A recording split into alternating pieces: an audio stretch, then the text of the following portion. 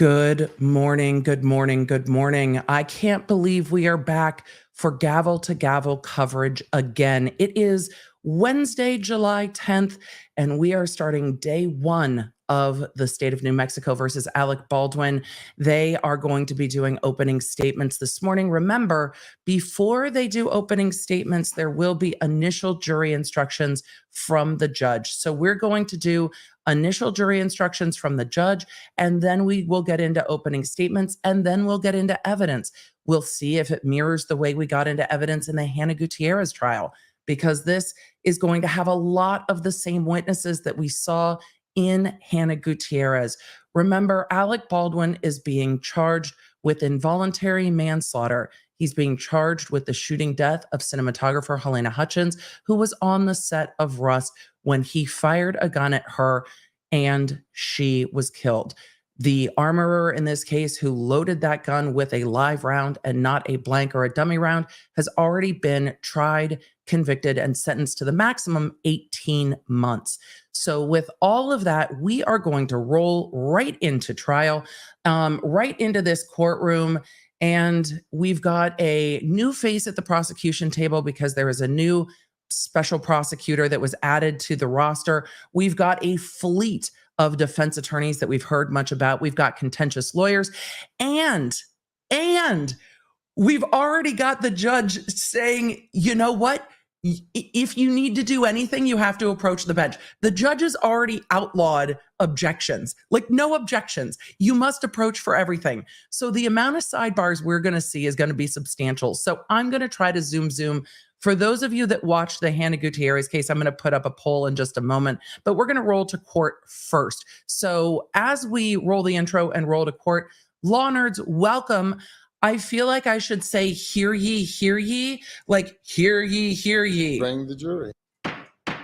So law nerds of the chat, we are now called to order to cover gavel to gavel the state versus Alec Baldwin. But I will let you know, of utmost importance to all of the chat was whether or not I had added this to my soundboard. Bruh.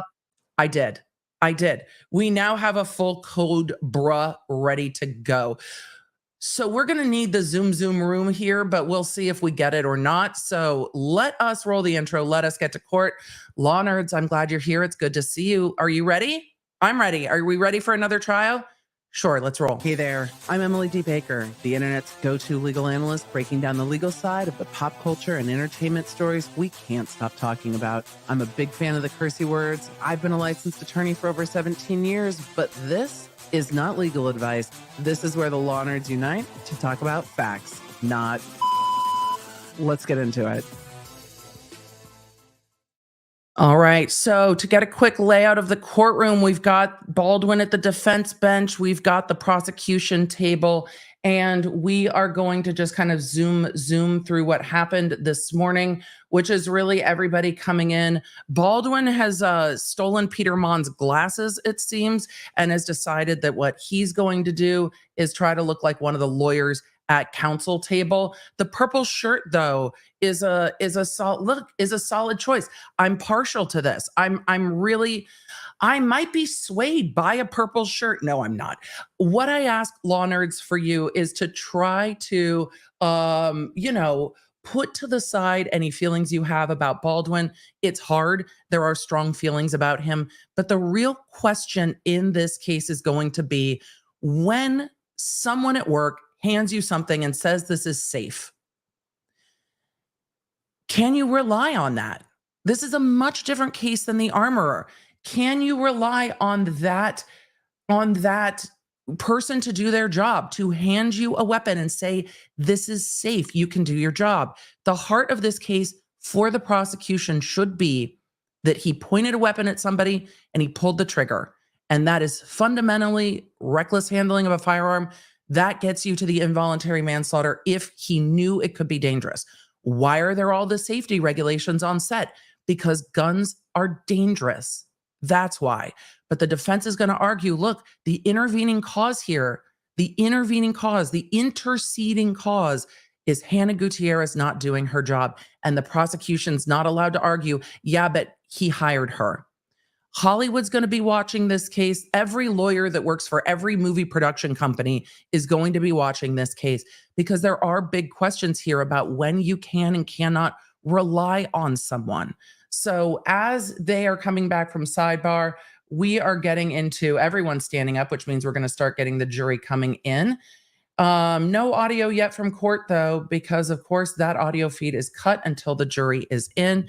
So as we start getting the jury in, again, they're going to do those initial opening jury instructions. 101 CR 2024-13. Do I have her sped up a little? Yes. Alexander Ray Baldwin. I'm going to have to gain this up all the way. We might need to go to other audio if we need to. We'll switch. Jury. What are you doing? Oh. Do you see her looking at the attorneys? So, what are you doing? I have already sworn you in. The jury is present. Yesterday. Okay. And she's going to read the opening jury explain instructions. Some trial procedure.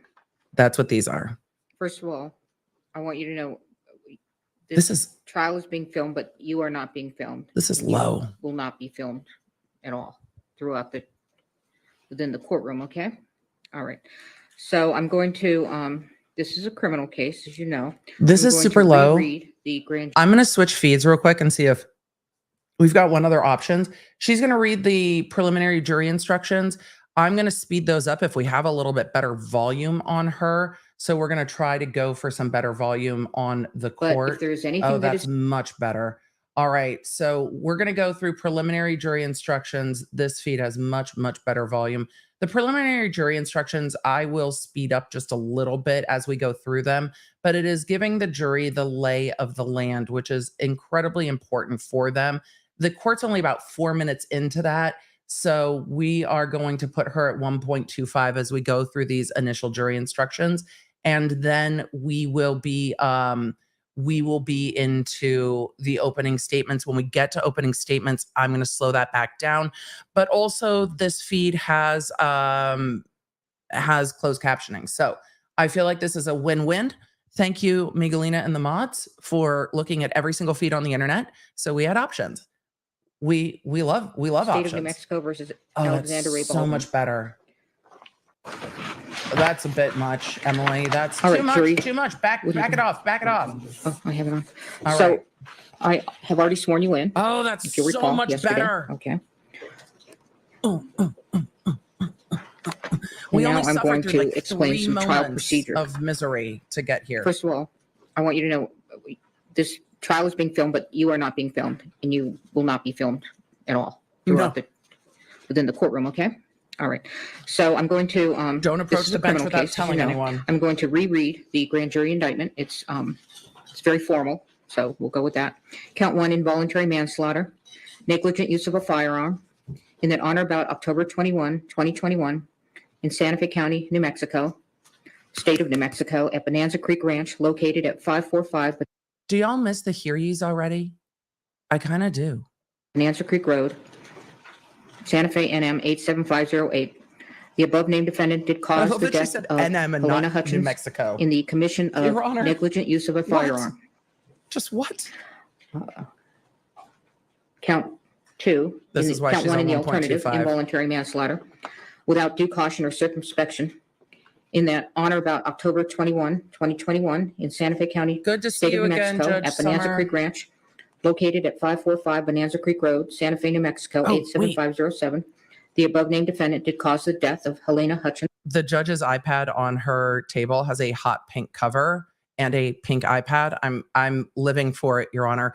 These attorneys also have live transcription. So there are 2 court reporters in Santa this. Fe, New Mexico, 87507.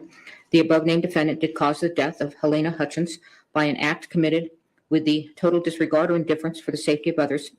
And the act was such that an ordinary person would anticipate that death might occur under the circumstances. Again, Mr. Baldwin is presumed innocent. This is going to be The burden really is always on the state to interesting prove guilt beyond a reasonable doubt. to watch with What I say now is the introduction knowing the last of trial. the case and the instructions. Yes. All right. Alec Along with Baldwin's those brother's in the instructions audience. previously His given, wife is in These the are audience. preliminary only and may be changed during or at the end of trial. First of all of you must pay close attention to the evidence. After you've heard all of the evidence in the case, I will read the final instructions of law to you. You will also receive a written copy of the instructions. You must follow the final instructions in deciding this case. And just so you know, there's going to be no transcript available to you. Juries have asked me that, so I'm telling you up front, okay? Again, the trial is expected to last What 8 about days, readback? Wednesday, Thursday, Friday of this week, Monday, Tuesday, Wednesday, Thursday, Friday of next week. That's the trial that does. Law nerds, 8 days, not 9 weeks. No high top tables, no snow. 8 days. Wednesday, Thursday, Friday this week, all next week, and then it's going to deliberation. So next Friday, we should be on closing arguments. Get ready to ride for a short trial, y'all. not include your deliberation time.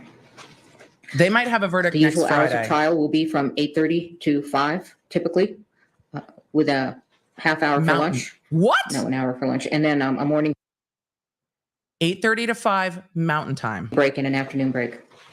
Again, please report to the jury lounge no later than 8:30 unless we're instructing you otherwise for different reasons. But in your mind, you can always expect 8:30 to be here, okay? Which Do means not court come will into start the around courtroom 9. unless you are accompanied by my bailiff, Steve, okay? You may take water into the courtroom with you, and you can also take coffee or tea or The jury if gets you have a lid coffee. on. We'll see your, about the lawyers and their cup, okay? behavior. We stand up out of respect for you because you are the ultimate decision makers as to the facts in this particular case. So when you come into the courtroom, you can go ahead and be seated, and then we will take our seats. And again, it's important to hear. So please raise your hand at any time you can't hear. Don't be self-conscious about it. Don't wait until a couple of questions have been asked. You've got to, if you can't hear, you've got to If you shoot that can't hand hear, up you right got to away, let okay? them know. All right, this is a public proceeding, so people may go in and out. You may find yourself looking at who goes in and out, but after a while, you'll get used to it. But if there is anything that is distracting you from being able to listen and be involved in this case, please tell Steve immediately. He'll let me know, and I'll do my best to get rid of the distraction. As you know, the temperature we cannot control. All right, so sorry, we'll try to get the county in here if it plummets too high. I doubt it'll plummet too low. You are allowed, but not required to Hot. take notes during trial. Steve has given you a pen. Notes are a great. Pen? Okay.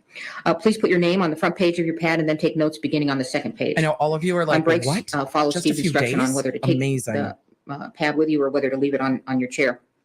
You don't have to worry about confidentiality. They'll be locked up at night, and when the trial is finished, they'll be shredded. Okay. Don't let your notes take the place of your independent memory of the evidence. When taking notes, please do not forget to pay close attention to the trial. Listening and watching witnesses during their testimony will help you assess their appearance, behavior, memory, and whatever else bears on their credibility. Let's go through the order of trial for those that have not engaged in criminal trial before. These instructions are really helpful to new jurors. They might be helpful to Criminal you trial if you generally haven't watched begins a with the trial lawyers before telling you with what they me expect the evidence or to at show. all. These statements and the statements made by the lawyers during the course of the trial can be of considerable assistance to you in understanding the evidence as it is presented. Excuse me, Your Honor. Opening statements are only of assistance if they're fucking clear. Sorry, I'm a little scarred still from opening statements, 10 weeks ago? Trial. Is there something distracting you, juror? No. I'm talking to the other one. Okay. Statements of the lawyers, however, are not themselves evidence. The evidence will be the testimony of the boy. witnesses, exhibits, and any facts agreed to by the parties. After you have heard all of the evidence, I will give you final instructions on the law. The lawyers will argue the case, and then you will retire to the jury room to arrive at a verdict. It is my duty to decide what evidence you may consider. Your job is to find and determine the facts in this case, which you must do solely upon the evidence received here in court. It is the duty of a lawyer to object to questions, testimony, or exhibits the lawyer believes may not be proper, and you must not hold such objection against the objecting party. I will sustain objections if the question or evidence sought is improper for you to consider. If I sustain an objection to evidence, You won't must know. not consider such evidence. It'll be at Nor may you sidebar. consider any evidence I have told you to disregard. You won't have any way to By know itself, it. a question is not evidence. You must not speculate about what would be the answer to a question that I rule cannot be answered. It is for you to decide whether the witnesses know what they are talking about and whether they are being truthful. You may give the testimony of any witness whatever weight you believe it merits. You may take into account, among other things, the witness's ability and opportunities to observe, memory, manner, or any bias or prejudice that the witness may have, and the reasonableness of the testimony considered in light of all of the evidence of the case. No ruling, gesture, or comment I make during the course of the trial should influence your decision in this case. At times, I may ask questions of witnesses. If I do, such questions do not in any way She indicate my didn't opinion at the about other the facts or trial. indicate the weight I feel you I don't should know if give we'll to the see that. testimony of the witnesses. Questions by jurors. Ordinarily, Chat. Hello, chat. I see a lot of it in the chat. There is breaking news that I've only seen in the chat in the last trial we covered. We will get to it another time. We will get to it later. We will not get to it now. We're going to just focus on this one now, and then we will get to it later. So thank you, chat. We will go through this, and I will be saving questions when we have sidebars. the attorneys will There develop will be a all lot pertinent of them. evidence. But It I is want to the get into exception opening rather than the statements rule that an as individual quickly as we juror can. will have an unanswered question after Thank all of you, the guys. evidence is presented. However, if you feel an important question has not been asked or answered, write it down on a piece of your notepaper and give it to Steve before this is important, before the witness leaves the stand. Okay? I will decide whether or when your Reed question was will be taking asked. notes. She had a computer Rules of too. evidence or other considerations apply to questions you submit and may prevent the question from being asked. If the question is not asked, please do not give it any further consideration. Do not discuss it with the other jurors, and please do not hold it against either side that you did not get an answer. Conduct of jurors. Again, very important. You must decide the case solely upon the evidence received here in court. In You must court. not consider anything you may have read or heard about the case outside the courtroom. During the trial and your deliberations, you must avoid news accounts of the trial, whether they be on Carrie radio, already looks television, the internet, or in a mad. newspaper or other written publication. You must not visit the scene of the incident on your own. You cannot make experiments with reference to the case. Yeah, And in this Carrie day and looks age, you mad. cannot Google or research any of the subject matter of this case. Until you retire to deliberate the case, you must not discuss this case or the evidence with anyone, including each other. Very important, as I said yesterday, when you go in that room, Karen, that's why we you notify in don't the talk about app. the case. You wait until you are a jury that is deliberating, okay? They can't talk about the case If an at exhibit all. is admitted in evidence, you should examine it yourself and not talk about it with other jurors until you retire to deliberate. It is important that you That's keep an true. open mind and not decide any part of the case Carrie's until face the does always entire kind case of has look been like that. completed and submitted to you. Your special responsibility as jurors demands that throughout this trial, you exercise your judgment impartially and without regard to any sympathy, bias, or prejudice. Carrie To does minimize always. the risk of always look accidentally mad. overhearing something that is not evidence in this case, please continue to wear your jurors' badges while in and around the courthouse. If someone happens to discuss the case in your presence, report that back immediately to Steve. Although it is natural to visit with people you meet, please do not talk with any of the attorneys, parties, witnesses, or spectators, either in or out of the courtroom. If you meet in the hallways or elevators, there's nothing wrong with saying a good morning or a good afternoon, but your conversation should end there. If the attorneys, parties, and witnesses do not greet you outside of court or avoid riding in the same elevator with you, they're not being rude. They are just carefully observing this rule. This instruction was always so important because it is improper to talk to jurors and they have to be told repeatedly they can't talk to you. And the not wanting to seem rude when you were the lawyer in trial is a huge part of it. But if jurors get into the elevator, the lawyers do not. Like you just keep away from them as much as you can. And so that instruction saying, hey, they're not being rude is absolutely critical because we have social norms and graces that when they are not adhered to can feel really rigid and weird and strict. I've had jurors come up and ask, well, we'll talk about that another time, but I've had jurors come up and ask like, oh my God, I love your water bottle. Where'd you get it or whatever? And I'm like, I can't talk to you. So it's All right, so awkward. you're going to begin the case. The case starts with opening statements. The state begins first because they have the burden of proof, and then the defendant. All right. Opening go ahead, statements counsel. are not evidence. We're going to slow this back down to regular speed. While Ms. Johnson's getting set up. All right. Oh, of course. We're approaching while we get text set up. Guess what we're going to do while they approach? We're going to Zoom. We're going to start with opening statements. Just kidding. Just kidding. We're not going to start with opening statements. We're going to start with a sidebar. Are we surprised that we're starting with a sidebar? No, we are When not. someone plays, Oh, that's not Carrie Morrissey doing opening statements. What? All right, law nerds. Opening statements begin now. when someone plays make-believe with a real gun in a real-life workplace, and while playing make-believe with that gun violates the cardinal rules of firearm safety, people's lives are endangered, and someone could be killed. Ladies and gentlemen, that's what this case is about. It's simple, it's straightforward. The evidence will show that someone who played make-believe with a real gun and violated the cardinal rules of firearm safety is the defendant, Alexander Baldwin. You will Okay. hear over the course of the next few days that in the fall of 2021, a movie called Rust began filming at the Bonanza Creek Ranch just All right, south of Linda, Santa Fe, go for it, in girl. Santa Fe County. You will learn that this movie was a Western with a lot of gun action. And while it was a movie set, it was a real life workplace for many people. But you will hear this workplace was on a tight budget. And you will learn that some of the people who were hired to work at this workplace were very inexperienced. And one of those was the armorer, a very young woman named Hannah Gutierrez Reed. You will hear testimony from crew members who worked on the set I like her demeanor already. Who will tell you? Immediately like her demeanor. that to them, Ms. Gutierrez's inexperience was obvious. You will also learn that this workplace has some talented people. And one of those was the director of photography, a vibrant 42-year-old rising star named Helena Hutchins. You will Already also learn such a difference from the Reed that trial the director and such a of difference this from Hannah's film trial. was Joel Souza, another talented individual who cares deeply for his projects.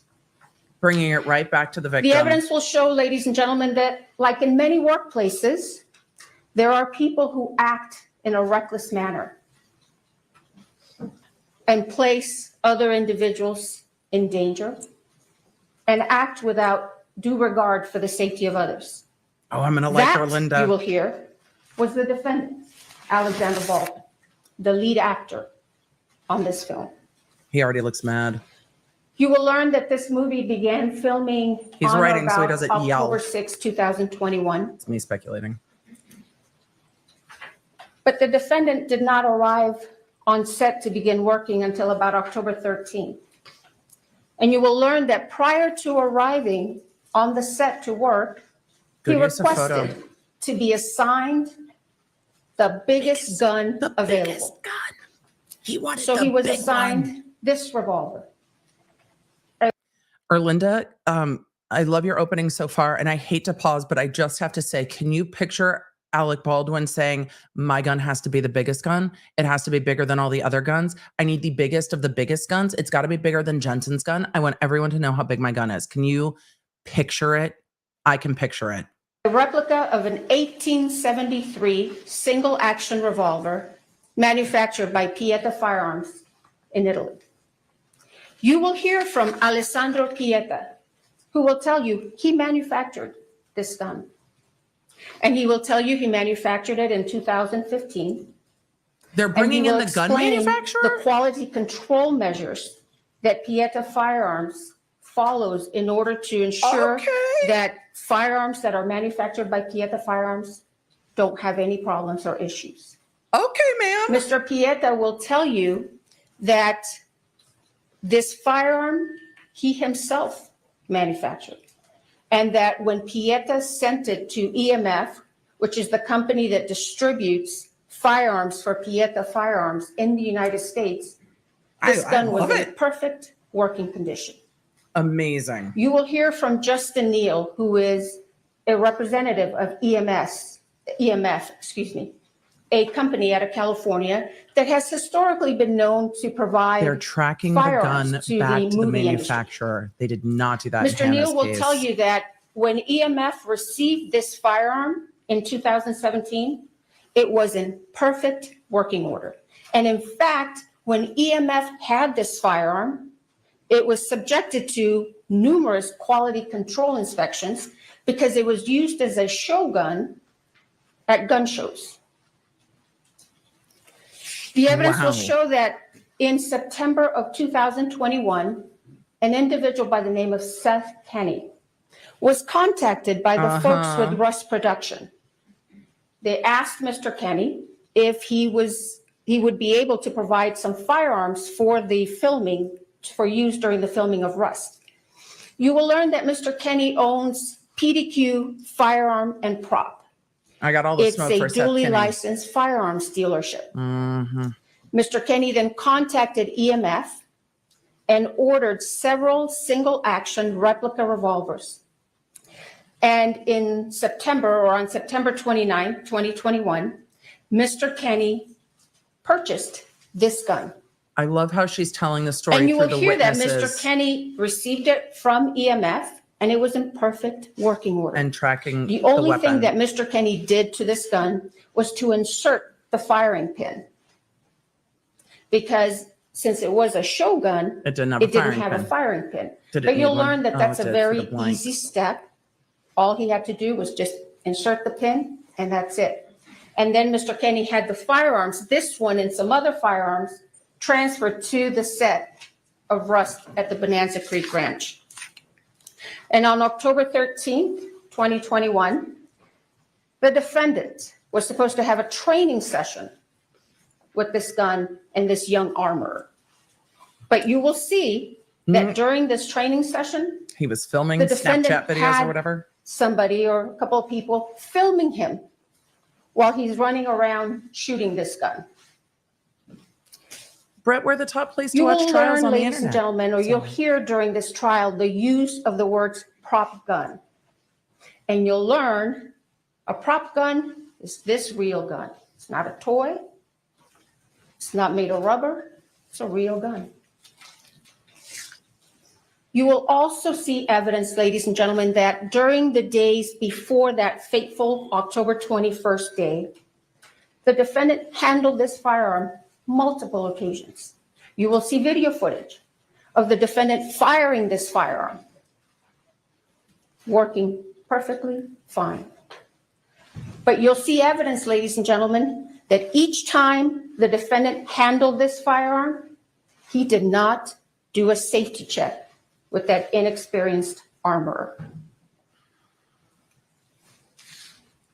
And you'll hear that the reason he didn't do a safety check is because he didn't want to offend her. What? Is that in his The police evidence interview? you will see will paint a real-life picture of a real-life workplace where this defendant mishandled this gun. You will see him using this gun as a pointer to point at people, to point at things. You will see him cock the hammer You when can he's see not lead supposed to counsel cock the for hammer. Baldwin looking at the You will jury. see him put his finger on the trigger when his finger's not supposed to be on the trigger. You will hear about numerous breaches of firearm safety with this defendant and this use of this firearm. And the evidence will show that on the morning of October 21st, 2021, the camera crew walked off set. And you will learn that one of the reasons that camera crew walked out Safety. is because they were concerned over safety breaches with the use of firearms. They have to show Baldwin knew. The evidence will show that the morning of October 21st started out a couple of hours behind. They filmed some scenes at this church on the Bonanza Creek Ranch. And you will see that one of those scenes required the defendant to pull out his gun. This was in the morning. Pull out his gun.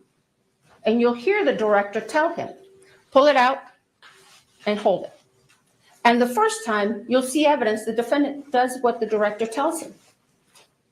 But you will hear the director tell you that many times the defendant would do his own thing. And you're going to see So it then the in that director video. in the morning asked him, okay, do it again, just like you did now. The defendant pulls out the gun, but this time he cocks the hammer. The evidence will show they then broke for lunch. And around 1:30 or so, they came back to this church to do what's called a blocking. The evidence will show that Ms. Hutchins wanted to do a blocking for an insert and you will learn what a blocking is, just working out the details of the moves of the actor. Wasn't even a rehearsal. You will hear from one of the witnesses who walked into the church and saw the defendant kind of playing with his gun. Playing. And then you will With see his evidence or hear evidence that Ms. Hutchins and Mr. Souza were talking to the defendant about doing this insert. And the insert was just supposed to be from here to here. And it was supposed to be of the defendant just slowly taking his gun out of his holster, and just holding it at an angle. Not pointing it. The evidence will show that Not someone firing asked the armorer to bring the defendant's gun to him. And she did. She brought it into the church, showed it to David Halls, who you will learn was the first assistant director. Utterly The gun failed. was empty. Ms. job. Gutierrez then handed the gun to the defendant. But then you will hear that Ms. Gutierrez was given the gun back, and she took it and loaded it with dummy rounds. And what you will learn is that dummy rounds are inert rounds. Oh, we're going to learn a lot more They about look those. like real rounds, but they are very easy to tell that they are not because they'll rattle. Ms. Gutierrez then went back to the church, showed the revolver to the first assistant director very fast. They only checked about 3 rounds, very quick. They had that whole morning. And they missed 1 round. You will learn that one of the rounds in that revolver was a real round. It's so fucking avoidable. And the evidence will show that Ms. Gutierrez then handed the gun to the defendant. And what you will learn is that once again, the defendant failed to do a gun check or a safety check with this I armor. don't like that they're leaning into that. I don't So he think takes that the that's their firearm, strongest evidence. This is. puts it in his holster. Then Ms. Hutchins and Mr. Souza were doing this blocking. And the evidence will show, ladies and gentlemen, that the defendant, again, did his own thing. You will hear from an individual by the name of Kent Jorgensen. Mr. Jorgensen will tell you that he's been involved in drafting and revising movie set safety rules. You will learn that these movie set safety rules require actors like the defendant to treat every firearm as though it's loaded, Those are all the rules to of firearm never point a safety. firearm at another person, and to never put your finger on the trigger unless you're prepared to shoot or to destroy whatever's in front of you. The evidence will show that on October 21st, 2021, after that lunch break, the defendant once again violated those set safety rules. And during this blocking, the director had instructed him to just slowly take out that gun and just hold it at an angle. But We're you going to will hear more see about this trial than the we did last defendant trial. takes it out quickly the first time, points it. And you will hear witness testimony who will tell you the first time he does it, his finger is on or around the trigger. He does it again, takes it out very fast, points it. And once again, you will hear testimony that his finger was on or around the trigger. And the evidence will show that that third and fatal time, he takes it out once again, fast, hammer's cocked, he cocks the hammer, points it straight at Ms. Hutchins, and fires that gun, sending that live bullet right into Ms. Hutchins' body. You will learn that this bullet was a .45 caliber round That's a that big entered Ms. round. Hutchins' body right underneath her right underarm. It perforated her right lung. It traveled through her spine, lacerating her spinal cord, and then it exited on the left side of her back. That Into Joel bullet then Souza. went into Joel Souza's right shoulder, and it came to rest in his back. from where doctors removed it once he was transported to St. Vincent's Hospital here in Santa Fe. You will learn, ladies and gentlemen, that Ms. Hutchins did not have the same fate. You will see the aftermath of the shooting, and you will see medics frantically working to save Ms. Hutchins, to stabilize her, to transport her, to airlift her to UNM Hospital. But the damage from that bullet was too much. Ms. Hutchins succumbed to her injuries and bled to death. The evidence will show that meanwhile, after the shooting, the defendant began to claim he didn't pull the trigger. Remember, they have to prove that The he evidence will show, caused the ladies and death. gentlemen, That's why they're talking about that's the not injuries possible. to the victim. You will hear from Mr. Pieta himself, who will tell you that gun Such a will not sad discharge woman. without a pull of the trigger. You Can't will believe hear they brought in from a gun firearms manufacturer. experts who will tell you that gun Yep. will not discharge without a pull of that trigger.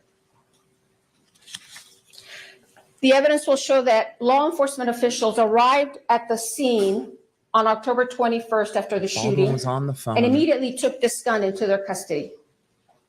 Then later, they asked the FBI for assistance in processing this gun for forensics and examination. You will learn that the gun and some ammunition that was taken from the set and from PDQ arms were sent to the FBI for analysis. You will learn that the gun first went to the DNA section of the lab, where a DNA analyst found the defendant's DNA on this gun.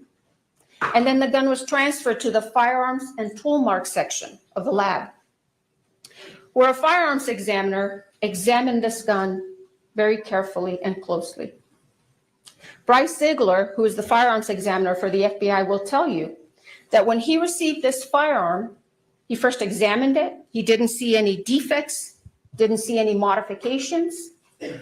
He tried and he checked the hammer in the 3 different positions, cocking positions. Full He cock, checked half the cock, quarter cock. position. Fine. Check the half cock position. Fine. Check the full cock position. We're on 3. Fine. And when he held it in the full cock position, you will hear, Closed captioning is so salty about the word cock. Oh, closed captioning. This trial is not for you. We're going to be talking about cocking positions and full cock and half cock and quarter cock for days. All of it. that hammer held until he pulled the trigger. Right. You will also hear that Mr. Ziegler test fired this gun 12 different times.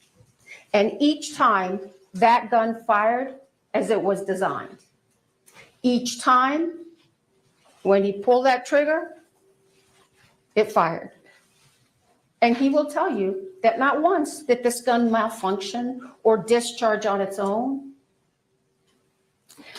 Now, the evidence will show that because the defendant had been claiming that he didn't pull the trigger, Mr. Ziegler suggested one last test to the Sheriff's Department. Mr. Ziegler told the Sheriff's Department that he could do what's called an accidental discharge test. The destructive testing. He obtained authorization to do this test. And you will hear that he left that test for last because that test could potentially damage the gun. Mr. Ziegler went forward after he received this authorization and conducted the accidental discharge test. And you will hear, ladies and gentlemen, that during that test, a couple of the internal components of this firearm damaged. You will hear that the trigger sear and the full cock hammer notch were damaged during the accidental discharge testing. The evidence will show, however, that before this accidental discharge testing by the FBI, this gun functioned and worked perfectly fine. You'll see the video footage of the multiple occasions during which the defendant used this firearm on the set, and each time he fired it, it was working just fine.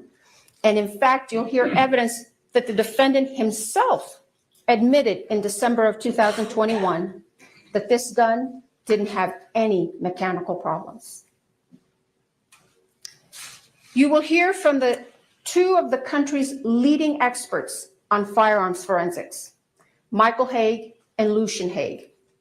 And they will tell you that they examined the revolver and the damage. They did all the test firing with a replica of this gun as well. They will tell you that the damage to the full cock trigger notch is consistent with the accidental discharge testing that was. I did not think we were going to get to cock notches in opening statement, but we're at cock notches in opening statement. For those of you that didn't watch the Hannah Gutierrez trial, there's going to be a lot more of this to come, but those are the cock notches Conducted by the FBI.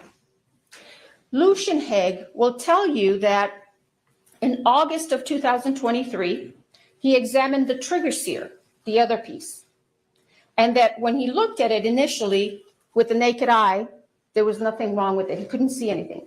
But then he put it under the microscope and he noticed some kind of rough microscopic diagonal lines on the surface of the trigger sear. And since at the time he did not know how Mr. Ziegler had conducted the accidental discharge test. Is he sleeping? He opined that these very small microscopic lines were likely not caused by the FBI accidental discharge testing, but he could not exclude that as the source of those lines. Then a few weeks ago, Mr. Haig will tell you that he spoke with Mr. Ziegler and he learned how Mr. Ziegler had conducted the accidental discharge test. Mr. Ziegler explained that he affixed that firearm onto a fixed platform and then struck the firearm on 6 different planes with a rubber mallet. And Mr. Ziegler explained to Mr. Haig that he had not affixed the mallet to another fixed device. Instead, he did it freehand. He's not Mr. Haig will tell you with his 50 plus years of experience as a firearms forensics expert, he opined or concluded that those very tiny microscopic diagonal lines on the surface of the trigger sear were likely caused by the FBI's accidental discharge test. The evidence will show, ladies and gentlemen, that regardless of how those tiny microscopic lines got on that trigger sear, these firearms experts will tell you that those would not affect the functionality of this firearm. The jury has a good view of the defense table.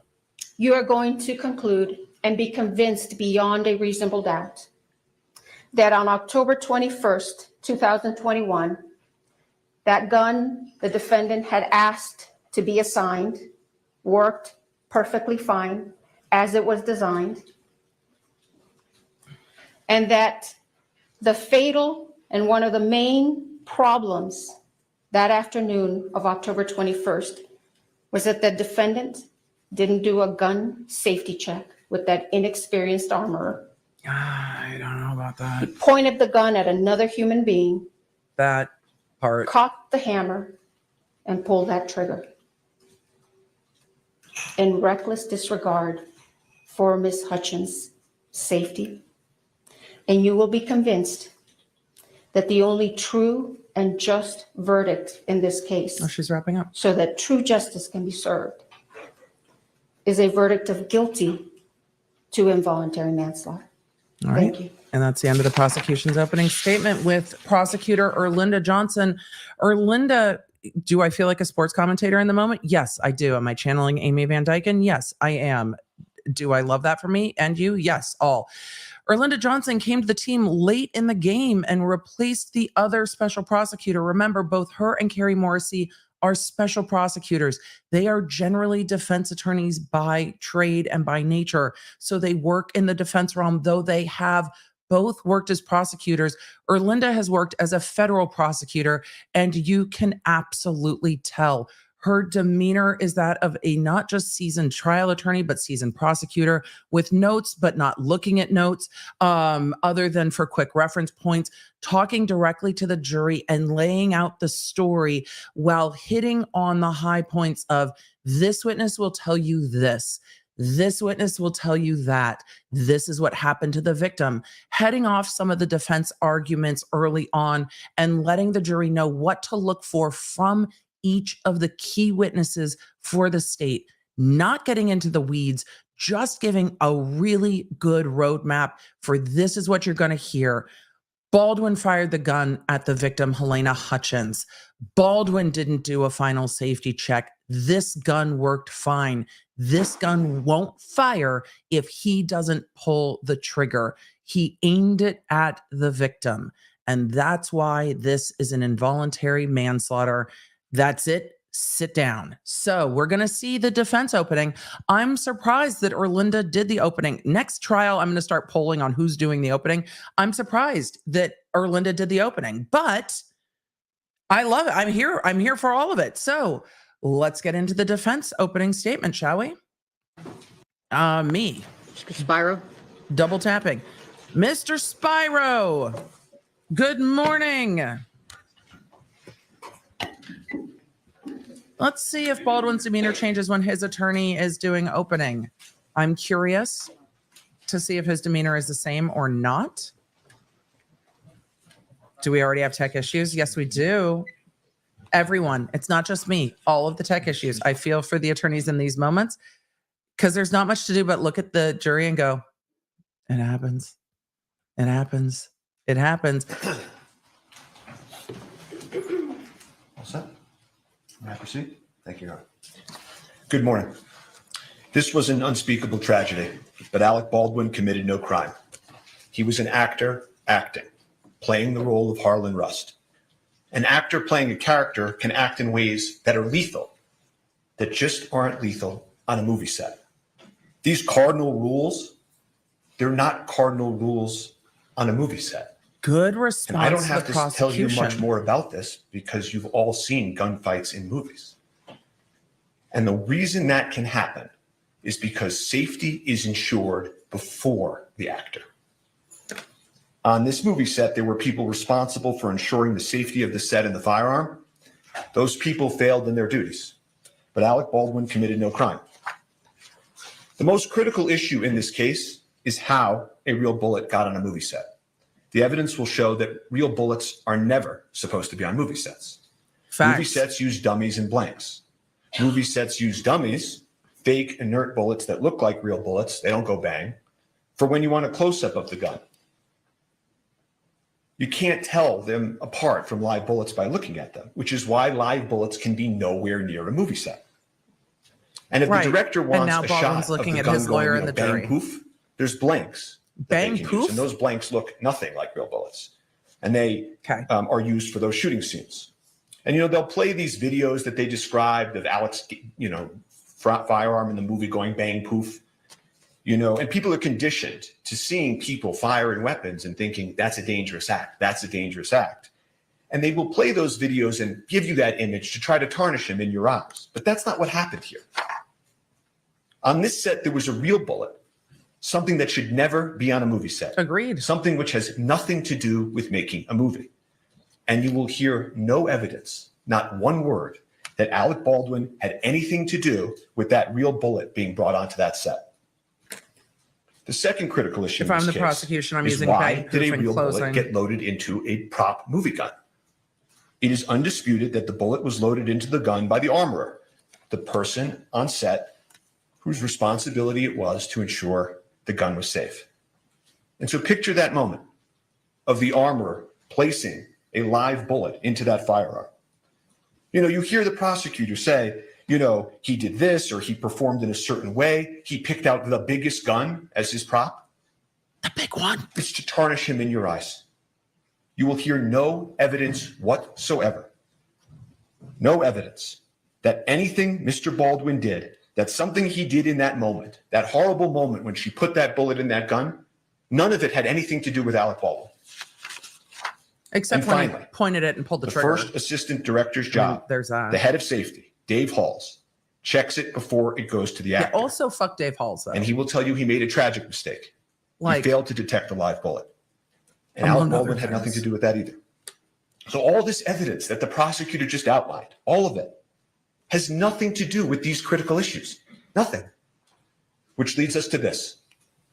The evidence will show that on a movie set, safety has to occur before the gun is placed in the actor's hands. In this case, this unique case on a movie set, the prop gun was placed in Mr. Baldwin's hands and cold gun was announced, meaning it had been checked and double checked by those responsible to ensure the gun was safe. Notice that he's moving the point of time of importance to when Hannah loaded the gun. It's very smart that he is moving that point, because they're going to be arguing that intervening cause at closing. They're going to have jury instructions on it, but they are moving the critical point of time to Hannah's action, Hannah loading the gun, Dave Halls failing to check. They are shifting it forward in all the moments before it gets handed to Baldwin.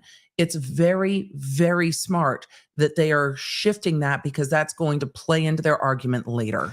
It was just a prop. They all thought it was just a prop and could do no harm. The actor's job is to act, to rehearse, to choreograph his moves, to memorize his lines. He's Harlan Rust. He's an outlaw running for his life, who in the incident in question, he's pulling a six-shooter to try to defend himself. That's why the gun has to be safe before it gets into the actor's hands. His mind is somewhere else, in the being of another, a century away, an outlaw. He must be able to take that weapon and use it as the person he's acting would. To wave it, to point it, to pull the trigger like actors do, in ways that would be lethal in the real world, but are not lethal There's on a that movie set. make-believe, right?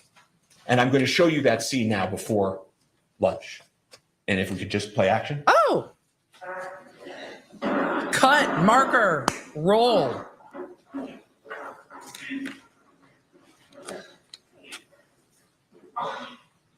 You'll hear Jensen Ackles in this scene. I'm gonna go find some help. I don't need no damn help. You're gonna die if I don't. He's wounded on the run. To play again. Make Continue. believe.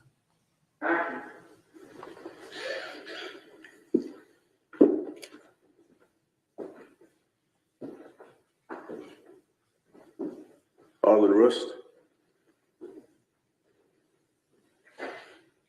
Need you stand up nice and slow, toss any weapons you have. He's on the church pew, bleeding, his hand gripping the revolver.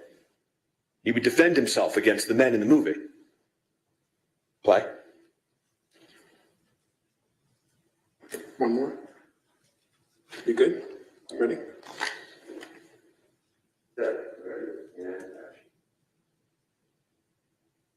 Harlan Rust. Did you get up nice and slow, tossing the weapons you have?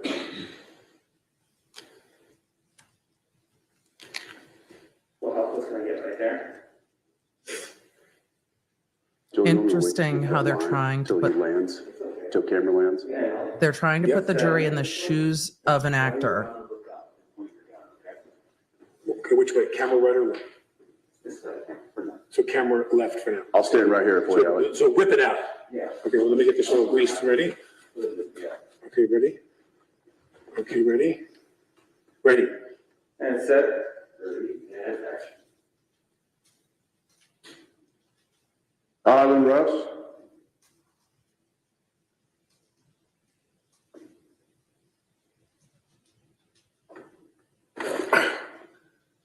Do one more just like that. You got one more? Yeah. Ready, ready, ready, They ready? want him to do it again. There's no danger. They want him to do it again. And set. Ready. And action. Harlan Rust.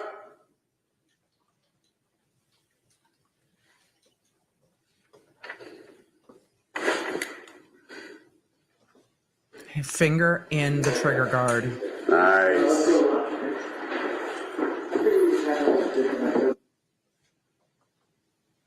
It's a scene similar to scenes we've all seen in movies and television, performed by thousands of actors. And the scene that continues after lunch is the same scene It's just not, unfortunately, captured on videotape. And the scene they envisioned and acted out, that prop gun was positioned. Carrie Morrissey's face already has subtitles.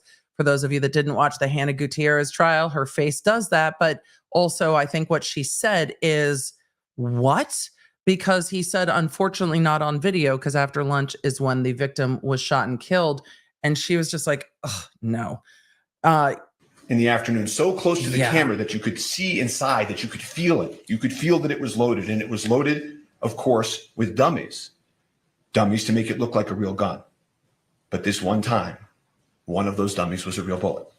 The real bullet was not known to anyone in that church. Amongst the actors, directors, and crew in the scene, armorer should have been in the was doing church. exactly how they go about their business every day on a movie, not as if some lethal element had been included in the environment. You will see creativity. And isn't that the problem? Nobody was acting as if anything could ever be dangerous. Isn't that part of the problem in this case? Everybody was just like, meh. Okay. And movement and everyone talking and vibrant. No one had any idea that this venomous, toxic element had been inserted into this magic they were creating. But it did.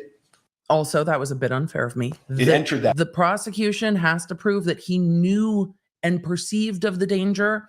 In the podcast this week, I'm going to talk about the elements the jury has to find, but he knew and perceived of the danger. So he is getting into, look, Alec Baldwin had no reason to perceive that there was a danger. If everyone else does their job, there is no danger here, because that will take out of that element of he didn't know. And I think that element is going to be really hard for the jury. Did Alec Baldwin know that this could be dangerous? That place. It killed an amazing person. It wounded another, and it changed lives forever. And so to find out what happened on that movie set, you need to do something that the prosecutors could never do. You have to step back and remember what they were doing on a movie set. What were Helena Hutchins, the cinematographer, Joel Souza, the director, and Alec Baldwin, the actor, doing on Bonanza Creek Ranch? You know, movies and magic have always been closely associated. The first people that made movies were We went to magicians. movie magic. And this imagination that happens in movies, you know, King Kong, he can stand above a city, and Superman can fly, horses and snakes and gun battles. For this to all work, for cinematography, what Helena did to work, for acting to work, you have to be so close to the barrier of real and imagined that the viewer feels that they're there, that it's real. The viewer can't see strings from the stuntman. The stuntman must leap. The snake must hiss. And guns happen in movies all over this country for many decades. Bang, bang. You've all seen it.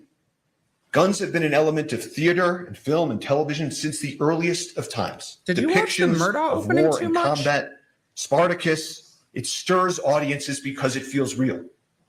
Later films, Platoon, Apocalypse Now, they showed the unvarnished realities of war. This ranch, Santa Fe, it had been the scene to many gunfights and movie scenes well before Alec was even born. Laramie, Butch and the Sundance Kid, and these westerns. Your Honor, may I approach? There were some pretrial motions about mentioning other cases. It is generally fairly bad form to object during an opening, but he is getting into what is happening on other movie sets. And in the arguments before this trial started, they were arguing that they weren't allowed to talk about what happened on other movie sets. So I'm not surprised that she is approaching The evidence on will that. show Right, because it's argument. that guns are in movies because movies are about people's lives. And the judge guns told are him to people's move on, lives. and that's why he's trying So to move let's on. talk about the evidence and how the lethal bullet got there. How did this happen and how did Right. it unfold? The She evidence won will be that the following. objection. Everybody on a movie set has a role. The armorer armors, the director directs, the actor acts. They work in harmony, but they have a division of responsibility. Safety being important has the first assistant director, whose name is Dave Halls, above the armorer and the sort of the safety of the set. And on that day in question, the cast and the creative directors and crew in the church, it's a fake church, Their actors are not in their normal clothes. It's costumes. There's debris falling from the ceiling. It's fake debris. And they yell out cold gun.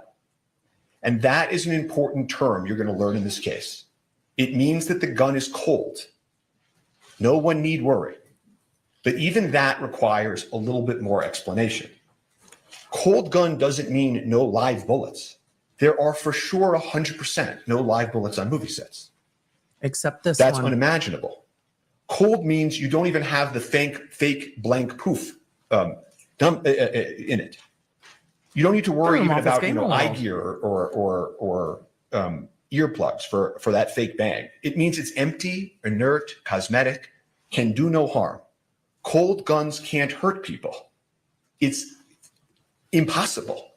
It's Literally impossible for a cold gun to hurt somebody. You could hurt you more by dropping it on your foot. And that's why these artists are carrying on in their art.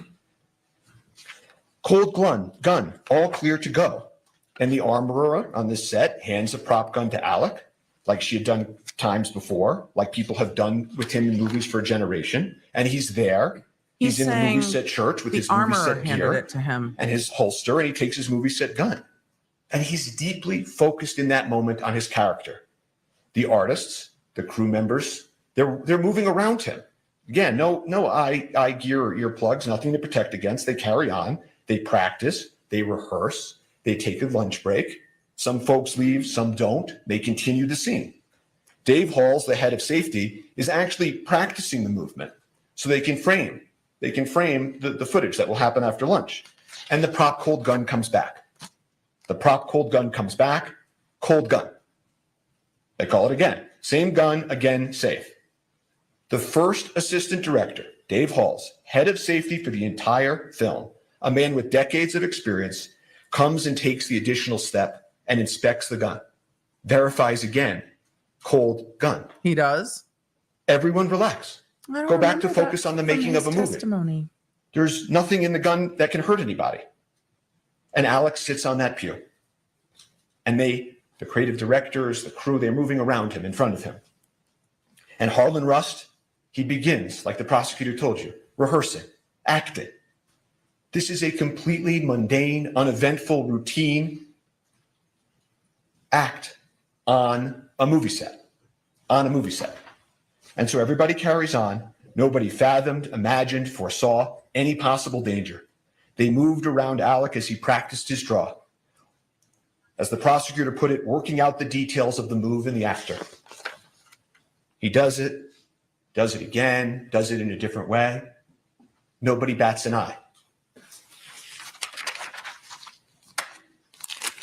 And they will tell you that the investigation revealed that Baldwin was practicing drawing and pointing the weapon of the scene with guidance and instruction from Helena Hutchins and Joel Souza. The gun goes off. I wonder if Joel's going to say Everybody's that. shocked.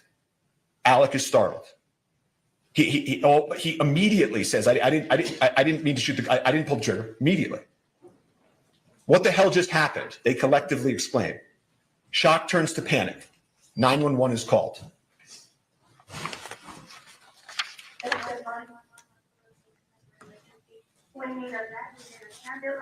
Out at Bonanza Creek Ranch right now. Oh, they're playing the 911 call. I was so fucking confused with the man moving out of the scene, with the man moving out of the courtroom and then the silence and everybody looking around. I was so confused. They're playing the 911 call. I'm sorry. I was distracted. I'm backing up. I was like, what in the world? So now they're playing the 911 call. What the hell just happened? They collectively explain. Shock turns to panic. 911 is called.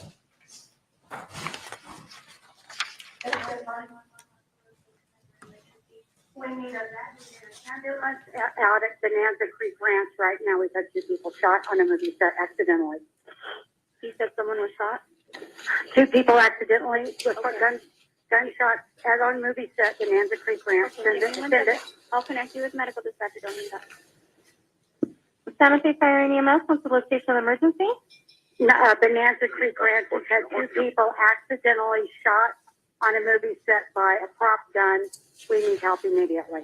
And we're going to hear from the person that made that 911 call. This fucking AG that yelled at me at lunch because asking about revisions. This motherfucker. Did you see him when he over my judge? We didn't hear that part of the 911 call in the last trial. I'm going to back this up real quick. That fucking AD, the AD is Dave Halls, who took a plea deal in this case very, very early on. And this is Mamie Mitchell, the script supervisor, who called.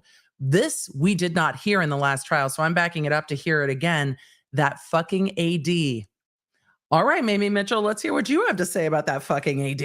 Fire and EMS, what's the location of the emergency? Bonanza Creek Ranch has had 2 people accidentally shot on a movie set by a prop gun. We need help immediately.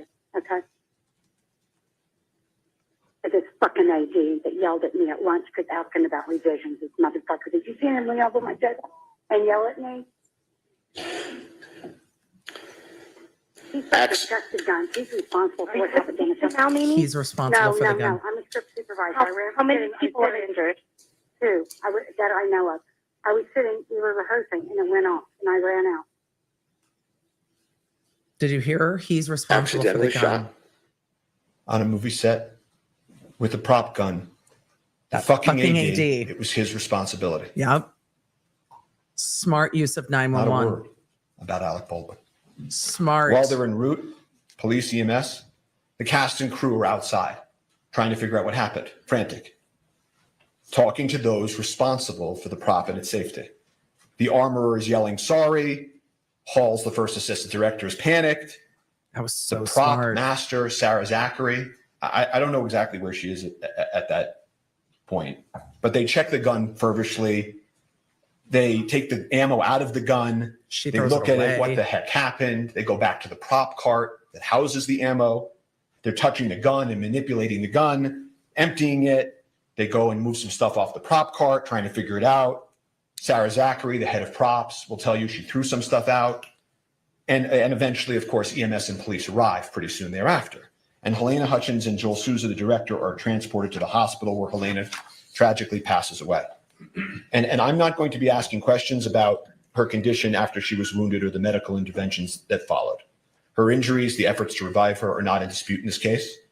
The evidence will be there. The prosecutor may present some of these emotionally charged images, but we're not going to be asking questions about that, and it's not an issue in dispute in this case. Interesting. And you jurors are allowed to ask yourselves whether or not that should be the focus or the focus should be the evidence. So police enter the scene. They have lapel cameras. Thank God they have lapel cameras. You want to see what happens? The evidence will show you can play the videotape. Want to see if they take the right gun? Play the videotape. They're going to see all of Want it. to make sure what the people said or did, they're remembering correctly? Play the videotape. And so they immediately recover the prop gun and they secure it. That's off to the side.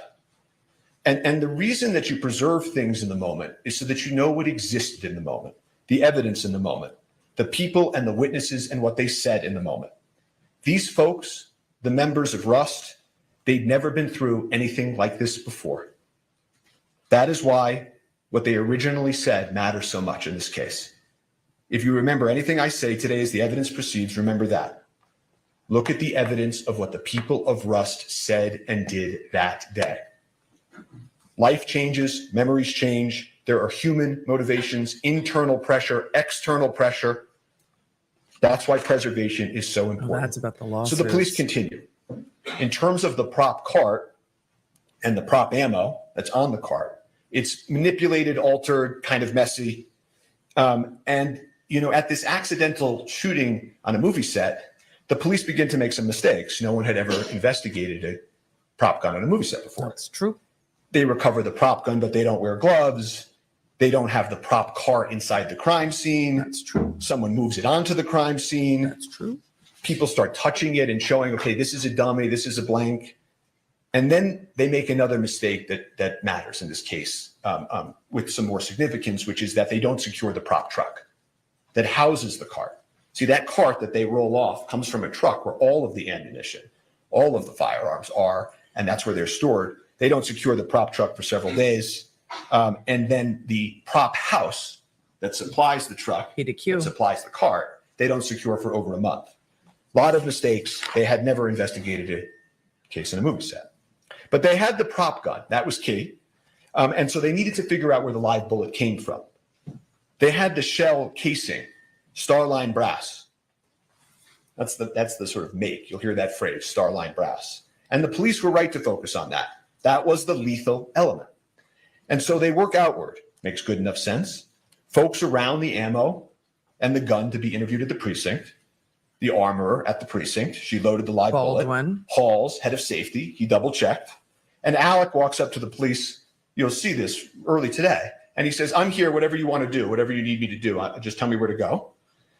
And Sarah Zachary, the prop master who threw out the stuff at the cart, they missed her that night to bring to the precinct. But the rest of them at the precinct. And thankfully, Like how we we threw have that the in. lapel cameras.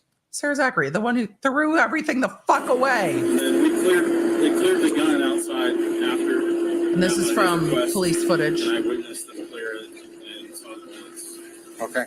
That's Dave Halls. The one was, the one that was missing, the one that fired, we don't know, but all the other ones were proper. I can pause this. I can turn this off. Move on. There was an objection to that, and he's moving on. I don't know why. That was just a quick snapshot of the scene. Let's approach her. This is, Ms. Johnson. They consented to the exhibit. They're approaching.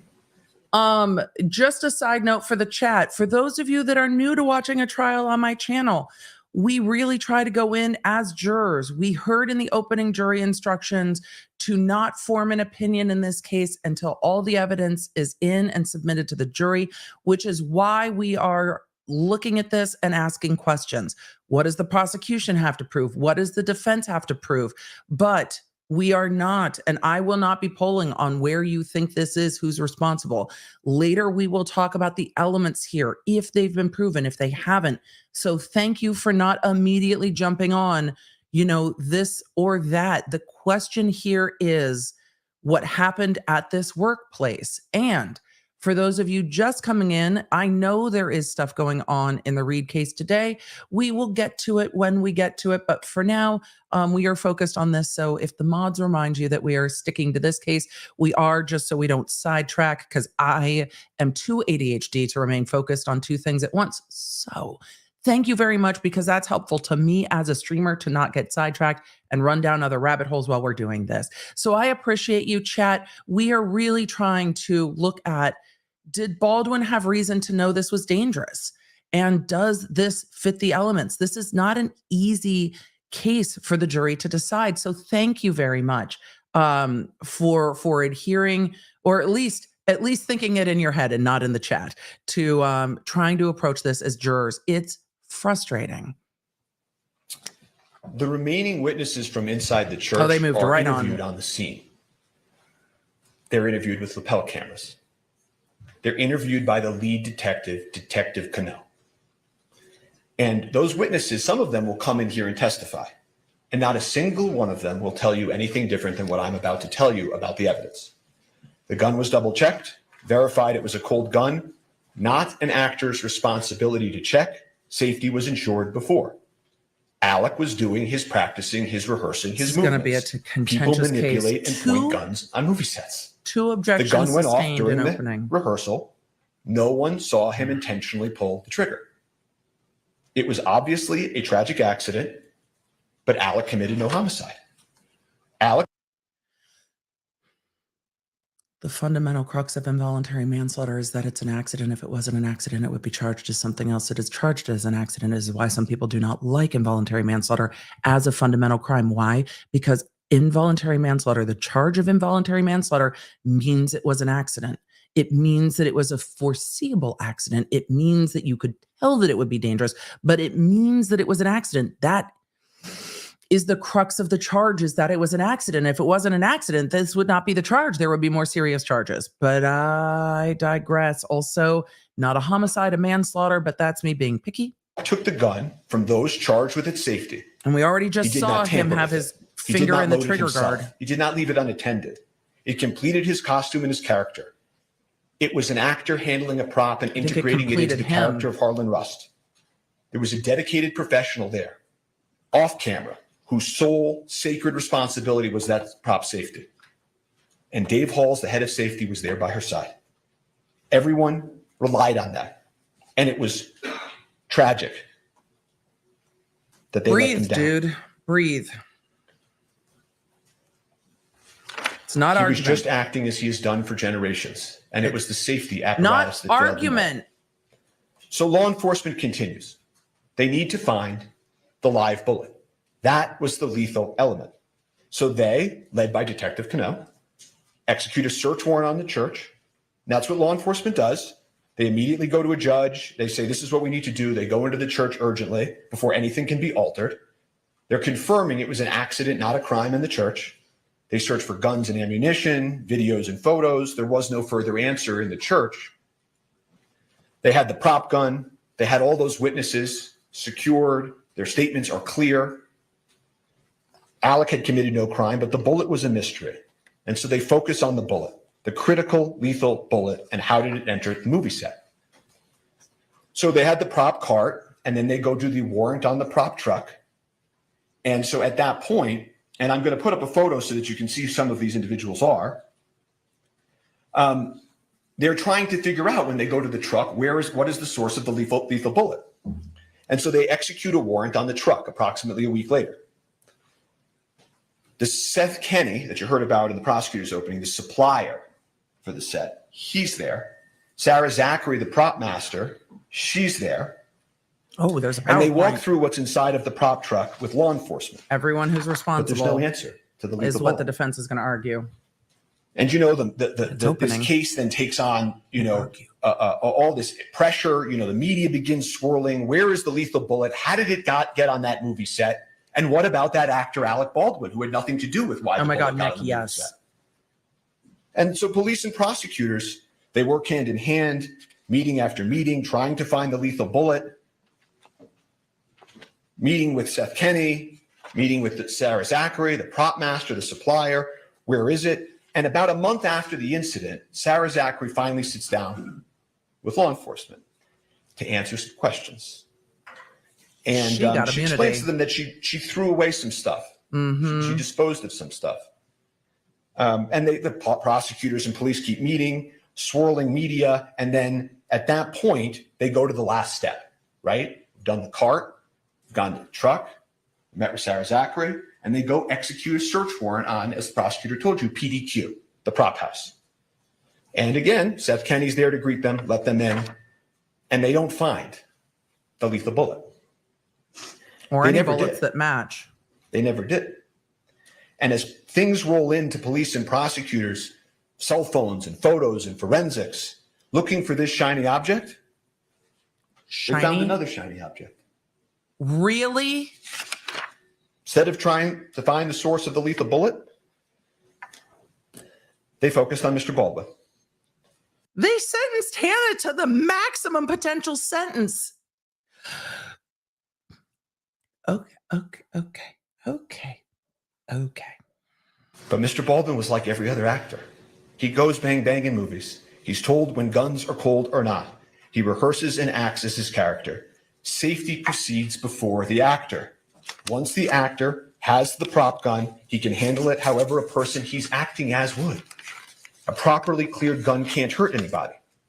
And so they told you about some of the things that Alec said in the statements that they will take or picked out a few lines from.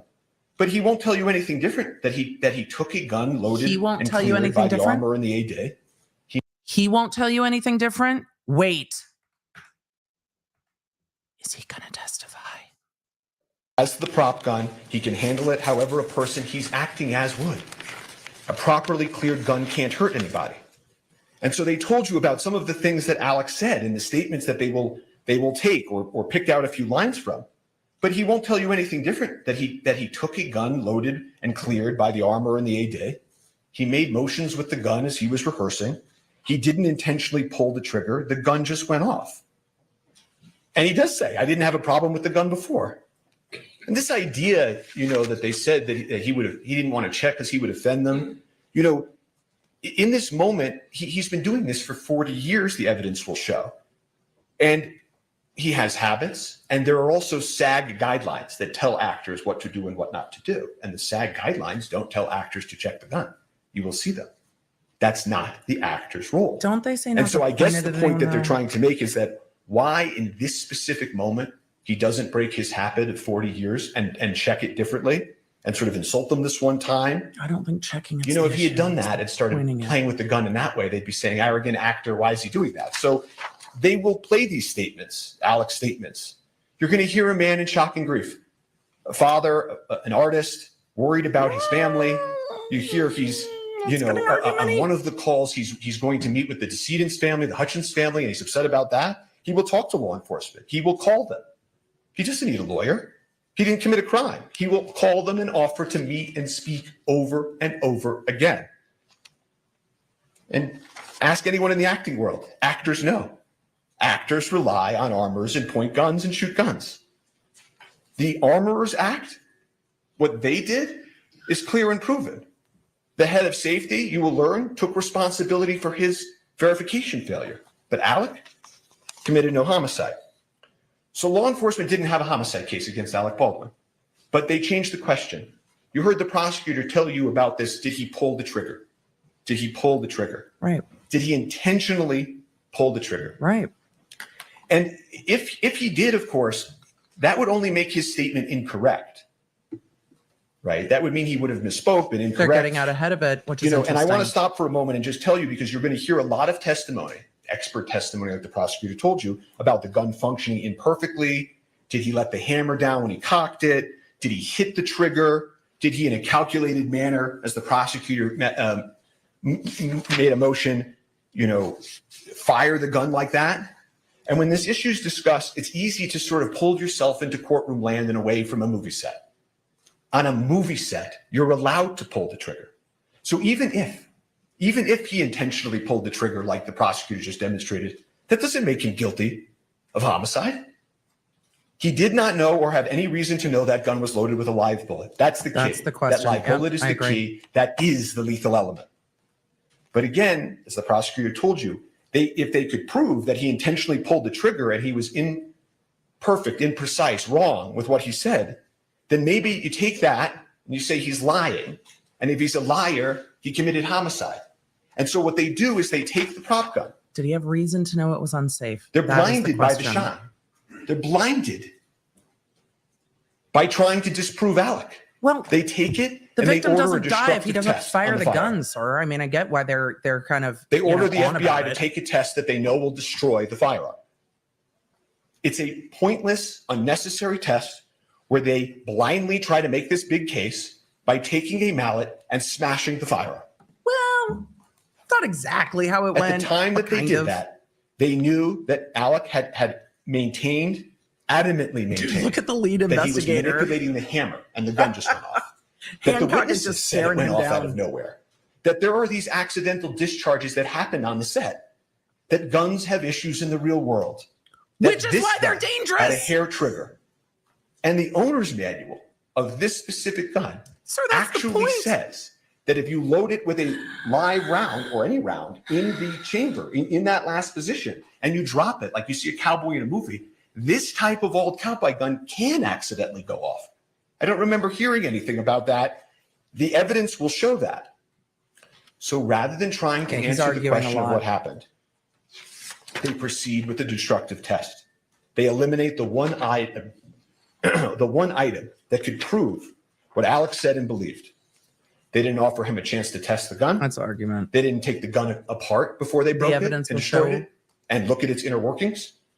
They didn't turn on their videotape. They just destroyed it. Can't ever be tested in the same condition it was in that day. To sit there. Won't ever allow Alec to show his truth. And the destruction of this gun that you will hear in this evidence is symbolic of this entire case. Because the officers will tell you at that point, they weren't really investigating anymore. They were trying to disprove Alec, to get Alec, to have this day. And so after the destruction of the firearm, they hired some expert witnesses you heard about to pick up the pieces, so to speak.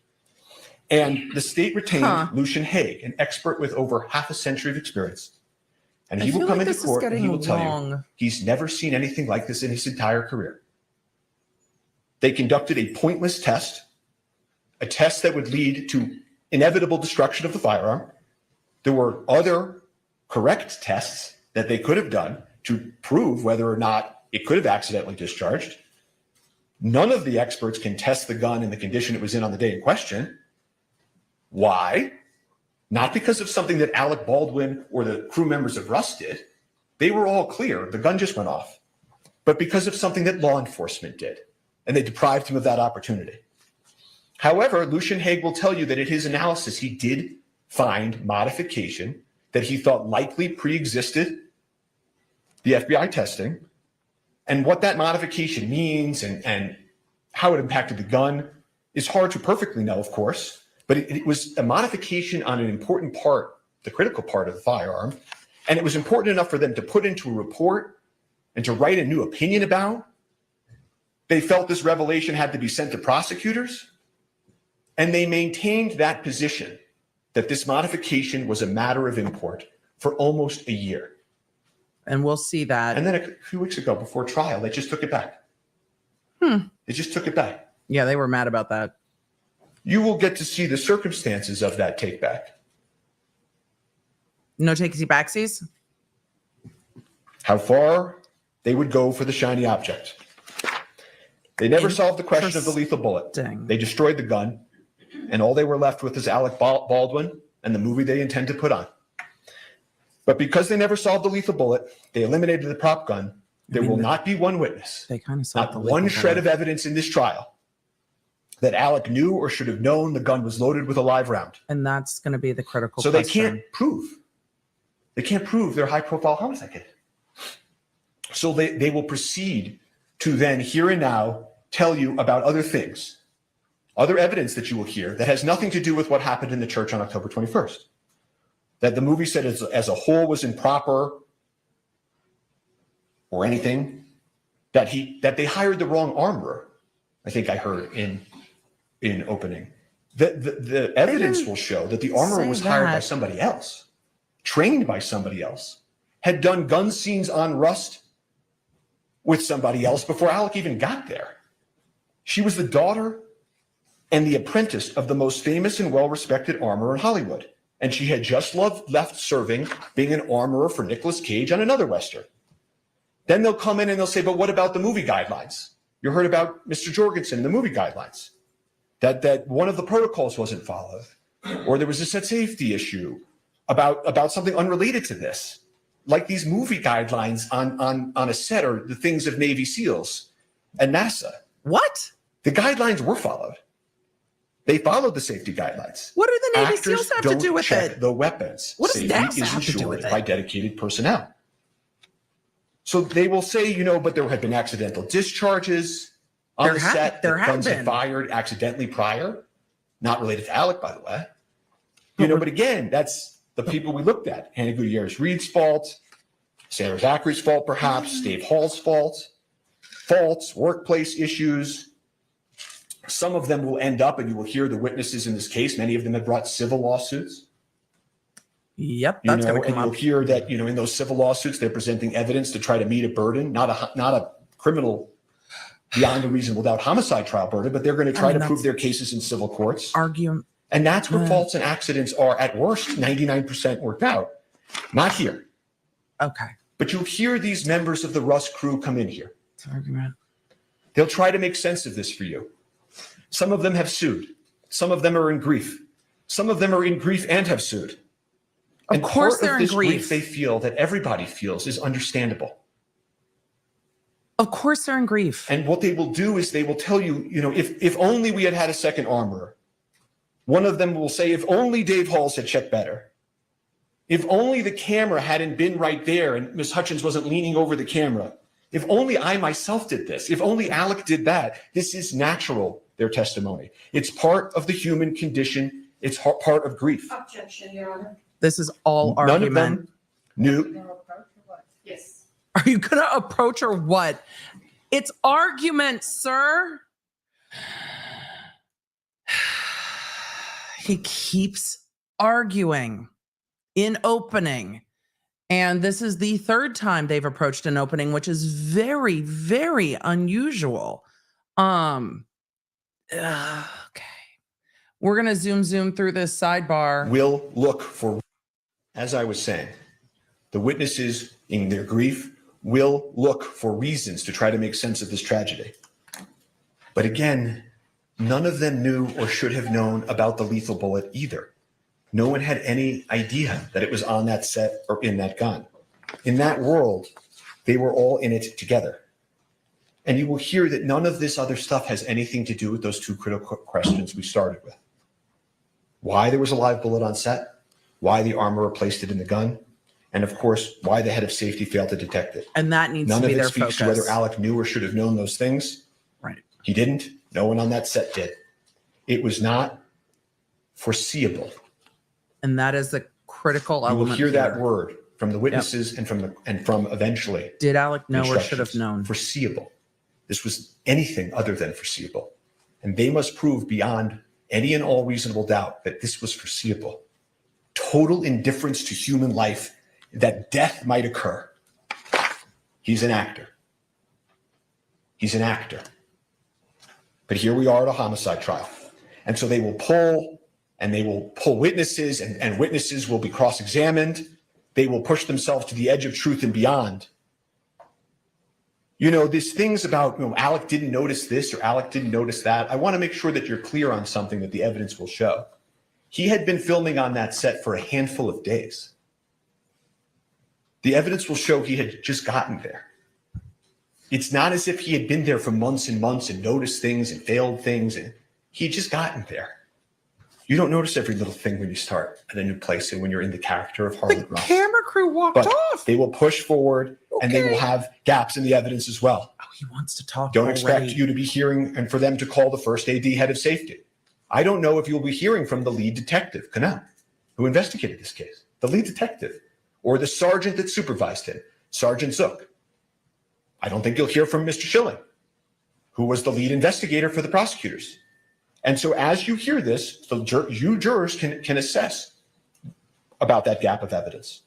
And there's one thing that I can tell you you will not hear also. You will not hear from an actor or an expert in acting. And so they will play the videotapes of Alec Baldwin, the actor, acting.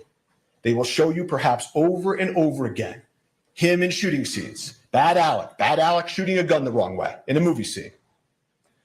They will try to get you to picture that and forget that this was a movie set in the first place.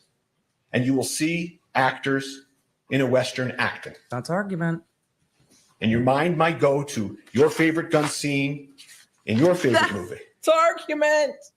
You may picture actors and actresses doing exactly what you see here. The This other is all actors in argument. Rust doing the same thing that Mr. Baldwin was doing. But when you come back from that moment, remember, this is a homicide trial. And you will see soon that the reason they play those videos of him over and over is because they don't have any evidence of actual homicide. Argument. And you will learn the truth. Not a day goes by when we don't wish Alec had saved your life. But never, the witnesses will tell you, in the history, is something that an actor has done. Intercepted a live bullet from a prop gun. No actor in history. No one could have imagined or expected an actor to do that. So just remember that truth. So when they cry out justice, justice is truth. This was an unspeakable tragedy. Alec Baldwin committed no crime. Thank you. They should have stuck with Alec Baldwin committed no crime and gotten off of the Thank you. shiny What we're going to object. do now is they're going to to take their morning break. Morning bathroom break. So please don't talk among yourselves or anyone else about the evidence received here in court. We're going to zoom. And follow what Mr. Bing told you to do. And we'll see you back here about 20 of. All right. We're going to zoom. Thank you. As we do that, and as the court goes out, I am going to read the line from the jury instructions that the defense was trying to get at during that opening statement. In the jury instructions, and I go into this more in the podcast this week, so I'm not going to bang on about it too much, but in the jury instructions, one of the critical elements, and the prosecution has to prove every element beyond a reasonable doubt, is the defendant should have known of the danger involved by their actions. So, did Baldwin know, or should Baldwin have known, that when pointing the weapon at Helena Hutchins and pulling the trigger, that would have been dangerous? And if the prosecution strays off that focus, it is going to be detrimental for them. The focus has to remain on that element, if they keep going, he should have checked the gun, he should have checked the gun. The experts are divided on whether or not he should have checked the gun. And the regulations show that if Baldwin checks the gun, the armorer has to recheck it. So he should have checked the gun isn't what's critical here. He shouldn't have pointed it at someone and pulled the trigger when they were blocking out him moving the gun out of his waistband. I think that's the gun safety and the not pointing the weapon at someone and pulling the trigger with the hammer back. I think that's the key of this case. And if the prosecution strays from that, it gives the defense a lot of room for the argument they want to make. And the argument they want to make is, he's an actor, he's an actor, he's an actor. This is a shiny object. Wait, we've gone from OnlyFans to the back of a TV? Oh, thank you for the seal of the great state of New Mexico. Let us zoom to real time and see if they're back from break yet. I don't think that they are. I'm going to answer questions as we go. So we will get back in real time and we will answer some questions until the court is back. So I'm going to put up a poll in just a moment, but at the morning break of day one of the Alec Baldwin case, we are done with opening statements. I'm going to poll the law nerds in the chat because, well, the chat is big, and see whose opening statement they found more persuasive. The prosecution really focused on telling the story that this gun did not accidentally misfire, stating that they're going to be bringing in the gun manufacturer and really tracking the gun from the gun being manufactured all the way through the gun ending up on the set of Rust, and showing that that gun was safe, showing that that gun did not misfire, that that gun was not malfunctioning, and that that gun did not just bang go off the way Baldwin said to George Stephanopoulos. And that the only reason that destructive testing was done by the FBI is because Baldwin went on TV and said, I pulled out the gun and the gun went off. And they wanted to disprove that this gun accidentally fired. In fact, what we're not going to hear for the jury, but what we know from following this case is that while they were pending that testing, the prosecution dismissed this case, because if the gun accidentally went off without the trigger being pulled, they weren't going to bring this case because they can't show that Baldwin did anything that he should have known was unsafe. This is an involuntary manslaughter. They have to show either Alec Baldwin acted without due caution and circumscription, which is really with a criminal level of negligence. So did he act without due caution or circumscription, or did he, handle the gun recklessly and negligently? Those are the two theories here that the judge read to the jury at the very beginning. So which one is it, or is it a combination of both? The jury doesn't have to be unanimous on the theory. And so that's really what the core for me of this case comes down to. Did he handle the gun recklessly? Should he have known it was dangerous? And the prosecution, I think, should lean into the reason there's all these safety protocols on set is because if something goes wrong, a gun used as a prop can be dangerous. It's why there's safety regulations on set. It's why there's multiple people. There's multiple people checking the weapon, because if that's not done, it can be dangerous. But after multiple people check the weapon and give it to him and tell him it's fine, does he have reason to believe at that point that the gun is not safe? And I think this case is going to come down to, at the point when Baldwin is handed the gun, does he have reason to believe at that point it is unsafe? And I think what we'll hear from the experts is, if there's a blank in the gun and you're too close to someone, a blank can be dangerous. So even when the gun is safe, you still don't point it at someone, because blanks can do damage to humans, to hearing. They can scare animals on set. There's still safety protocols to follow, even if it's a blank in the gun. And you always follow those safety protocols because it always can cause a problem on set. There's hearing protection. There are things put in place to make sure that actors and crew are safe on set, even when you're using blanks. And it doesn't matter that you're told that it's a cold gun. You still have to treat it responsibly and safely, but you shouldn't expect that there's blanks in it, but you always need to act in a safe manner. And that's going to be the heart of this case. We're going to get to questions while the court is still on their morning recess, and we're going to put up another poll. So let's end this poll. I asked of you, did you watch the Hannah Gutierrez Armour trial? At this point, with over 21,000 votes, 68% of you watched that trial, 32% of you didn't. So there's going to be some of you coming into this seeing it for the first time. A lot of us have seen all the witnesses already, so it's kind of hard not to interject what we saw in the last trial. This trial is going to be very different. Look, Hannah's job was to make the gun safe, and she fundamentally failed. Baldwin's job was to be an actor. Did he fail at that in the way he was doing things? Did he not? Could he and should he rely on those that told him the weapon was safe? And at what point do you have to rely on that? So I think this is a much harder trial than the Hannah Gutierrez trial. So with all of that, we're going to put up another poll, and I'm going to answer the questions that have come in this morning. Tula90 in the chat said, how long is this trial expected to last? It's expected to go to the jury next Friday. So don't worry. Signing on to this case is not like signing on for the last one. We're not going to be here 9 weeks. We might only be here 9 days, but it's going to be contentious.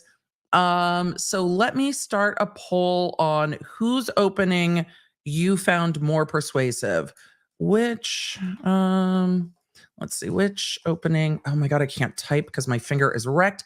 Did you, oh, this is going to suck this week. You find more persuasive. Convincing, persuasive. We're going with persuasive.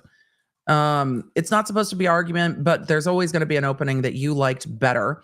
So let's see. We're going to go with prosecution or defense. Why are we putting prosecution first? They bear the burden and they went first. All right, that poll's going up. Yes, I have now wrecked both of my pointer fingers, which is making typing hard this morning. It's a long story. We'll get there if we have time. There's going to be a lot of sidebars in this case, and we're caught up to real time. A number of you asked, what does argument mean in this context? So when we're talking about opening statements are statements. The evidence will show this.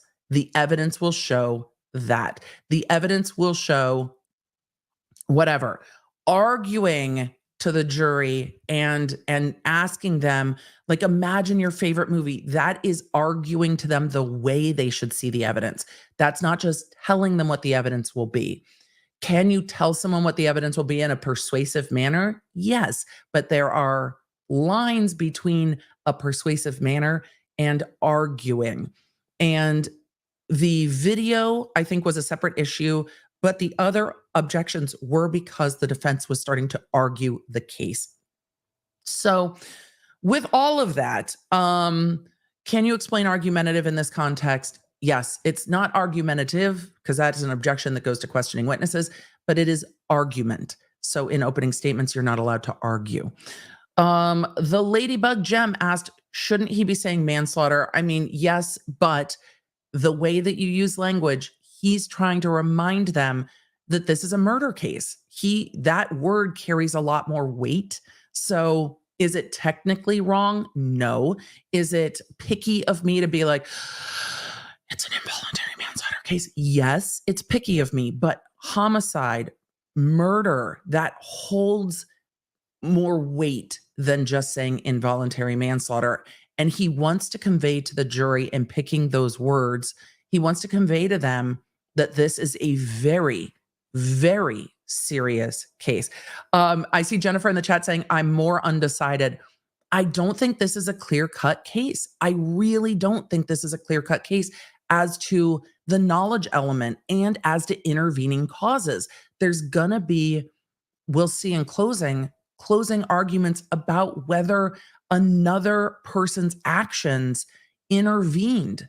And that's where we're going to see them focusing on the gun, and Hannah Gutierrez loading that gun, because does Hannah's actions intercede really into Baldwin? Would everything be fine for Baldwin if Hannah had done her job? And will that be enough to cut off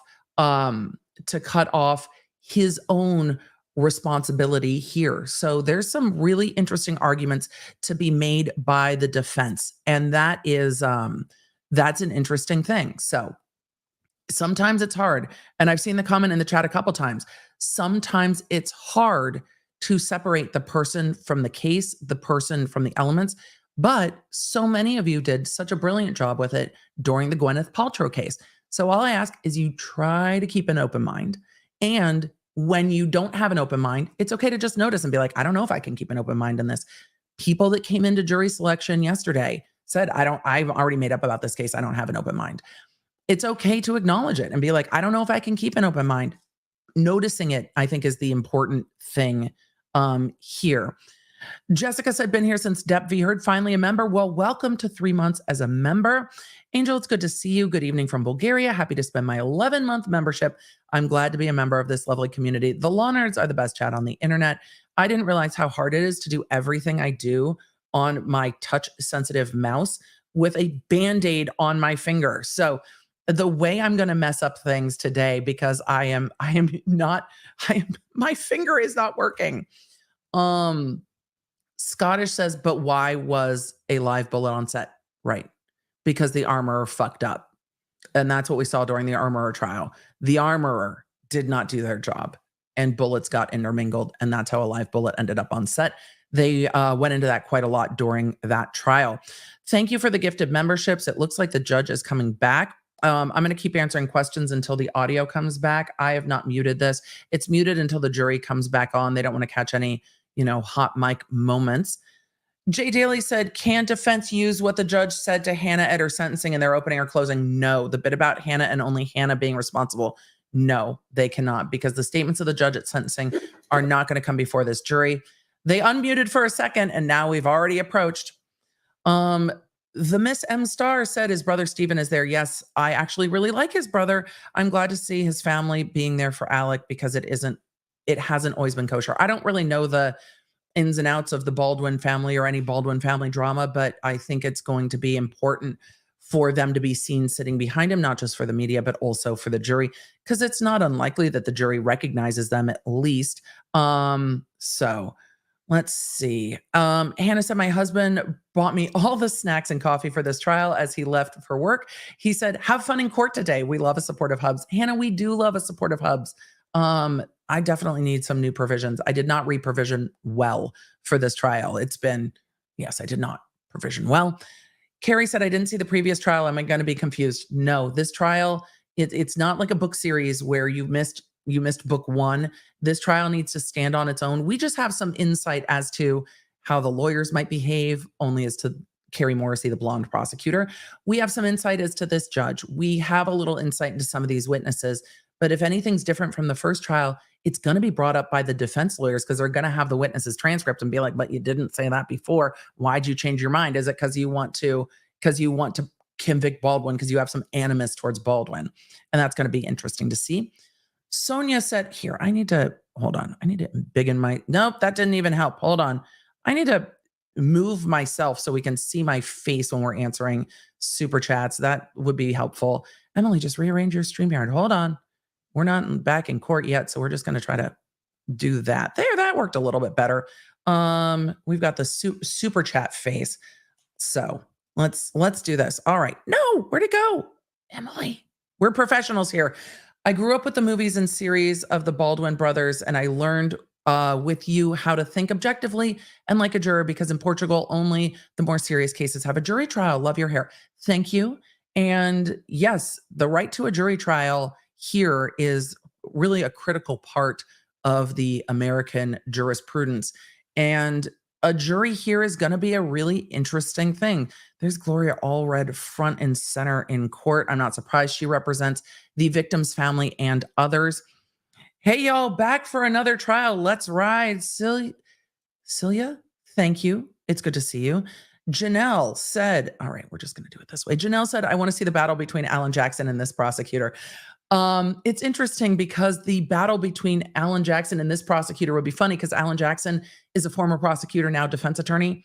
And the not Carrie Morrissey, but Erlina is also a former prosecutor, now defense attorney. And I think it would be very interesting because Erlina didn't bring snark. She really just, she really brought the witnesses will say this. So I don't know what they're fighting over at sidebar already, but they are. Bryce said, do you think this judge now has a better understanding of court TV? I think the judge probably had conversations with court TV, right? Speaking of court TV, you can see court TV anchor Matt in the courtroom there. I honestly, I got to be honest, I miss seeing Chanley Painter in the courtroom. She was such a fixture during Depp v. Heard. Jenny said, I wasn't the biggest fan of Carrie during Hannah's trial, but she's a welcome change compared to 8 to 9 weeks of Lally. How many of you feel that way? How many of you are reappreciating Carrie Morrissey? I mean, it was said when I was recording the podcast yesterday with the members, it was said that, you know, Carrie Morrissey is snarky and sometimes feels very condescending and sometimes feels very condescending. But, you know, at least she's engaging. So it's a whole different vibe. Like it's snarky, but it's engaging. But there's times I feel like Carrie is straight up yelling at me through the screen. I'm like, oh my God. There are times where the condescending tone is she's talking to the judge and she's like, Your Honor, it's fundamental. And you're just like, oh my God, I'm just, River said if it's only a few days, how will we learn about the local varsity game? Exactly. How will we know where everyone sat in the bleachers? Walkie Talkie said, I'm happy to be back in court with the Lawnards. Same. Kissy Kissy said, do you think Baldwin is writing down anything actually substantial or just trying to look important? I'm imagining he's doodling. I imagine he's channeling his energy, into writing, which is a very good strategy. He's just focusing. He also might be writing down things he wants to say to his lawyers and tell them because it's important to them or important to him that they know. So it might be his way of note keeping, but it also might be his way of not sitting there going like this, which doesn't look good in front of a jury. Every movement of his in court will be judged. Every facial expression, every body movement will be judged by the jury. It's not missed on me that when the prosecution was doing opening, he was sitting with the back of his head to the jury. Maybe because he couldn't sit there and keep his face neutral, maybe to signal to the jury that this isn't important and it's all bullshit. Because when he was, when his attorney was doing opening, there were times he looked like he actually wanted to open his mouth and say something. It's going to be wild. So Alec, writing, taking notes, or doing whatever is a good way to channel energy. I would have been like, look, you absolutely need you need to do something to control your face. So whatever it is, he should be controlling his face. Make believe with a real gun is brutal for Alec. It really was a good theme for the prosecution. The defense's theme is he's an actor acting. He's the shiny object. He's the high profile. Somebody needs to be held responsible. But the prosecution's theme is he was playing make believe with a real gun. And when you have a real gun, there are rules and there are safety concerns. And he violated those safety concerns. And that is going to be very, very important. Jasmine said, wish my clients listened and wrote, not yelled. I mean, I can't imagine Baldwin's an easy client. Can you? Can you imagine Baldwin being an easy client? I can't. Miss Megs 31 said, shout out to my mom, Karen, first time watching. Hello, Miss Megs' mom's Karen. I love the trend of our super chats and member chats being to just shout out who you're watch partying with in the chat. Because I have seen you guys watch partying with siblings, parents, friends who live around the world. It's really fun to see the Law Nerd watch parties and who y'all are watching with on the channel. So I don't know what I don't know why they're still at sidebar. Can you just do this in open court so we can hear it? Banjo Bones Mama said, I need a law citation from work to watch this. A lawcation. Just, excuse me, I'm on jury duty. I don't know if you'll get paid for jury duty when you're not like sitting in the courtroom, but still. Nat B from Canada said this is going to be so different. Like it already. It's going to be very different. It's going to be very different. Can we name the pickle for the trial, Mr. How do you say in English, cucumber? Franny Fruit, that is a deeply nerdy reference that those that follow pop culture will get, those that maybe won't. I love it. But the pickle is still named something along the lines of my cousin Dilly. We haven't renamed the pickle yet. I don't know if we will. It might does the pickle just go back to Gorilla Grip Pickle Pal for this trial? From My Cousin Dilly back to Gorilla Grip? I mean, maybe? Jay McCarthy said, EDB, I'm supposed to be writing Chasing That Deadline, but the jarring difference between this prosecutor and many more before her is putting me in awe. It was so distracting. She sounds amazing. I am enthralled. I really liked Erlinda's opening quite a lot. I think there were really good points to the defense opening. I think I got a little fixated on some of the argument, some of the technical things that were frustrating, but I also think the defense had good points. Should an actor be able to rely on the kind of safety matrix on a set, and showed that hierarchy? Here's Dave Halls. Here's the others. These are the people responsible for safety. I thought it was a good visual. I thought the use of the 911 with Mamie Mitchell was super strong. Mamie Mitchell saying that fucking AD, he's in charge. I thought that was a very good use of 911. Them pointing out this was an accidental shooting on a movie set. And Mamie Mitchell testified in the last trial. She wanted law enforcement to know this wasn't like a live, active shooter type of a situation, that this was something went horribly wrong on a movie set. She wanted law enforcement to know what they were working with, and that this was not a situation where law enforcement needed to come in and quell the situation. They needed to come in and render aid. This was a call really for medical services and help. And so she wanted them to know that. We'll hear that when she testifies again in this trial. But also, she has smoke for the AD. The AD took a deal immediately, got unsupervised probation for a misdemeanor negligent handling of a firearm. So he was kind of the tip of the spear on safety, even over the armorer when it comes to who was responsible for doing safety meetings after there were those negligent discharges on set and didn't. What'll be interesting to see is, was Alec Baldwin on set when those negligent discharges happened? But even if he wasn't, did Baldwin know there were safety concerns on this set as an actor? Should he have been more cautious? Because the day this happened, the crew walked off over safety concerns. So was he on alert? Was he on alert that there was stuff going on this set? I think he was. So we'll see how that plays in. Janice P said, I'm going to like her. Yeah, I really like Erlinda too. I really do. So Yesha to the rescue says, Monterey, California loves your channel. Well, thank you for speaking all of Monterey. I love Monterey. You have a beautiful aquarium, lovely kayaking. I like Monterey quite a lot. Amber said, another day, another trial, busy few months. Yup. Prosecutor and judge have to be cousins. They do look a little bit alike. I don't think they're actually related. It looks like the jury's finally coming back in.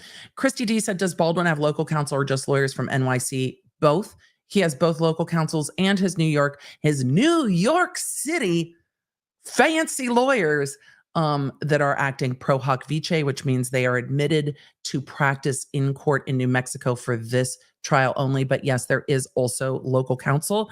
So they have both. So we will see. Medicated Moment said, on the road again with EDB, was having withdrawals. You guys, I streamed last Monday for Verdict, and then there was a podcast, and then I streamed this Monday, but I know it's not every day. So we're back. Amber, thank you for the 5 gifted memberships, and to everyone who's gifted memberships.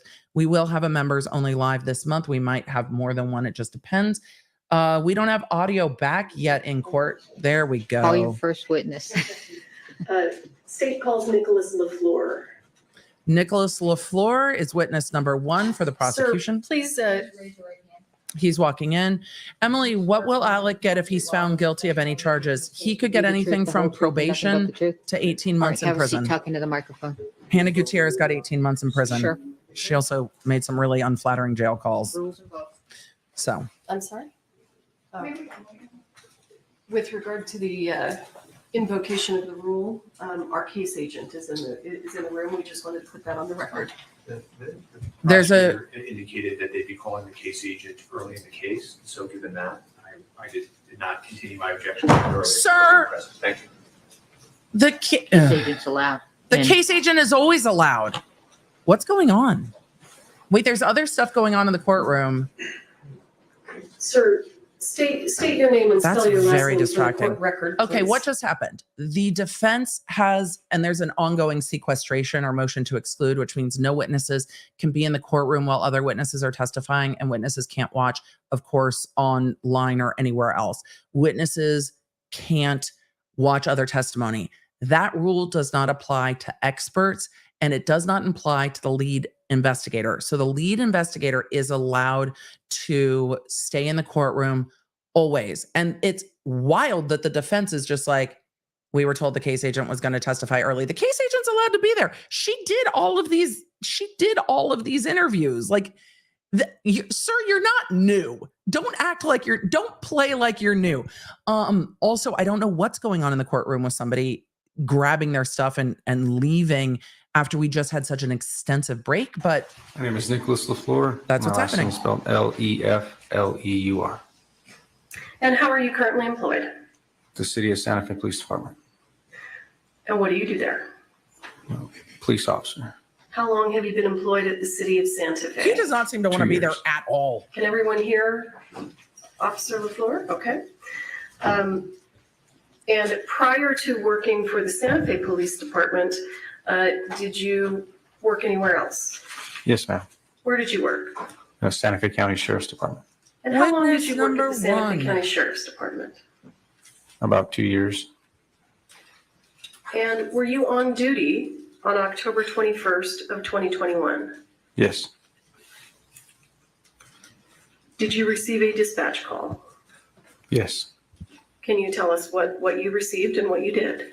He seems miserable. A call came in that there was someone shot at a movie set. Unclear who shot, how many were shot. I happened to be the closest person to the call and arrived on scene first. He So testified when you previously. arrived Yep. on scene, I'm going to grab my notes from when that you trial. say first, were there other BRB. law enforcement officers there? No, not at the time when I got there.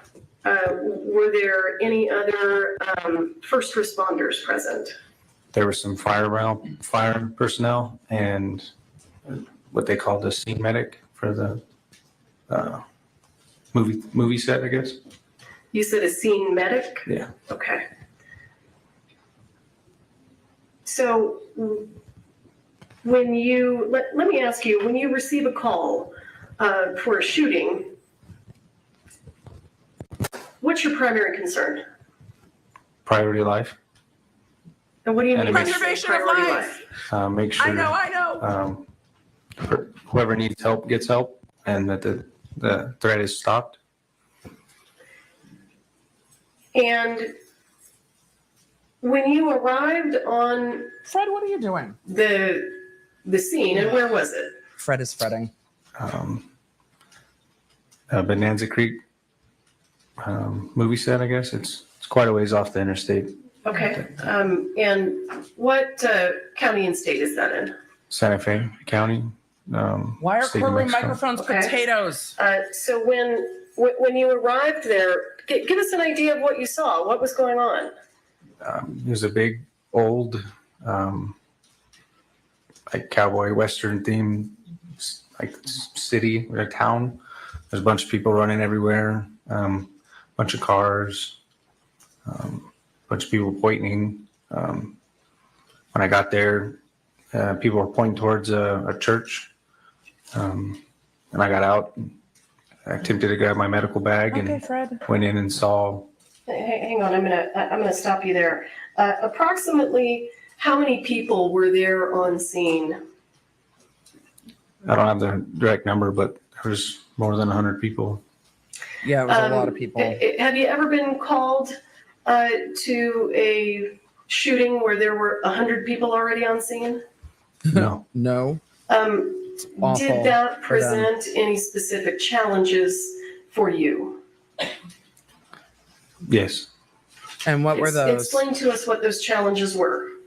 Just there's a lot of moving parts. I'm just going to point out for a moment that Carrie Morrissey has not once said what, if any. So though there are times that there is snark, there are times that her condescension in tone can be off-putting. It's really nice to hear the difference in questioning, because lawyers can question without relying on what, if anything, sort of happened when you kind of arrived at a movie set sort of in the vicinity of Bonanza Creek Ranch on what, if any, day. It can be done. You just got to take it one piece at a time, see who's hurt, make sure that one, that nobody's continually getting hurt, and then two, the person who's hurt, medical attention is being given to them, and then go from there. Okay. And when you arrived on scene that day, were you running your body-worn camera? Yes. The state moves for the admission of State's Exhibit 4. And that's the body-worn camera. No further objections, Your Honor. And we've seen this in the last trial. We'll see this again. I wanted to I'm make trying sure to find my I'm Hannah ready Gutierrez for it. read trial notes. Permission to publish? I should have done that last night. Are you Didn't. satisfied with the foundation? Yes, Your Honor, we've consented to both lapel videos All right, today. That's fine. The defense is like, we are trying to speed this is, along. States one. The foundation's been laid. 4. States four. How do I get the monitors to come on? Karen reads. Okay. This is why I moved to a digital note take. You know This how is to do why it? I moved to digital note taking.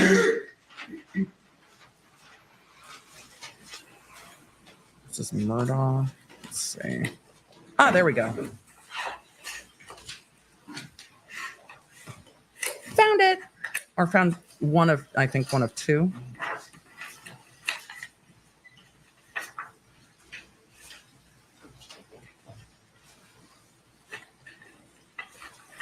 All right.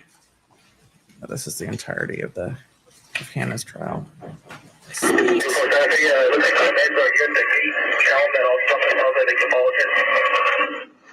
This is body worn cam. Hold on, his monitor's not on. Are your monitors on?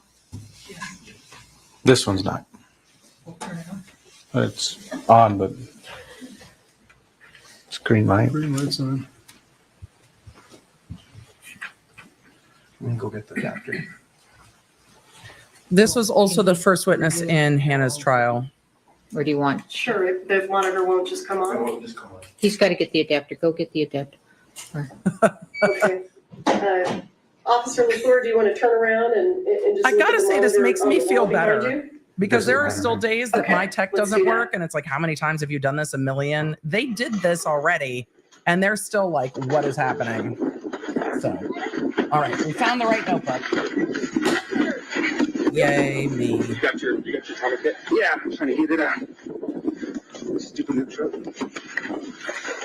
Are we inside with the BVMs?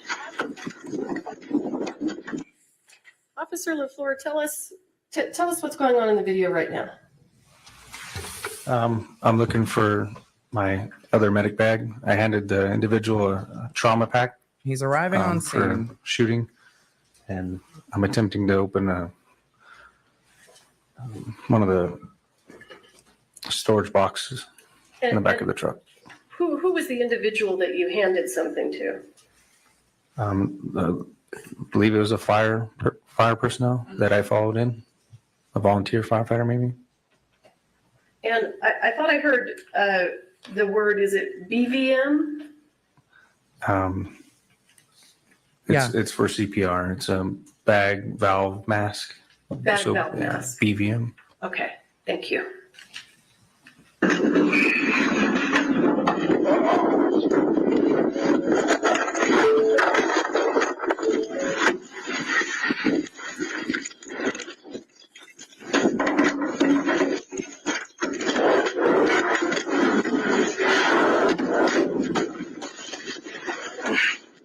I'm going to turn down the audio of the body cam when it's just walking noise.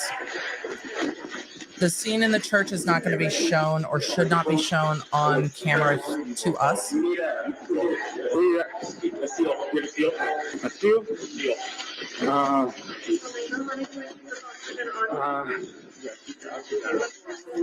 got a sterile glove and a packing glove. Okay.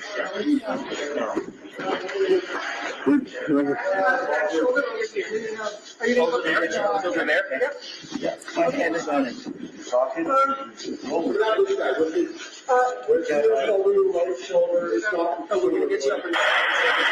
She shot her? She came in here and went across her chest. And okay. You want air flight? They're trying to figure out what happened. Okay. They're asking about air flight being en route. And what are you talking about there when you say air flight? Helicopter that's designed to transport people that need advanced treatment faster than ambulance.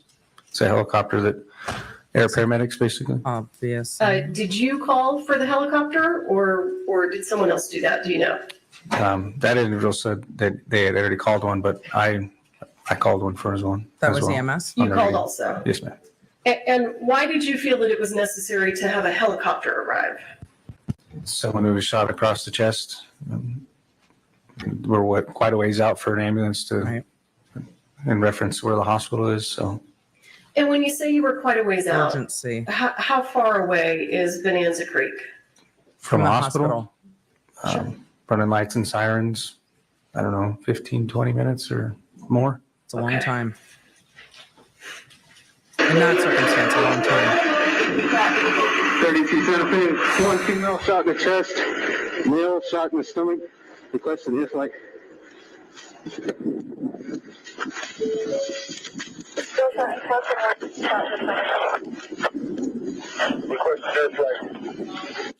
I heard you there say male shot in the stomach. Is that what you said? I'm not sure. I didn't really hear it. Well, as you sit here today, do you recall where the other person was shot? Somewhere in the chest Okay, or shoulder area. thank you.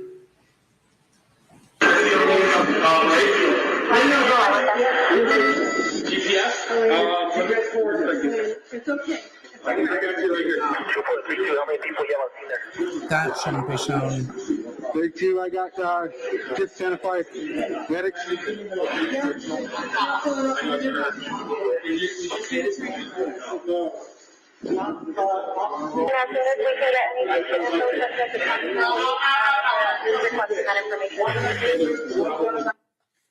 In your video, sir, can you identify who the set medic is? It's a little blurry, but I believe it's this lady, right? The one that's bent over with her blondish brown hair. Is the monitor working now? Yeah. No, Yes. Joe. Come on, Joe.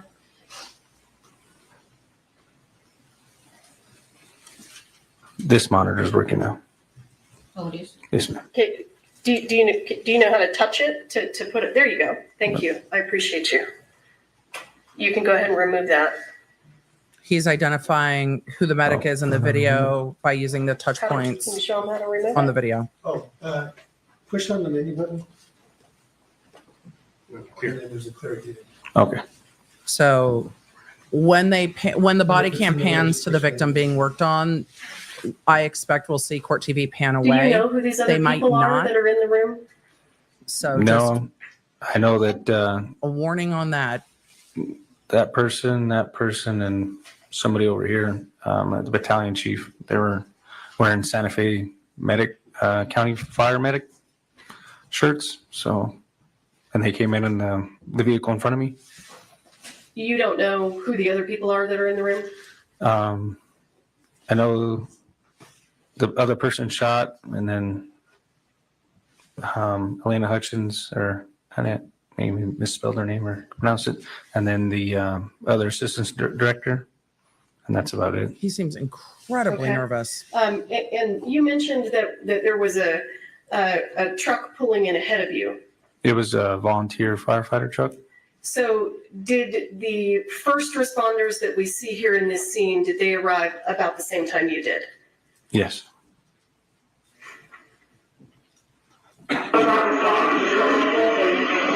.32 Santa Fe Bolt, approximately 140 pounds, elderly male and young female. Sir, how do you define elderly?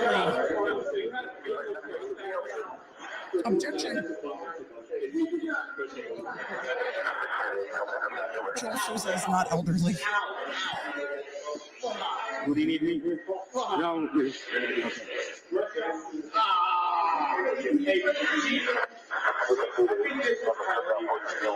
You want a BBM?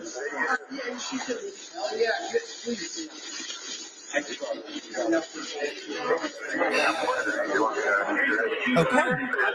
He's good. He's got something so big. This is repeat your information. Flying her out? Yeah, she'll be there.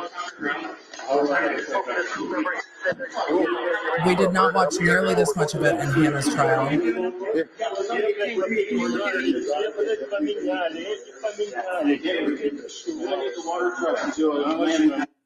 Officer Lefleur, tell us what you're doing now and why. I looked over and I seen that they were getting the oxygen tank out.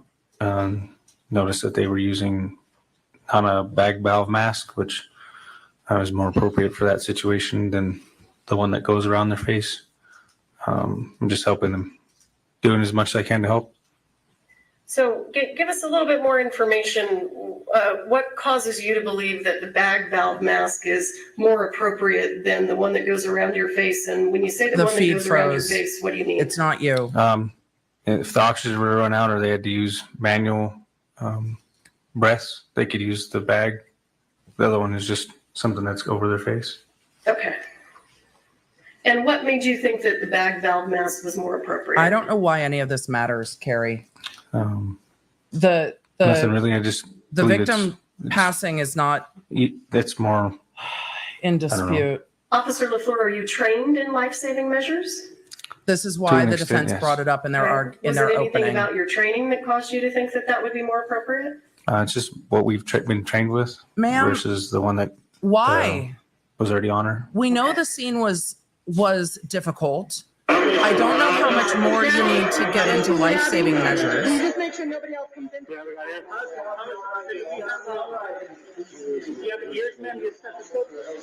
Yes, they're in that bag. Right there at the top. Purple, at the top.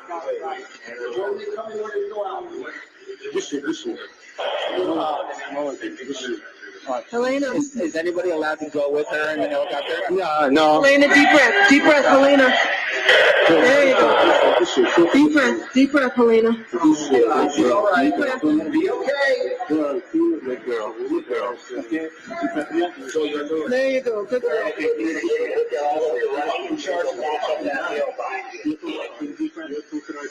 Deep breath.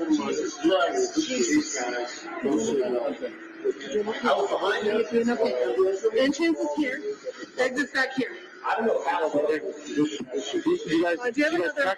No. What do you guys need? I just need another dog tag. Something for pressure. I'll take a big one. This one? No, this one's good. This one? No. The app pad, you have an app pad? Underneath the left shoulder blade, the top area coming through. You're not playing with it. All right, thank you. I just need something big. Thank you. You got a stretcher? Not me here, no. Okay. We help and get the stretcher.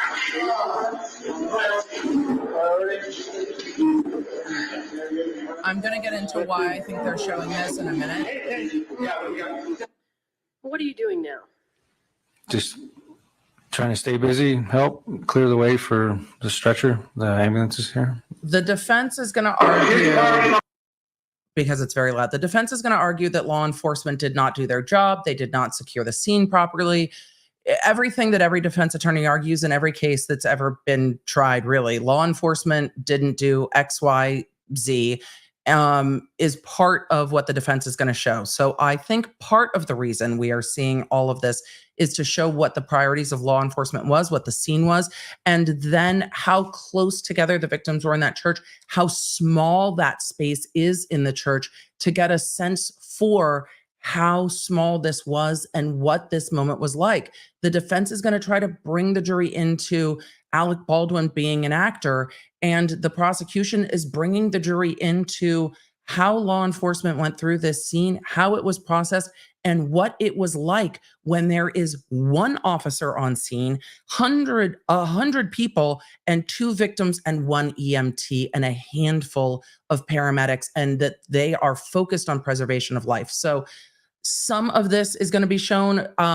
Court TV has been panning away when they show the victims and not when they show the overall scene. So this is why they are showing it, even though they've already established that it's not going to be disputed that the gunshot wound caused Helena's death. So that's part of why we're getting into this. And yes, they're allowed to show it in court. They have to.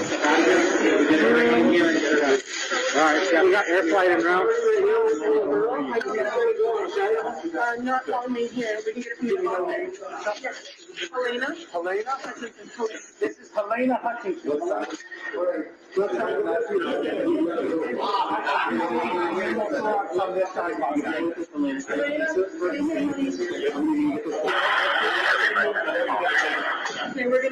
Okay. So I got the air tagging. Thank you. I'm just trying to take all that thing. You put all that up? I'm not behind you good.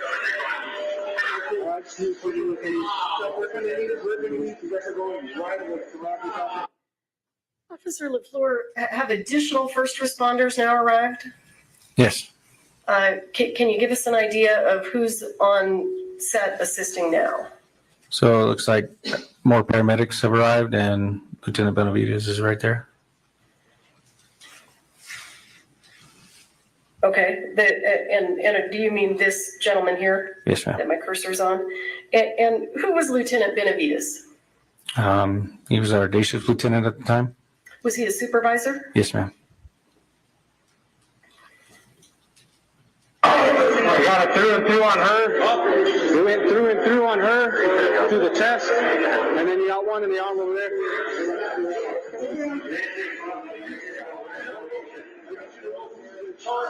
Everybody stop what they're doing right now. This is a crash scene. Okay, everybody stop. Whose voice is that we're hearing? Lieutenant Benavidez. Margaret asked in the chat, the bullet went through 2 people. It not only goes to the caliber of the bullet, but to how close they were. When you start seeing some of the footage from inside the church, they were incredibly close together, and Joel Souza and Helena were close together. So yes, the bullet went through and through to Helena and went through Joel and then stuck behind his shoulder blade. So yes, it was through and through, and it did not exit Joel Souza. It was recovered from his shoulder, and you'll see more about that when we get to the police interview of Alec Baldwin, because they determine it's a live round by pulling the round out of Joel Souza in surgery, and they tell Baldwin that in the interview with him with law enforcement, which I don't know if we'll see today, but if we're starting to go through video, it might be today or tomorrow.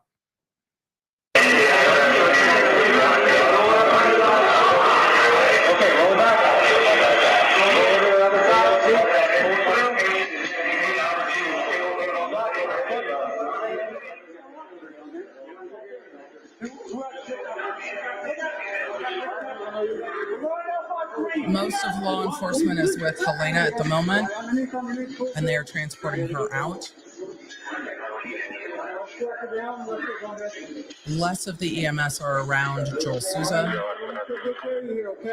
Helena was clearly the more critical in the moment.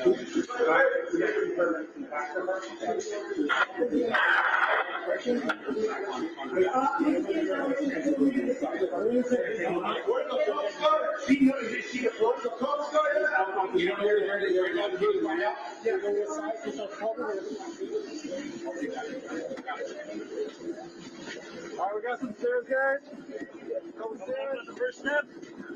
It is intense, and that's part of why they're showing this, because as law enforcement gets criticized, about where Ms. Hutchins is being taken now? knowing how intense it is matters. Into the back of the ambulance. And can you explain why is she going into the back of an ambulance rather than the helicopter? The helicopter hasn't arrived yet, and my understanding is that they have additional medicines and equipment and measures they can take inside of an ambulance. Paramedics can do more in an ambulance.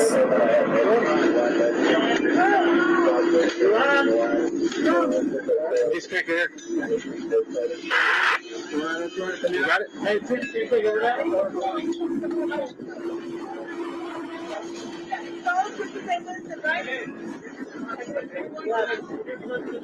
You guys want to see Vincent?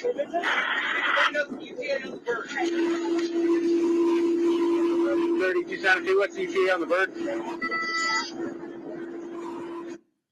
What did you just say? What's the I ETA on asked the them bird? ETA on the helicopter. And who are you speaking to? Santa Fe dispatch. Do you recall how they responded? It's been a minute since I watched this video, so. All right. Melanie, thank you. Thank you for contributing to the Leonard community.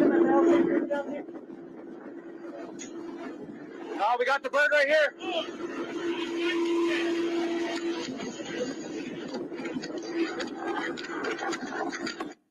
Is the helicopter now arriving? Yes, ma'am.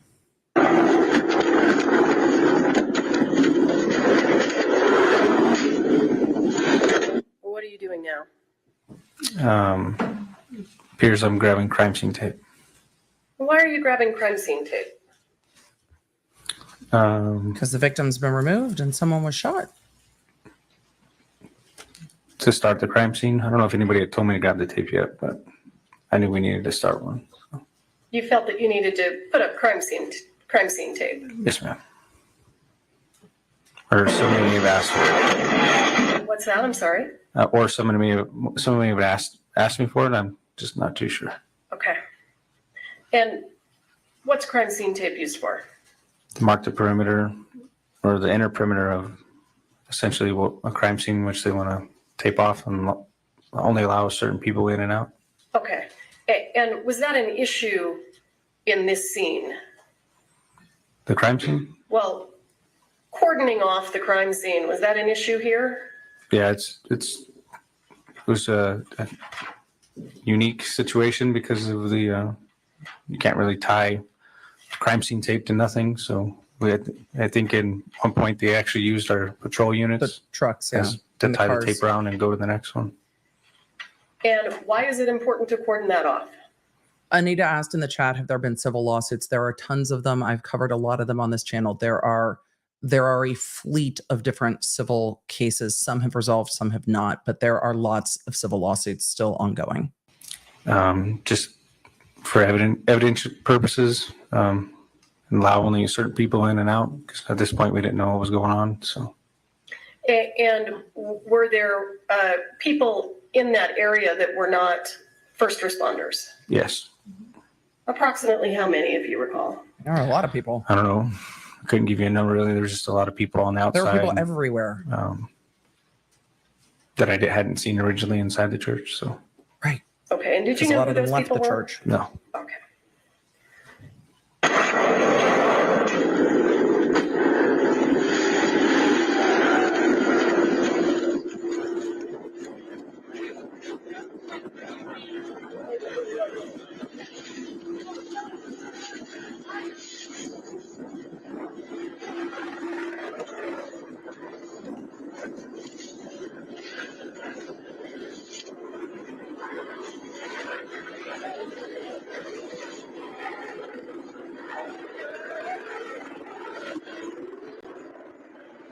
That helicopter is loud.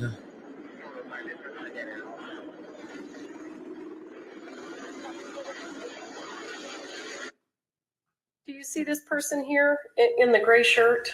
Yes, ma'am. Was that a first responder? No. So when the crime scene tape goes up, what happens to that person? I can't recall. Well, I haven't watched the video yet. Hypothetically, is that person allowed to stay inside the crime scene? No. Okay. Who are the people that are allowed to stay inside the tape? Medical and law for first responders. Okay.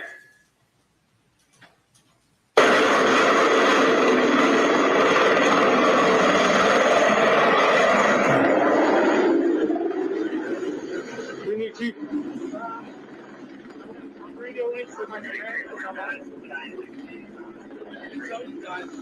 This is in the middle of a shot, and I have live ordnance on the ceiling up there. It's safe, okay, but it is here, right above here, okay, right there. That's okay. And if you get to the point where you say you want me to move, all right, all my guys, okay.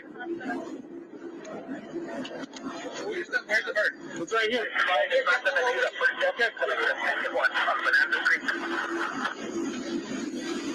Okay.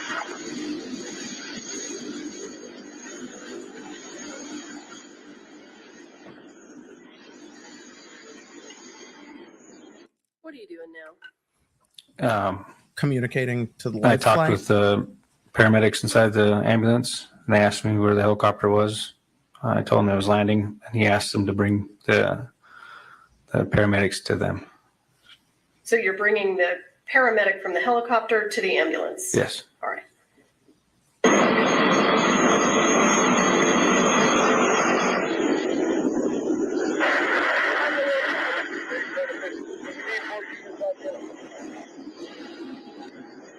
We got approximately 23-year-old female in the back of the ambulance right now. Gunshot underneath the right arm. Went through all the way to the back left. Okay, is that pretty sure? Okay. You got it?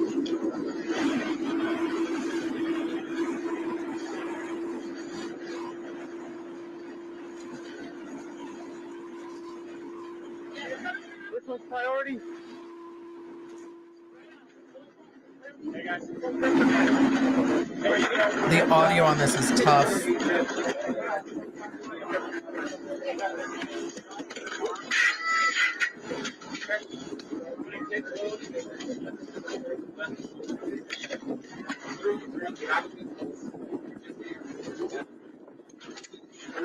Sue, I don't think not showing the victim is hypocritical. I think it's out of respect for the victim in high-profile cases to not show everything streamed. The jury will see it, but not everything will be streamed out of respect and propriety for the victim. And I imagine they will probably pan away from this fairly quickly as they start cutting off Helena's clothes to treat. Open your eyes for me.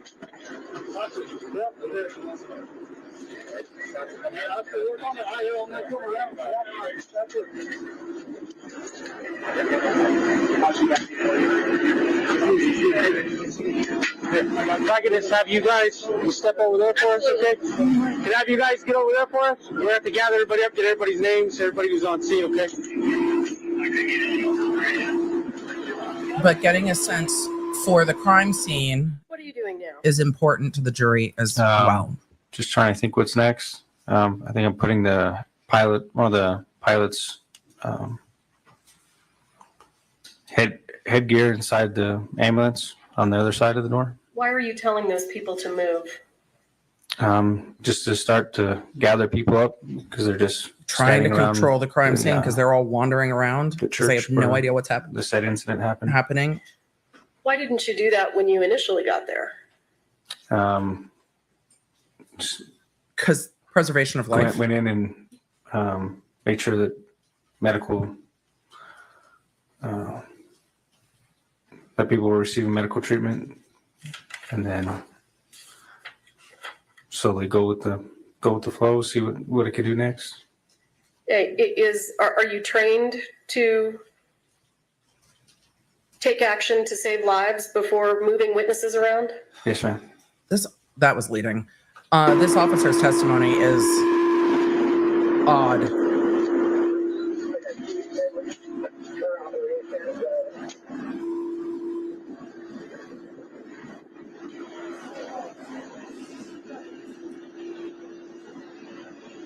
You get a sense for how small that church is from this video. I believe you guys will be taking this one. In the bird room? Did she go in the bird? No, not yet. They're doing IVs. getting They're IOs, trying to get and then- Joel into that ambulance, but Helena's still in the ambulance. Right. Yeah. Do they have a second? There it is. There's the second ambulance. There's Joel Souza.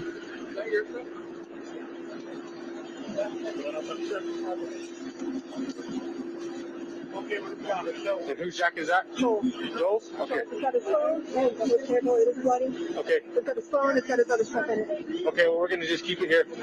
So, His phone?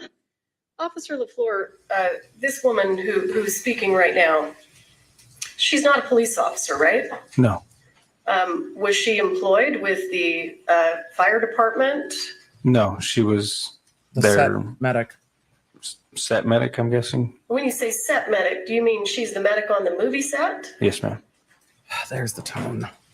yeah, he was wearing it. Where's his phone at? I don't know. Do you have any idea why movie sets would have medical That's going to be personnel on objected scene? to. Really? No objection? Probably for safety reasons. someone closer than the paramedics or fire department. Actually, For safety reasons? Yeah. Phone. Okay. Anybody have Joel's phone number? Yeah. All right, gentlemen. Yeah, how can we help you? I just need your IDs, and then have you guys step outside Dave and wait Halls. for the investigators to get here. Okay? Cool. Yes, sir. Any idea who these guys are? Just more people involved with the movie set. Movie set employees? Yeah. Is that your impression? Yes, ma'am. And who's the props guy? Who's in charge of props? She has green and purple hair. You can't miss her. Okay.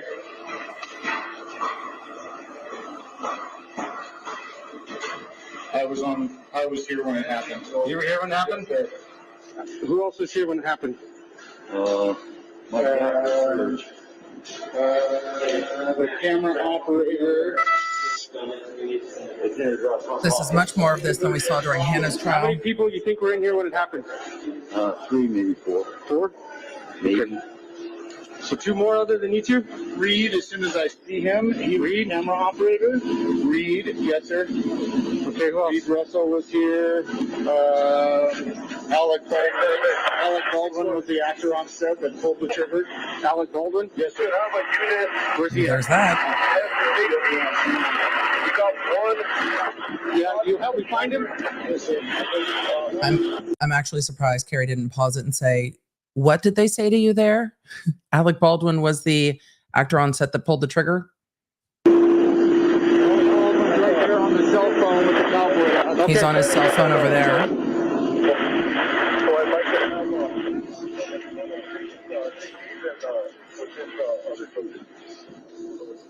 How's it going, sir? So my understanding, you were in the room when the lady... And this is why we didn't see some of this during Hannah's trial, because introducing statements of Baldwin during her trial wouldn't be appropriate. It's going to be interesting to see these statements of Baldwin on the body cam for the first time in this trial. When someone was holding the gun, yeah. Okay, alrighty. What do you need? Well, I was holding the gun, yeah. I was holding the gun, yeah. Pursuant to the stipulation, I'm going to go ahead and jump ahead. Very good. So they're going to jump past some of the other statements. Interesting. I want to make sure this is the right part. Okay.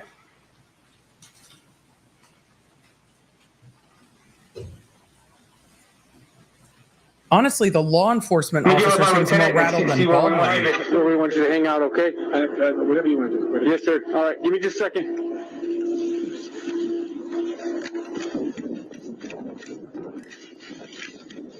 JLT. So apparently I was not given the appropriate reaction.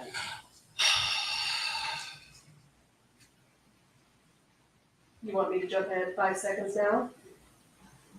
What? I need to know what to do, or I just press play. What do I do? Carrie, asked to approach.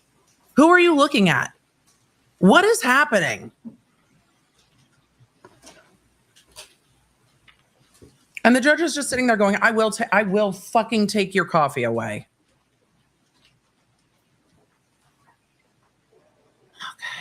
Do you want to pull the trigger? Do you want me to have him sit tight or? Yeah, you have to sit tight. Sit tight and you I have the armor in here. This is all their stuff. I have the gun used is in there. And I got the 2 people that were in the room. Okay. You may have Alec Baldwin take a seat in the back of my unit or? No, we know where he's at. We know who he is. Yeah. We know where he's just at. gonna say, is he in a trailer? No, he's right there in the gray and black. Okay. All right. So try to keep him away from everybody. Okay. Not going to talk to anybody. I mean, he's on the phone. I can sit with him in my unit. That's fine. Okay. Don't let him talk to anybody. He's on the phone. Okay. Officer Lefleur, at this point in time, what's your I dropped intention? something. I was going to go back to where Mr. Baldwin was and then escort him to my unit. When I got there, I realized my unit is over here being used as a post for the crime scene. So what did you do when you realized that? Just had him sit where he was and had everybody just hang out there, started writing down people's names. Okay.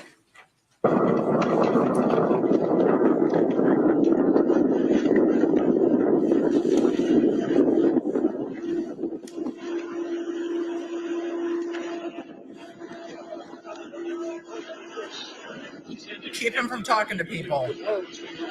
Actively in the middle of talking to people. Earplugs. What are these people doing? Seems like they're talking about what happened. Now, as a law enforcement officer, is that something that concerns you? It's leading. Yes. And why? Why does that concern you? They could be, one person could be telling them what they saw and mess up what they have to say, what they saw. So it could. What, sir? Essentially, taint the testimony and the perception? coerced testimony, I guess. People would say the same thing because the other person said it rather This than is saying not their own great. Their own opinion or own view of what they saw. Okay. Mr. Baldwin, who's the director on scene? I do not remember this witness being quite this unsure during the first trial. However, I think they should really just use him to get the camera footage in and ask these questions to other officers. Other officers will testify. These answers are not helpful at all. I think they should just be like, and what's happening in the video? Just admit the video and get out quickly. Like, stop asking him anything other than what's in the video, like immediately. It is a very unsure start. Who's shot? The guy that was shot? He's in. Okay. I think he's in. Do you guys have a production car? Or? There's an AD. And it's Dave. I'm waiting for you right now. I'm happy to stay right here and do everything. Well, my lieutenant just wants you to stay with everybody and not to talk to nobody. So I was right here. We can wait right here and have everybody step back, or we can wait in the back of patrolling. But I prefer to not put you there. Okay. You guys want water or something now? I want to find props to get a cigarette. So, why did you let Mr. Baldwin sit there instead of putting him in some vehicle and separating him from the other witnesses? Like I said, my unit was clear across being used as a post, and just because I didn't know what we had right there, came to maintain cooperation with people involved. Well, it sounds like you gave him an option. You let him choose. Is that right? Yeah, he wanted to stay right there, and I figured if I could keep him there, I didn't see a big problem with it until later on when people were talking and whatnot. And did you give Mr. Baldwin instructions about whether or not he could speak to people? I did tell him to stop talking. Did he do that? Did you give instructions to the other witnesses that were around? I didn't tell them, but I told them he had to sit there and not talk to nobody. Okay. I got one. What do you got? You got medium? Take it. Sure you don't want us to go up? For sure.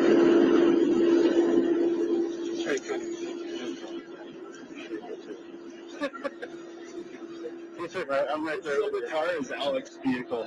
You want to put him in there? Mr. Baldwin, is that your car? Yeah. We can wait in there.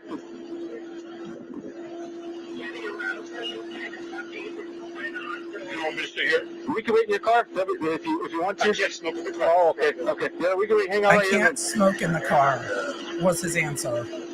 Is Joe gone? They're both gone? Well, they're still working on the female. If you haven't seen the helicopter take off, then they're not gone yet.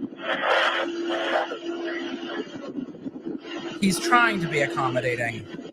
If you know, Officer Lefleur, why hadn't the helicopter taken off yet? I don't know if it's relevant. I don't know if he's the right. They have to stabilize the patient before they can put him in the air. In the air, okay.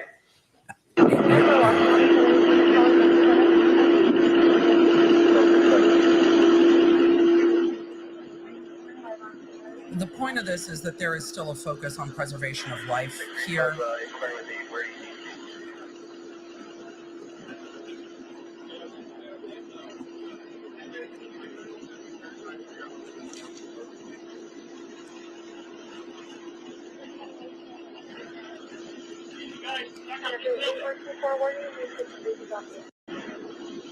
That's the court feed. It's not your computer.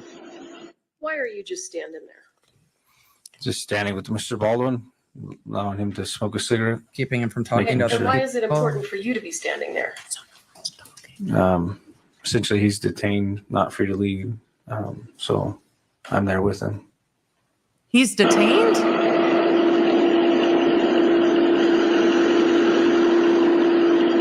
Huh.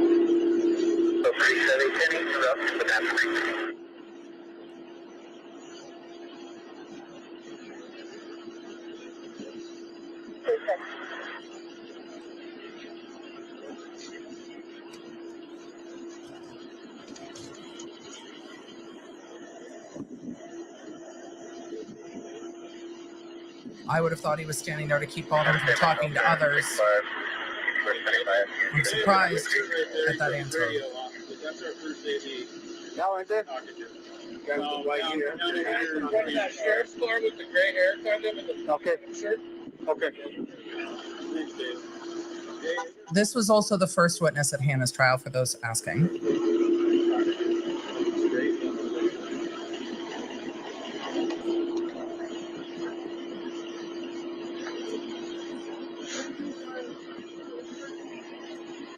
Why do you have these two gentlemen standing over there that we can see? What is there something important about them? The guy in the gray I had him stand over there because he was inside the room when I first got at the church. And the other guy in We're gonna need to talk to all of them. brown apparently was in the church too. So I just wanted everybody who was in the church in one area so we could easily be found. So To get their you names, wanted everyone that was witness in the statements. church in one area. Yes, ma'am. And are we looking at that area? To the left of Baldwin is where majority of everybody was. Yes. Okay. And those were the witnesses that were in the church. From what I was told, yes. Okay.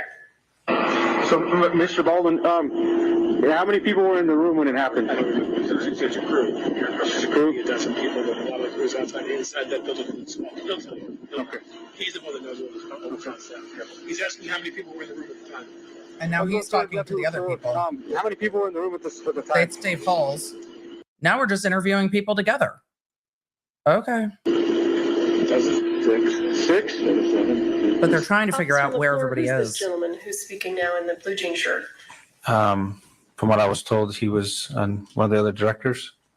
The first AD, perhaps? 6 or 7, I need an answer. I don't know. Okay. So I got one here, the 2 that were injured, that makes 3, and then these 2 gentlemen, 4, 5. So who would be the other 2? Yeah, it's got Ross. More than 6? Supervisor, I keep track of the narrative and how many square. I can tell you who's in the room. Okay. Were you in the room? I was at the door. So they're trying to round at the up door? everybody You gotta who's get in your the church. Do you know whether or not the person in the jean shirt was inside the church and witnessed the incident? I do not know. Okay, why don't you come on over to the back of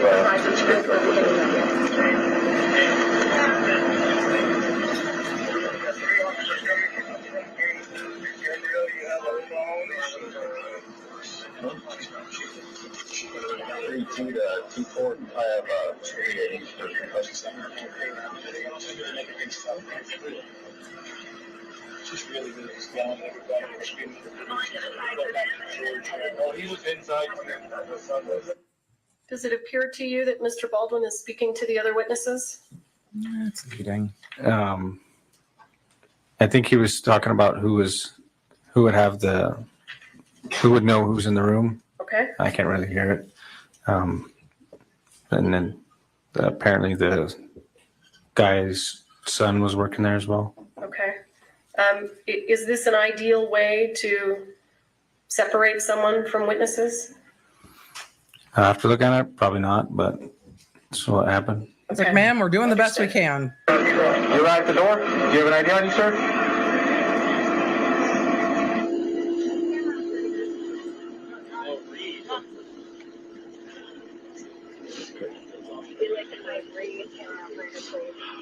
Probably should come in here.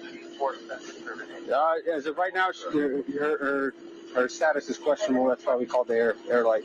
Like, where were you at, sir? I was right behind him. Right behind him? Okay. Yeah, I was right behind him right when it happened. All right. Him who? So just have you guys hang out for me right here. Joel, him, we'll Baldwin. get someone to get your statement in just a second, okay? And then they cleared the gun outside after on his request, and I witnessed them clear it and saw the bullets. Okay. So the one that was missing, the one that fired, we don't know, but all the other ones were proper. They had loads. All the others were Lefleur, proper. Does it seem to you right now that they're talking about the incident? Seems like they're talking about the He's gun that asking. was used in the incident. All right. They were low flames. they had loads of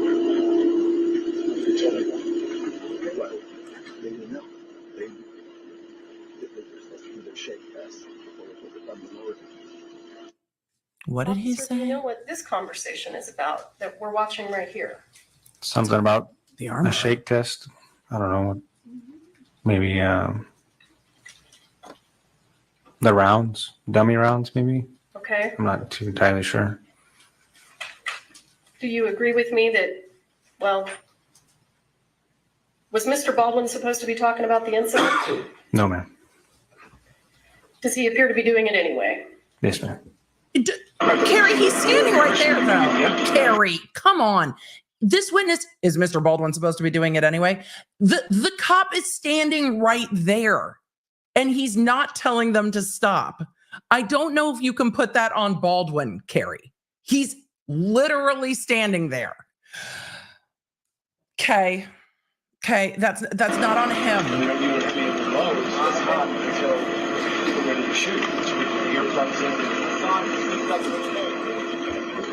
You all right? I'm worried about her. Yeah, well, me as well, but it's just a choice. She's stable now. I think that The body cam is from the officer who is standing there watching them all talk. So to try to blame Baldwin and be like, he's doing it anyway, really isn't maybe the best tactic here because no one's telling him to stop, right? both of them took it on the shoulder. Hers came out the other shoulder. Right, they're all talking about it. All of them. So, shattered. There's basically a rotten to blank, but because I think it was based on the sound of how much ringing I had, I think it was a half. Officer, are they still talking about the incident? Yes, ma'am. And did you stop them? Is there a reason that you didn't stop them since you told them not to? This? I think as time goes on, I tell them to stop. A bit of water. And that's okay. Who knows what else is in the room? My other hand. You were in the room? Effects crew. Okay. Get your ID, sir. That's what I said. I think it was more than 6 or 7 guys. I think it was about 8. You see this gentleman over here on the left? Yes, ma'am. Any reason to believe he was inside the room at the time? I'm not sure at this point. Okay.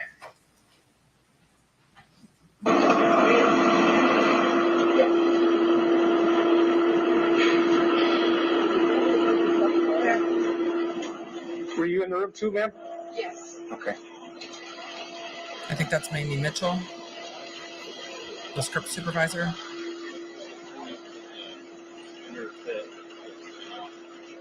Oh, that.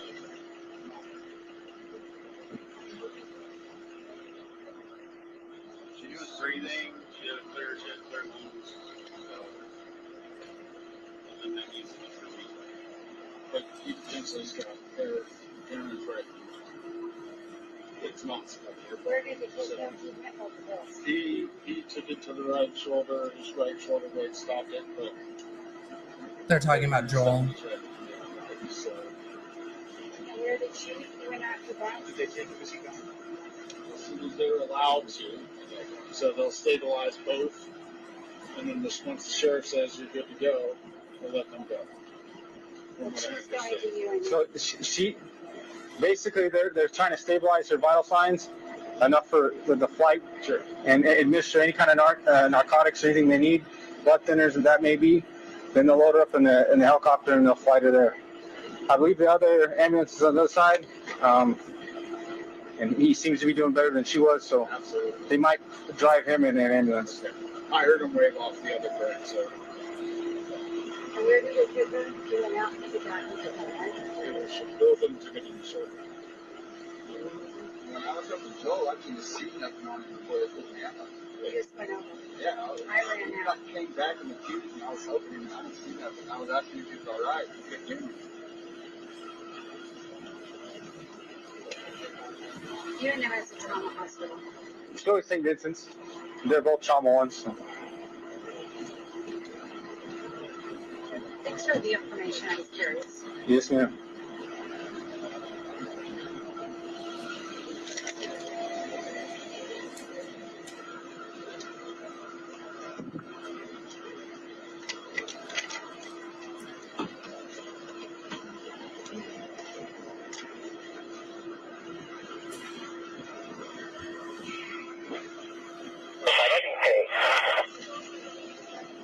I'm gonna step away and call my wife. Yeah, no problem. I got more Alec.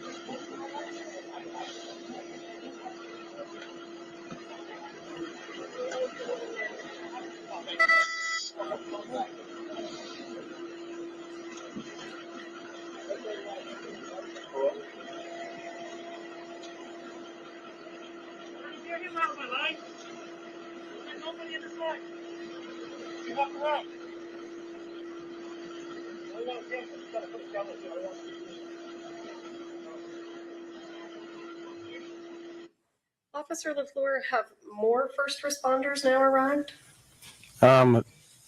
Off to your right, you can see. There it is. Off to your right, you More can cars. see more patrol units showing up.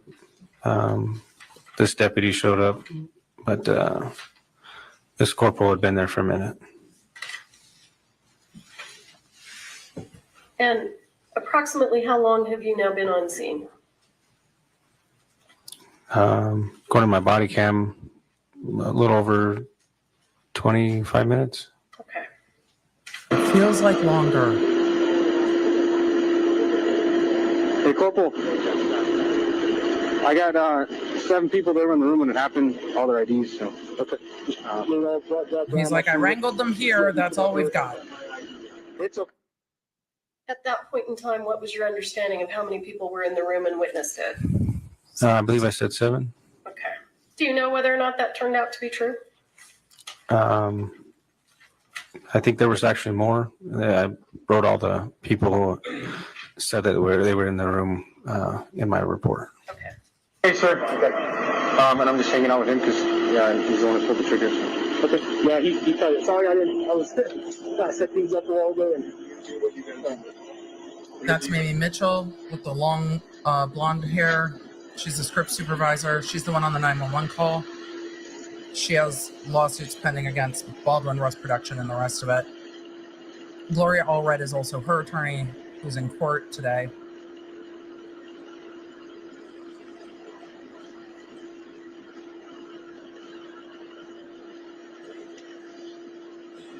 What are you smoking?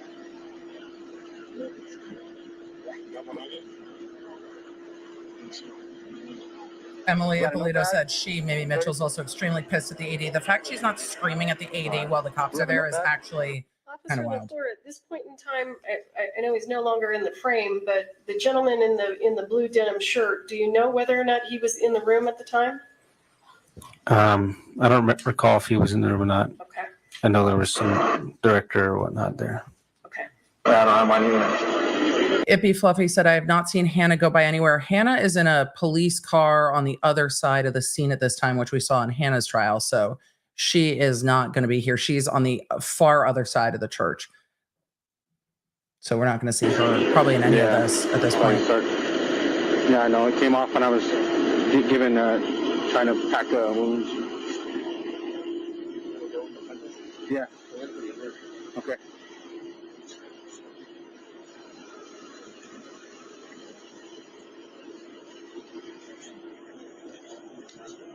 Looks like Baldwin and Dave Halls are talking.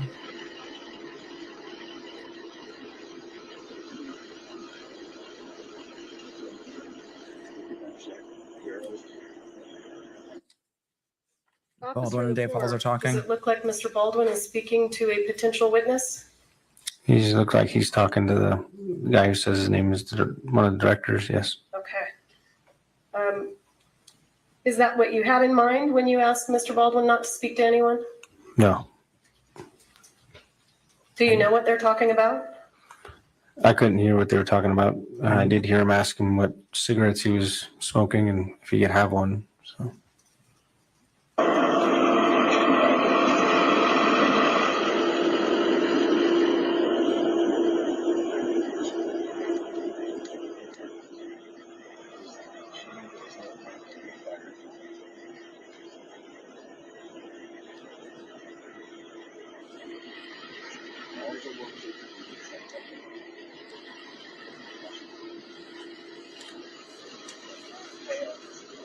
Definitely has a bunch of loose cards in there. Oh, geez. All right. Or do you want to just try some things about? No, because I'm going to be writing quite a bit. Everybody's in the room. I mean, I have my phone on me. Yeah. It's all right. I'll just, yeah, I'll write it down.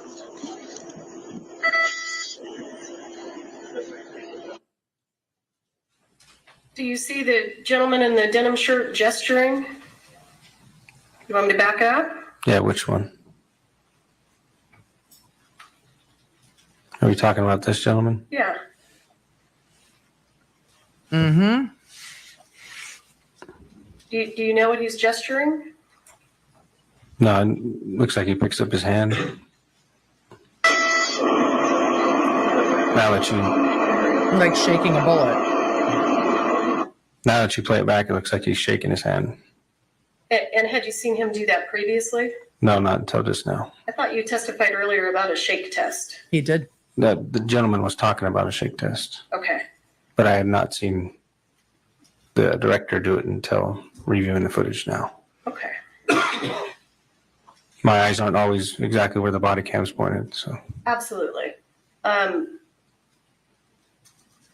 When you tell people not to talk about the incident, do you have an expectation that they'll follow your instructions? Ma'am, Yes, ma'am. he's Does it standing. look like they're following your instructions? No, ma'am. He's standing right there and not stopping it. Okay. He's not really enforcing that boundary. Officer Lefleur, I'm going to stop the video there. What else did you do on scene that day?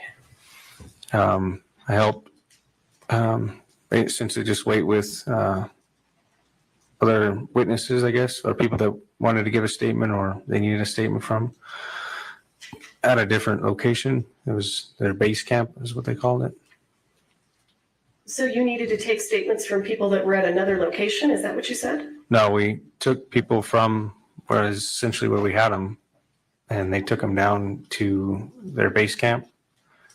And that's where they started interviews. Who? And the people that you take to base camp, are those the same people that we see here in the video? I believe so. Those people, and I don't know how many people they ended up interviewing.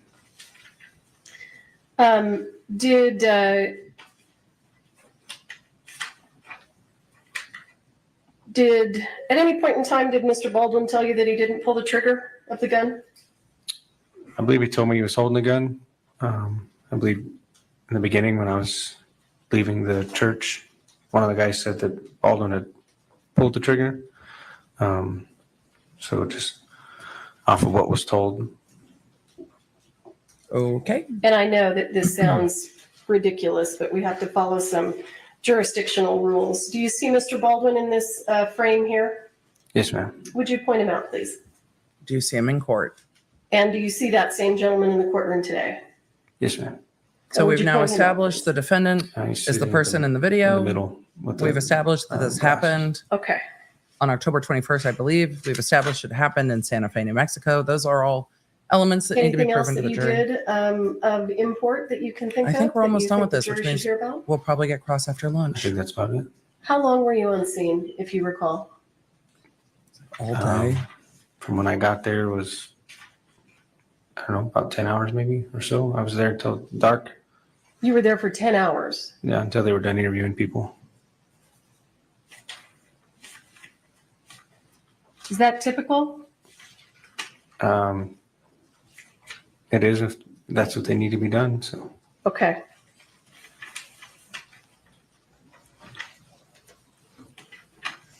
Post-it notes. Your Honor, just for the record, we would ask that the record reflect that Officer Lefleur's identified the defendant. I don't know if you needed to do that, but Thank you. I'll pass the witness. on to cross-examination.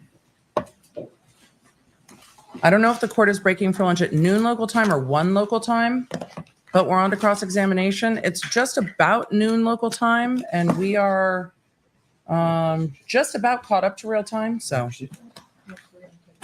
Sorry, Mr. Spiro. Oh, sorry. he said, "May I proceed?" And the court said, Always fine when the court interrupts me.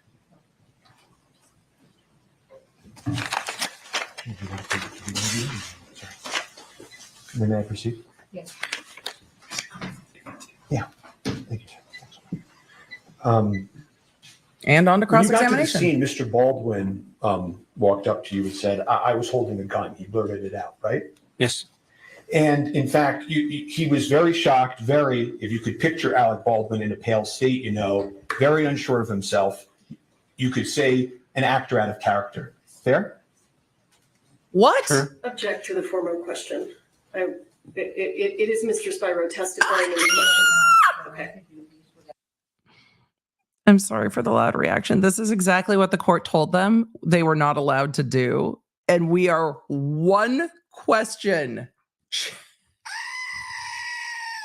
We are one question into cross-examination, and the court you will approach before you say anything out of your mouth is already fucking out the door. And we've already got the prosecutor being like, but Your Honor, this form of the question, blah, blah.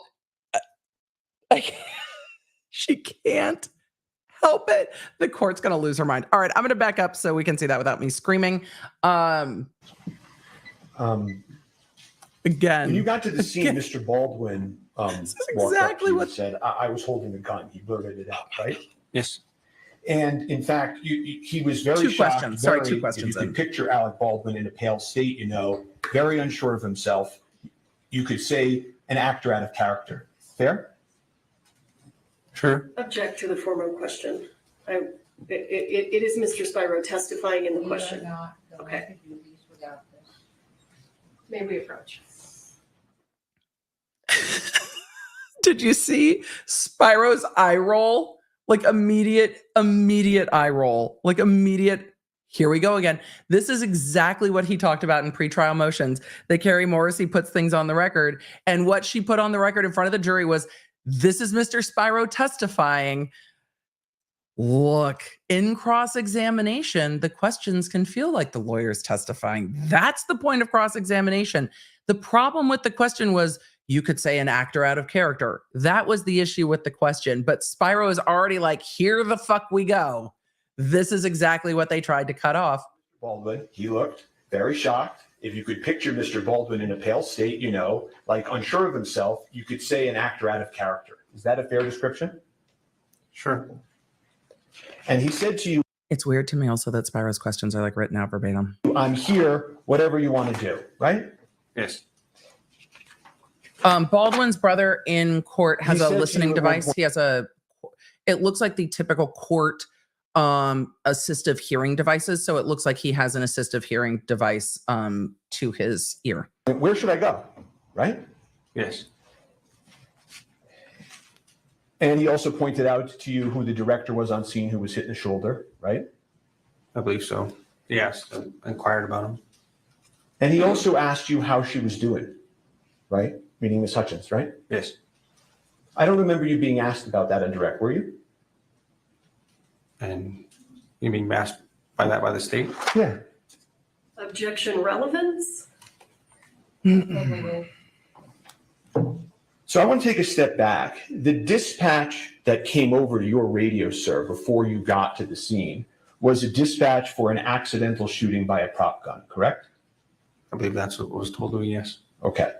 And you've testified to that previously, right? Yes. Okay. And the dispatch report, you know that you received that wording, accidental discharge, several times, right?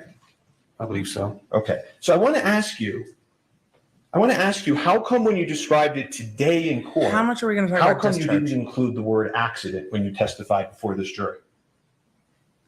I'm not one to say if it was an accident or not. Just there to Say what happened. initially respond to it, and then the detectives determine whether or not it was an accident. Well, sure, but every other time you've been asked about this, you've said it was an accident. And now today at the trial of Alec Baldwin, when you're talking to this jury, you left that word out. Isn't that true? It's a good question. Not intentionally, no. Did you meet with the prosecutors before you testified here today? Just briefly in the room outside for them to tell me who was in order of what witness. It's a You've good question. discussed your testimony previously with Ms. Morrissey, correct? Before today? Just in a pretrial interview, yes. We've talked about your lapel that was on. It's true, right, that the lapel is actually mandatory, Yes. right? And so they came to the officers, passed a law, and told you had to wear your lapel, right? Yes. And the way it works is it secures all of these statements, and when you're done wearing it for the day, you go back to the station, you log it in, and then it exists, right?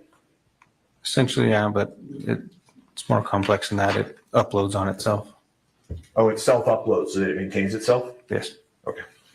And we then, Actually, you it's then probably talked a little better. bit about the securing of the scene. And you talked about crime scene tape going up, right? Yes. But as you just told this jury, at the time, you don't know whether this is an accident or not, right? Yes. It's not like a crime scene tape is some evidence of a crime, right? Whether it was an accident or a crime scene is still essential.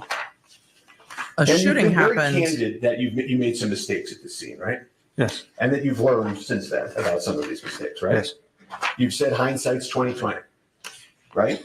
Yes. And you can Monday morning quarterback decisions, but you made them in the field, right? Yes. Okay. And you've said that based on your training and experience, you know that if witnesses are left to speak to each other, they can taint each other's memories, right? It's not the word he used. That's the word And I use. sometimes that's incidental and accidental, right? Yes. And sometimes it's purposeful, right? Depends on who's there, yes.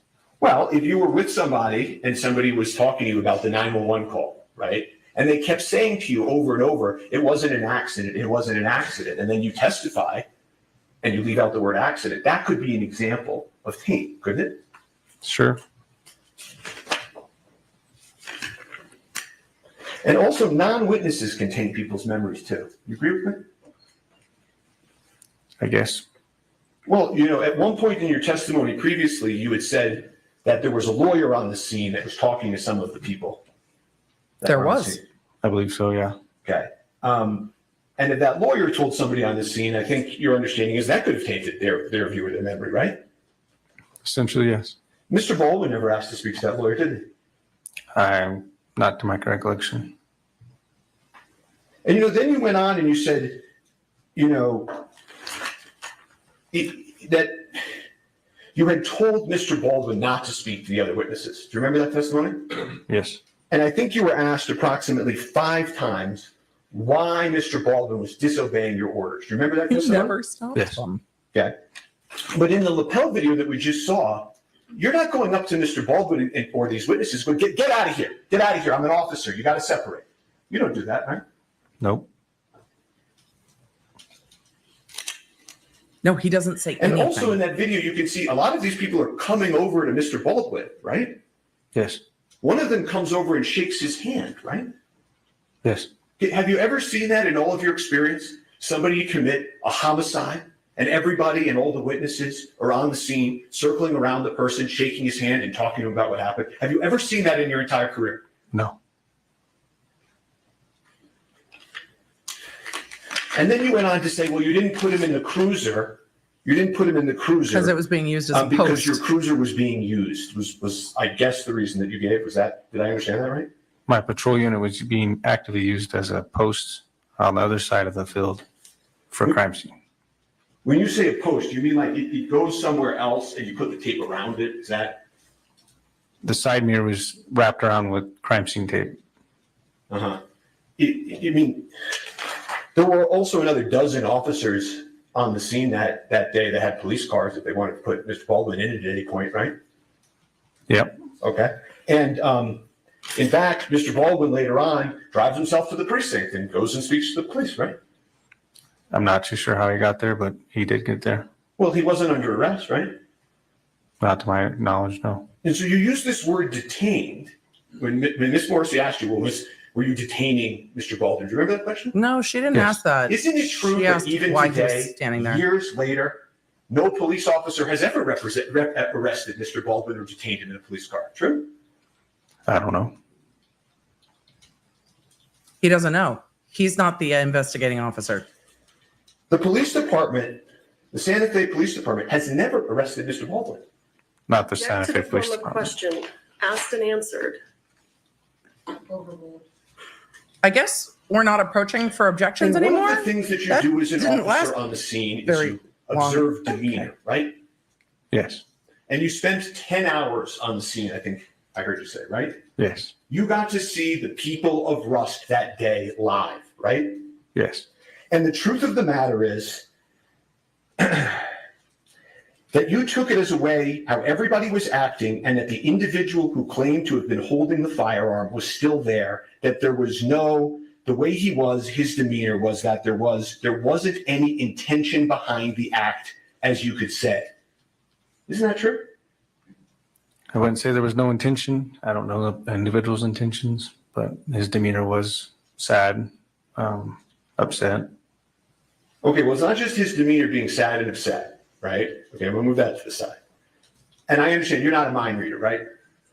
Correct? Yes. Okay. All you can do is Can look you at the imagine people and look if? at Can how you they're gonna react. imagine if this witness was just like, actually, I'm a spiritual witness? I'm just waiting for it to happen. But this witness's demeanor didn't change during cross, which I guess is refreshing from our last trial. And make your own judgments, right? Yes. Okay, and you do that as a police officer to try to figure out how to interact with a scene. True? Yes. Okay. He's reading previous testimony, Isn't it true that the way you took it, how everybody was acting and that the individual who claimed to have been holding the firearm was still there, that there was the way he was, his demeanor was that there wasn't any intention behind the act, as you could say. Isn't that true? Again, the wording you're using, I wouldn't say I Okay. had any clue of whose intention was what, but he was sad and upset. Okay, well, let's play. I'm going to play his statement to that effect. Can we cue that up, please? Whose statement? Your statement? This officer's statement? Whose statement are we He's saying playing? He didn't say that he did. I'm going to impeach him. Why are we just? You want me to clarify that? Yeah. Okay. Oh, great. Are you claiming that you didn't say that?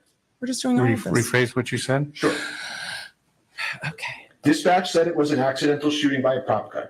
So I didn't know if there was any. I took it as the way how everybody was acting and that the individual who claimed to have been holding the firearm was still there, that there was the way he was, his demeanor was that there wasn't any intention behind the act, as you could say, Again, I wouldn't say I knew what his intention was. I understand that. What I'm asking you now. Did you say that? Did you in fact say those words that I just asked you? At what time? The Gutierrez or PTI? Yes. He's like, I don't May know. have. Okay. You don't deny saying that. No. Carrie's just saying shit. There are times where my neurodivergency strikes even me of how oh, Jesus, there are giant turkeys in my yard. Sorry. There are times my neurodivergence strikes me, but the lack of following courtroom protocols really sets me sideways. I realize that might not be the same for people who are more neurotypical than myself, but the lack of courtroom decorum and procedure it puts me on edge I just can't. I just can't. So for all of you who are just like, Emily, why? I can't. It really fundamentally ruffles me. Like there's rules and I can get very rigid about those. And Carrie is just like, what the fuck ever. I will try to get a picture of the turkeys, by the way. I just can't. It's ruffling all of my feathers. Hold on. I'll get a picture of the turkeys. They're going to approach. I'm going to zoom past the approaching before the turkeys just, oh, there's babies. I'll get a picture of the turkeys in a minute. We're going to zoom. If you read, Ask you. All right. There we go. One more time. I'm just going to ask you, did you say that statement that I read? if you're reading the statement and it says my name next to it, then I more likely said it. I just don't recall when. Yeah, that wasn't planned. I literally squirreled with the turkeys. Squirrel.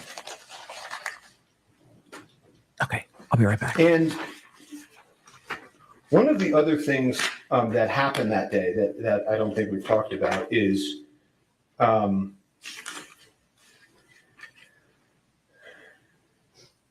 you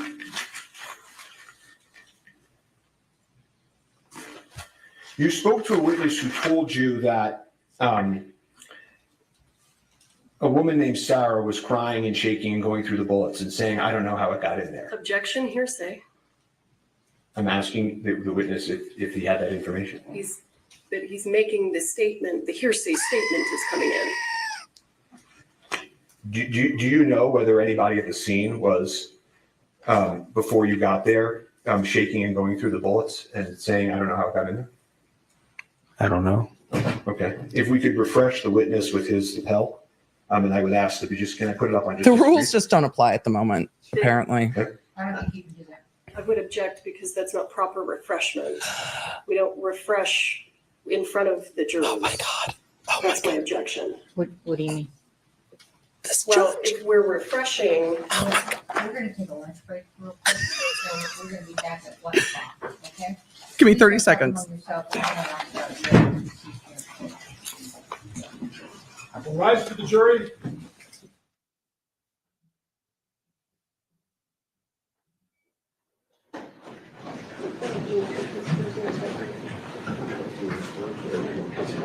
How fast is the judge going to yell at them? Is the judge going to just tell them immediately that this is exactly what she told them not to do? Because this is exactly what the judge told them they couldn't do, and immediately we're here. All right, you're excused. You can move over. And this thing is a battery and counsel approach.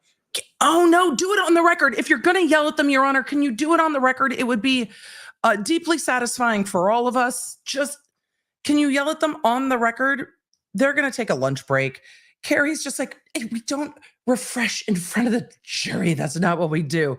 Yes, actually, you do. You don't read it out loud. You approach with it. But the jury's out. I really want to hear what Carrie has to say. I'm fascinated. Also, I will put these on, well, probably on Instagram and in the app, but I will absolutely give you the turkey photos. I really want to hear the judge yell at them. But okay, here's turkey photo number 1. I don't know how much you'll be able to see turkey and turkey baby, but there's turkey photo number 1. There are 2 turkeys and 2 babies with the turkeys. So that's what's going. It's Animal Kingdom in my yard today. It's one of the things I absolutely love about where I live. So turkeys in the yard, hanging out. So probably because the squirrels knocked all the bird feed onto the ground.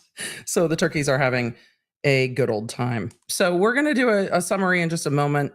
I'm going to wait and see how long they are going to be there. But look at the turkey. Look at the turkeys. So I moved from a place where our wildlife was basically raccoons that were smarter than me and had no terror and no chill. Skunks that also literally would flip your car and yell at you and then flip you off and insult you and your mother, and like crows and pigeons and seagulls. And that was it. So I really love having a whole lot of like other varieties of wildlife. It thrills me. You also know how much I love my birds and the bird feeders. So with all of that distraction, let's talk about what happened this morning. And then we're on a lunch break, apparently. Well, at the lunch break of the very first day of the state of New Mexico versus Alec Baldwin, the judge's rule about objections has gone fucking flying out of the window. The attorneys yeeted it with a force that I have never seen, because all of a sudden, Carrie is just like, whatever, Your Honor, objection, counsel's testifying. We've already lost the plot on this, and there were rules. People, society has rules, but the rules in this courtroom are not strongly being enforced by the court at this moment, though she did say, we're going to send the jury to lunch, and I'm going to see the attorneys at sidebar. I imagine what she's saying at sidebar is, this is exactly what I told you I didn't want to happen, because then they had a whole colloquy on the record about how to refresh a witness. And Carrie's like, well, Your Honor, this is, oh my God, that turkey is directly outside my window. Hold on. We're doing the thing. Hold on. Literally staring at me. That's not the music. I scared myself. That's the music. Wait, hold on. We're hunting turkeys. Oh!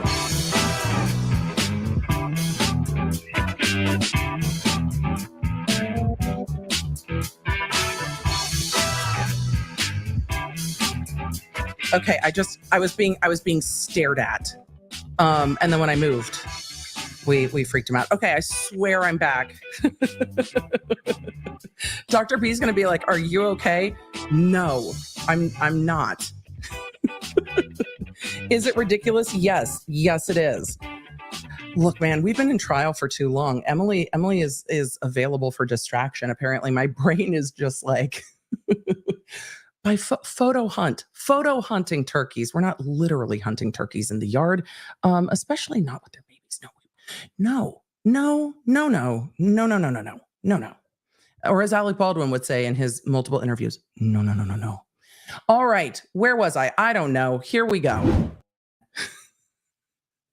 The judge has pulled the attorneys to the bench, probably to tell them exactly what she was trying to get them not to do, which was have these back and forth colloquies in front of the jury, which is exactly what the defense made motions about and is exactly what the fuck is happening. Witness 1, cross-examination question 2. And we've already got Carrie giving full speaking objections. It's absolutely wild. This witness was the first witness in the case against Hannah Gutierrez as well. I don't remember him coming across as so unsure and kind of soft-spoken, but we got into a lot more of his body cam footage of what happened after the shooting in the church. It gave a sense for how small the church is, how chaotic the scene is, the fact that Baldwin and Dave Halls and others are talking. And while Carrie Morrissey seems to be trying to indicate, or at least that's how it felt to me, trying to indicate that Baldwin wasn't following police instructions, that officer's standing like right the fuck there and not telling them to stop talking about the case or the incident. So I don't personally put that on Baldwin. And if I were the jury, I don't know, you guys tell me how you feel about it. I don't really look at that as like, oh, Baldwin's not following instructions. I really look at that as everyone's in shock and that officer is not enforcing what he asked them to do. It's a chaotic scene. It is incredibly loud with the truck that sounds like a generator truck right there or the light truck right there. And it seems like everybody is just sitting there going, what is happening? And trying to figure out what happened, which is exactly why you want to separate witnesses, because they're trying to figure out what happened, which means when you interview them, you don't know if you're going to get what they remember or what they remember being told. And after an event that is kind of chaotic and traumatic, it's really hard for somebody's brain to parse out, I was told this or I saw this. But I don't put that on Baldwin. The officer isn't doing it. So I think trying to make it look like Baldwin's doing something wrong maybe comes off as a bit of a reach and a bit disingenuous to me. It doesn't seem like they're trying to do anything nefarious. It seems to me, honestly, like they're all sitting around going, what just happened? And anyone who's been in a situation that's kind of chaotic, I think that that's the natural human instinct of what just happened? What did you see? How did this happen? How are we here? And I don't think that's really on them. I think that that's on law enforcement, but law enforcement also seems like they're like, what just happened and what is happening here and isn't enforcing it. It's why they should be separated, physically separated out, so they can't do that. And there just weren't enough officers to do that. So I don't, again, think that that's on Baldwin and the way that the questions sort of imply. So we'll see what happens when we get to the rest of cross-examination after lunch. I'm going to answer some questions before we take the lunch break. I was talking, so I didn't hear what the court said when she'd come back from lunch. Chat, I'm sure you'll let me know, or Miguelina, my producer, will let me know. But it's just, it's going to be interesting. And the fighting in court is all like the snap is already happening. And I'm really surprised it went off the rails so quickly after the court on Monday said this is not what we're doing, like at all. It's wild to me. So we're going to answer some questions before I go grab some lunch. And then when court is back from lunch, we will be back live here. We will send 2 different kinds of updates in the app to see which one notifies you faster. We do have a lot of law nerds in the app. I love the law nerd app. We have had some issues with notifications. We are working through them. Trust me, the way my team is on the phone with developers all the time to make sure it works well for you. So we're going to send 2 different kinds of notifications. So if you get binged with all of the notifications, that is why we are trying to make sure that we get them to you when I am back from lunch, when court is back from lunch, and give you kind of an idea. But I don't anticipate taking more than about 20 minutes when I take a break just to run to the restroom or whatever. But we're going to answer some questions before we get there. So that's what we're doing. So let's see what's going on with Q&A. Thank you. Let's see. Paula asked Emily, why do the rules not apply to the not so friendly prosecutor? They do apply, but she just fucking ignores them. And I think that's because Carrie Morrissey is used to being a defense attorney, and defense attorneys can push a little bit differently than prosecutors can. But when it's the prosecution, it feels heavy-handed. It feels a little more, I don't want to say schmarmy. It feels heavy-handed. When you are the one seeking to put somebody in prison, you are the one that needs to play by the rules. The prosecution not playing by the rules isn't the same. When it comes to the defense, I even think juries give a little bit more latitude to the defense attorney because they understand their job. The defense attorney's job is to provide a vigorous and a zealous defense for their client. So even sometimes when defense steps out of bounds, it's generally seen as they're doing their job for their client. When the prosecution steps out of bounds, it's like, you're the government. What are you doing? You're not just allowed to flout the rules. Or it can almost, if jurors have a sentiment that's like the government's heavy-handed anyway, it can almost reinforce some of those natural impressions, and it's not good for the prosecution. In court, the prosecutors need to go, in my opinion, and I think I'm a little more critical of the prosecution often because that was my job. So it's like any job you've had. Did any of you guys ever work in retail or food service? I worked in retail for a long time, and when I go into retail establishments, there's times I'm like, I know you can do the thing. Why aren't we doing the thing? Sometimes it's easier to be more critical of the job you've had, right?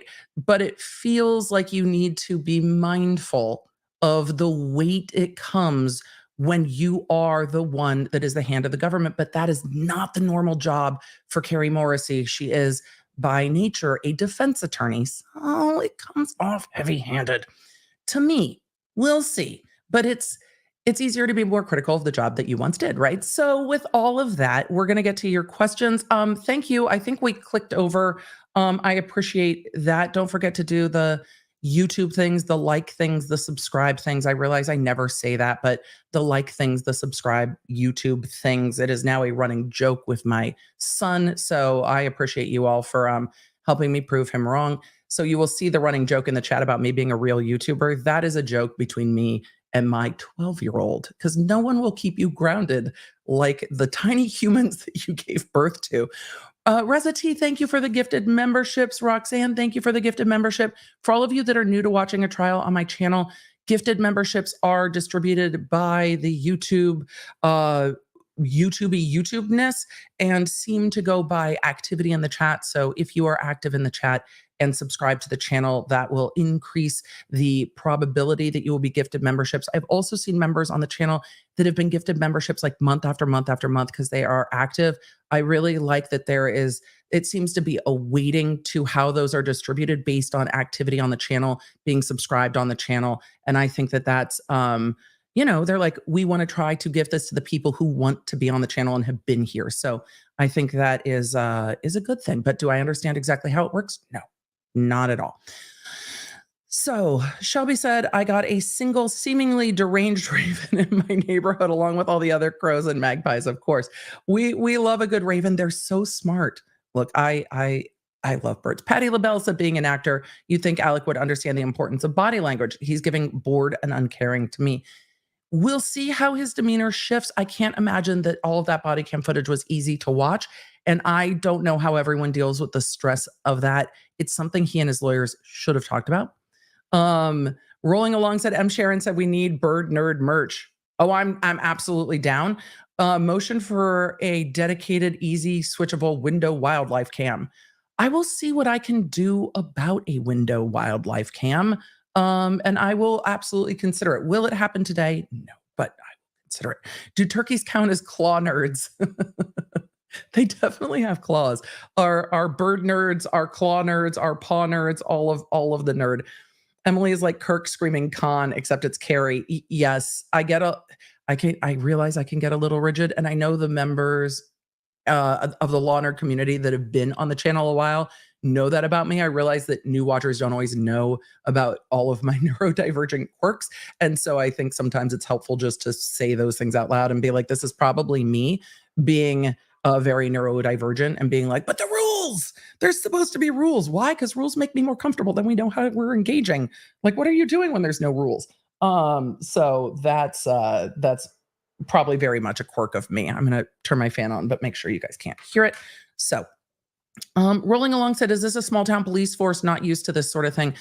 Rolling Along, I don't know if any police force would be used to this type of thing, but they have never handled a shooting at a scale like this with so many acres, so far from town, so many people on set, such an open set. This was a new thing. We're going to hear more about that as we get into all of the testimony. We saw that in the Hannah Gutierrez trial, that there were very few officers on duty, and they are dealing with a very large, very out of the way film set, and they'd never had that. Rosati said, we had a turkey vulture in our backyard the other day. I quickly checked my pulse. They're huge. The turkey vultures are huge. When you see the shadows going across the landscape, you're like, wow.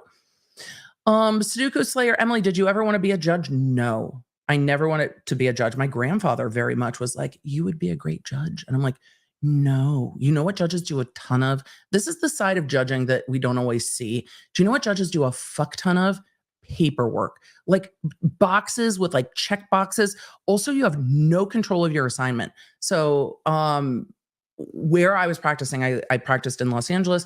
Judges can be elected or appointed, and they can take you out of a criminal career and put you in a civil court. And the civil attorneys are like, the fuck did you just do? This person has not done a damn thing in civil in 15, 20 years. What? So awful. The amount of detailed paperwork would make my ADHD scream. I also have a face that has closed captioning, and that is not always judicially appropriate. So no, I did not want to be a judge. I liked being an advocate. I love being a courtcaster with y'all, because I'd want to run commentary with sitting on a bench. I would sit there watching the attorneys being like, you sure you want to ask that like that? Okay, go off then. I love doing this, but being an advocate gives you a little bit more control over your cases. Being a judge, you're the referee. I mean, some people want to be a referee. I didn't want to be a referee. I think being on the field or commentating is where I'm meant to be, if we're going to go with a lawyer's sports analogy. So I'm happy. I'm very happy with doing this. This is amazing. And I generally have control of my time in a bit better way. Not always. We're still not on time. Emily, were you on time to court? Mostly. Did I like practicing in courtrooms that are like, we start around 9:30-ish? Much better. Much better. But there was a judge who used to look at me every time I walked into his courtroom, and we got along quite well. But this fried him and was always a struggle for me because ADHD and time blindness. But he would look at me and be like, Miss Baker. I'm like, good morning, Your Honor. It's lovely to see you. You look wonderful today. I love the tie. He's like, Miss Baker, lost time. The only correct answer to that is, and I will let you guys know in the chat, Stephen said, hey, what are rules? Where's the line? Why have laws? Yeah, right? Judge needs to overrule the objections, fuck around and find out. The judge needs to be like, approach. Miss Morrissey, approach. That's what the judge should have done. Miss Morrissey, approach. She should have snapped at the prosecutor immediately. Immediately rules her out of the window. Like with the swiftness I've never seen. Lyndon knows the answer. Lost time is never found. Yep. And I absolutely feel it. I absolutely feel it.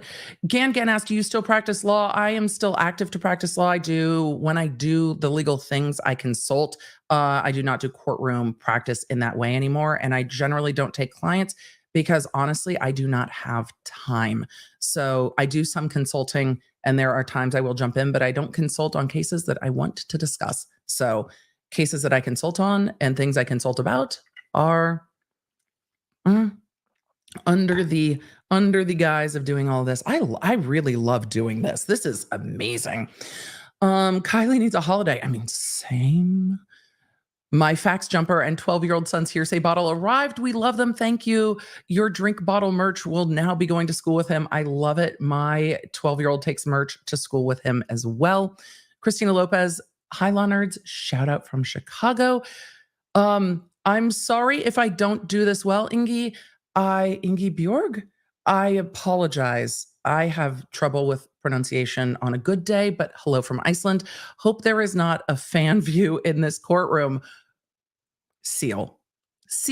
The worst white balance I've ever seen. Like the worst white balance I've ever seen. The worst white balance ever. Everyone's skin tone looks off.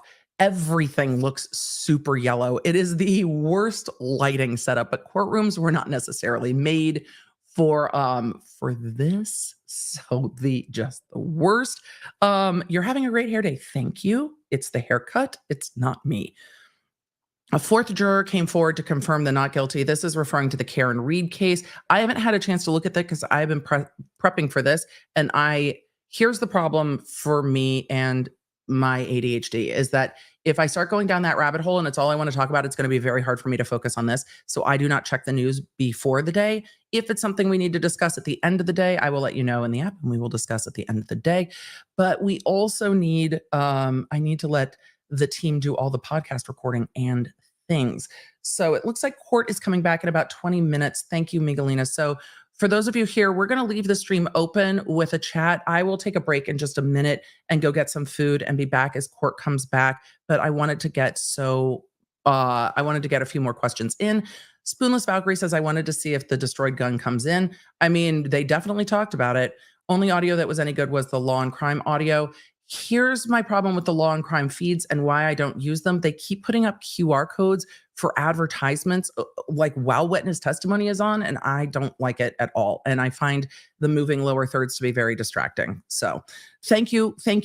But that is why I don't use their feed.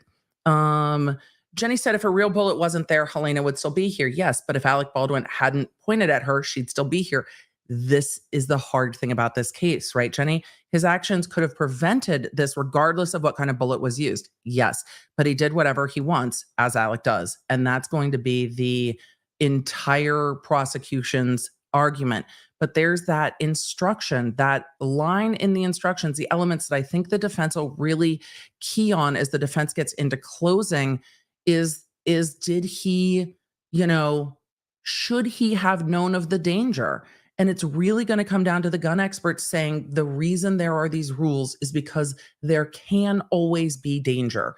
Guns can have things lodged in them. They can have debris in them. Even if it's a blank, it can fire projectile debris. So there are all these rules and he should have known. And that's why there's all the rules. And he's very experienced. And we're going to hear Alec talk about being the most expertiest expert in guns that ever experted. And he's done all of the Westerns and he's Mr. Western movie guy because he can't stop telling law enforcement how much he knows. And I don't when we get to should he have perceived the danger, his own statements are going to be used against him with he should have known of the danger because he knows everything about guns and gun safety and weapons on set. So, Ketzla said, watching from Oz, how did a live bullet get on set? I'm going with, for fuck's sake, I'm going with FFS. I know nothing about this case trial.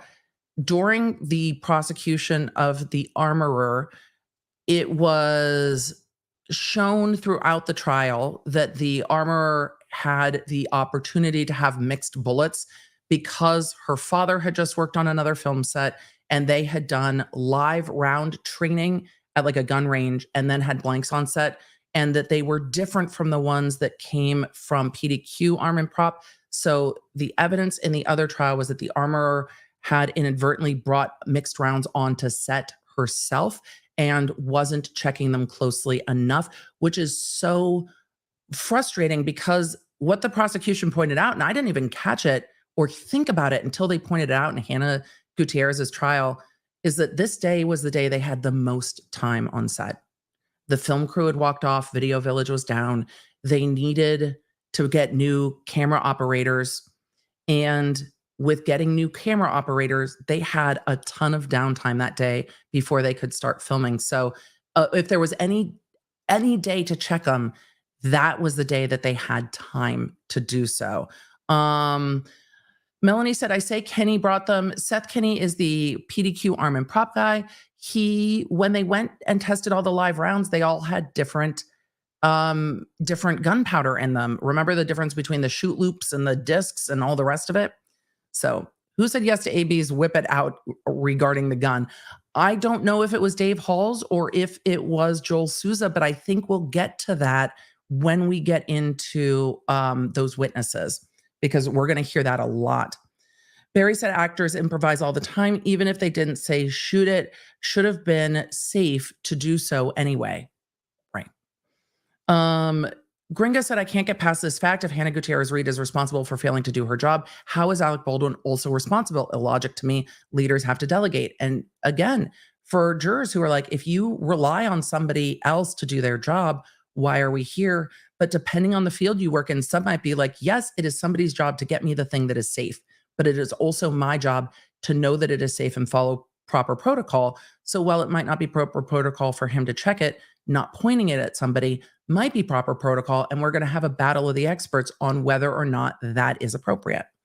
So we'll see. Expert armorer said in the Hannah Gutierrez case, check all the rounds and once found a live round on set. You can't expect an actor to check everyone else's work. True. Imagine if a CEO had to check before signing a contract. They rely on the lawyers. And then if something goes wrong, the lawyers also get sued, right?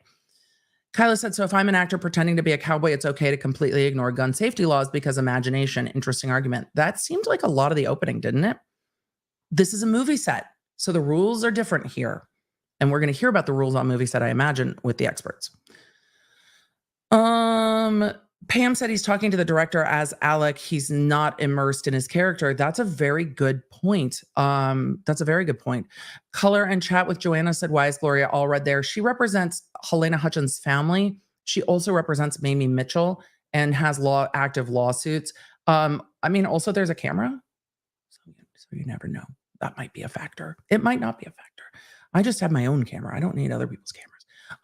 It's TJ Talk said, watch you because you are exactly how you are. A lot of you have said that. Can I shout out my YouTube? We dogs discussions generally don't do self-promotion in the chat because it gets out of control and has gotten out of control in the past.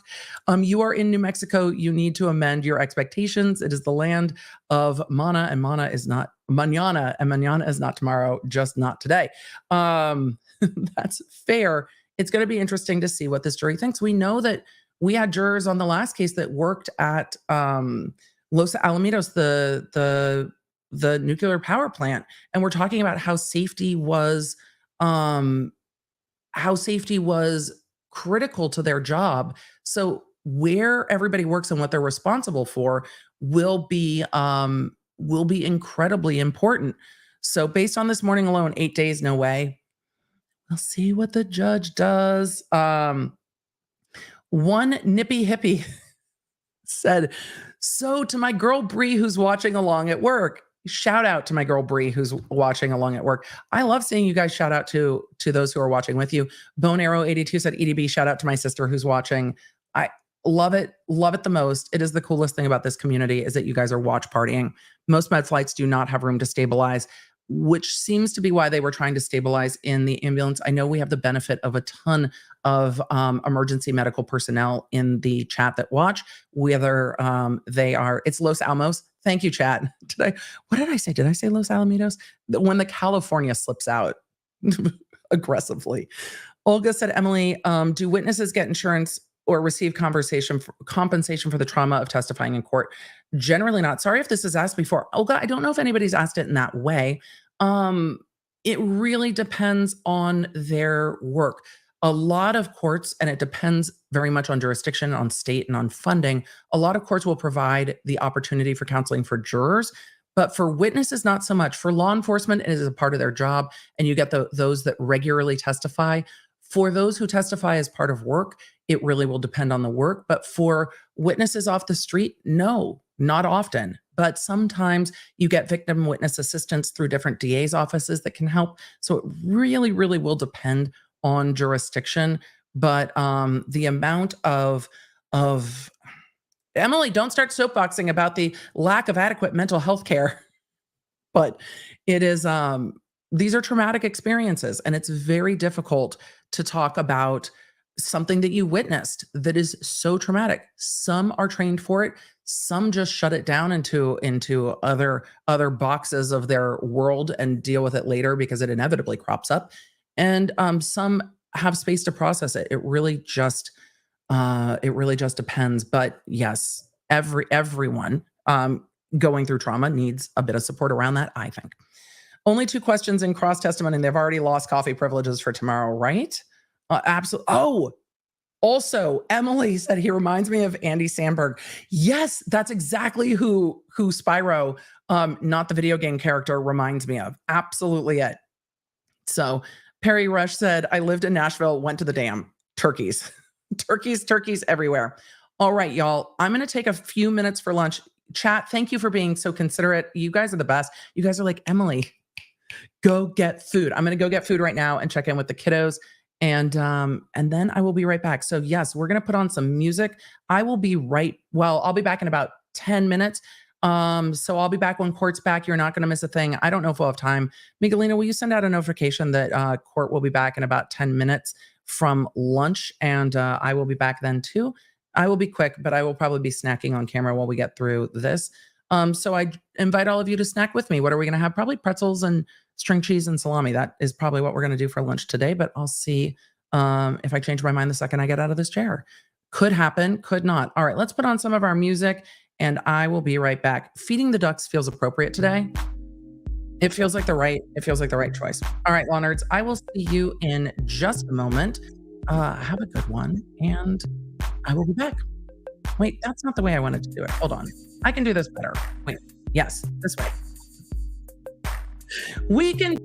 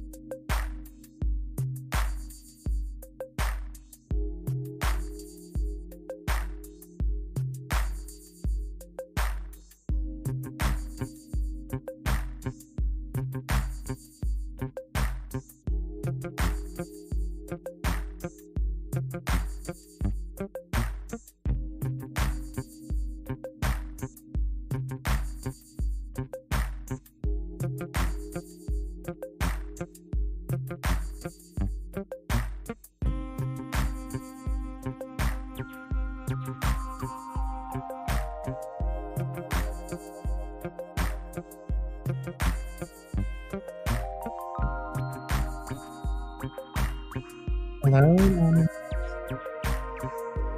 Welcome back. I feel like I need the chime that they use to like end a yoga class, like with the little like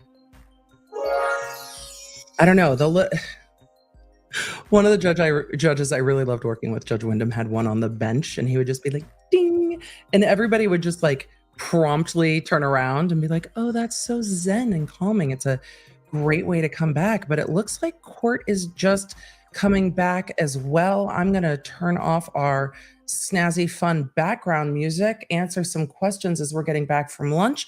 Let me know what you had for lunch, what you maybe are still having from lunch, unless in your part of the world it is not lunchtime, and then, just all of the things.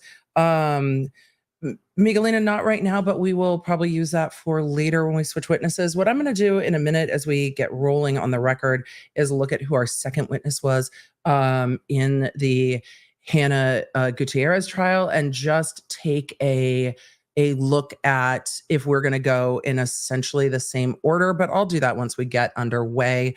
Have I eaten yet? No. What did I grab for lunch? Look, you don't come here for nutritional advice. This is what I grabbed out of my refrigerator swiftly. I grabbed protein brownies. These are amazing and locally made here in Nashville. I really enjoy them. So they are brownies, but they are also protein. So, balance. Cheese, because also balance. And my kids ate all the pretzels. So the Fritos, but from Trader Joe's, and some green juice, even though my oldest took all of the ice. So that's going to be delightful. And then for ultimate balance, just in case it's that kind of a day, we've got the tahini gummy bears that are a beloved favorite. So with all of that, I also learned from the last trial that what I needed was a roll of paper towels on my desk. So we're well prepared today. We're well prepared. Well and truly prepared. But normally I like this to be icy. Today it's not icy. Smurfana said I still can't find those tahini gummies. I don't know how much they are on Amazon. I have found them locally at Target, depending on if you have Target nearby, but I have also found them on Amazon. They are Snack Club. This company used to be based out of my old town where I was living. This used to be based out of El Segundo, California. I think they have since moved their headquarters, but fun facts about Snack Club. So, Miguelina, yeah, let's go ahead and end the poll. For those of you who asked, which opening did you find more persuasive? 62% of you said prosecution, 38% of you said defense. And I know that some in the chat said neither. I still want to know more. And that is also good to know. So remember, in this case, we've got two court reporters. They are sitting in different spots because there is also live transcription happening. Yes, I have seen Snack Club on Amazon. I should probably add it to my Amazon store so that it's in one place. Carrie said there's Carrie in those glasses again. She definitely uses them as a prop. However, I feel for Carrie. I've gotten some new glasses lately. You'll see me in my new readers at some point. I'll have to switch them out because we got new readers as well. I kind of feel for Carrie because there are definitely times I have to pull my glasses on and off to see, depending on whether we're looking near and or far, but they are a slightly lighter tint. So depending, how will you know which glasses Emily chooses? Honestly, it's going to depend on my eye bags. And also these are a bit more reflective, which kind of frustrates me because I have to move my lights, but I like both, but these are a bit of a fainter Erlen tint. But yes, I get Carrie taking off the glasses to see and then putting on the glasses to see and then taking off the glasses to see, because literally my life, depending on what distance I'm trying to see and what glasses I need. What's so weird is I have to switch back and forth. Which glass? Should we try the other glasses for the afternoon? Maybe we will. These are my computer glasses, and then I have outdoor glasses. It's gotten complicated to be, to be a woman of a certain age. My phone, here's the problem, truly, is I was not blessed with height. My little brother was. I was not blessed with height. So my arms are now too short sometimes. Or if my arms are not too short, I cannot see in the distance. It's absolute life. So it is just life. For those of you asking who is in the back in the black jacket, white shirt, that is Hilaria Baldwin, Alec Baldwin's wife, and co-star of his upcoming reality TV show. So there's that. Kenzia said, do you have information? There are 2 court reporters for sure, because I'm a CR and there doesn't need to be 2 for them to provide real time. There is an official transcription, and then there was somebody doing real-time transcription hired by the defense. So there were 2. They talked about it quite at length in the pretrial motions, and where the reporter hired by the defense would sit, different than the reporter that is the court reporter. So that's where we're at. Sylvette said, speaking objections, who knows? Just who knows about the speaking objections? Who knows about the speaking objections? Cicely said, Hillary, I generally try to go with the name people ask to be called. So when Hilaria wants to be called Hilaria, I'm going to call Hilaria by her name the way I would call anybody else by the name they asked to be called. So, well, there are different implications with Hillary telling everyone she was Hilaria. That is a ship that has sailed a minute ago. So that is a whole different conversation, but we will talk about that. Either way, I just try to go with the names that people ask to be called, because I think that if they're asking to be called a name, then I'm going to call them that name. It doesn't bother me any. So that is why. Even with Rachel Raquel, when Rachel Raquel switches names, we'll just switch names. So it is what it is. It's good to see what you guys had for lunch. Susie said, I had ramen. That sounds really, really good. Jessica Pinky Mingo said, why is the lead detective sitting at the prosecutor's table? Have you ever seen this before? Yes. In every case I've ever tried, the lead investigator sits with the DA.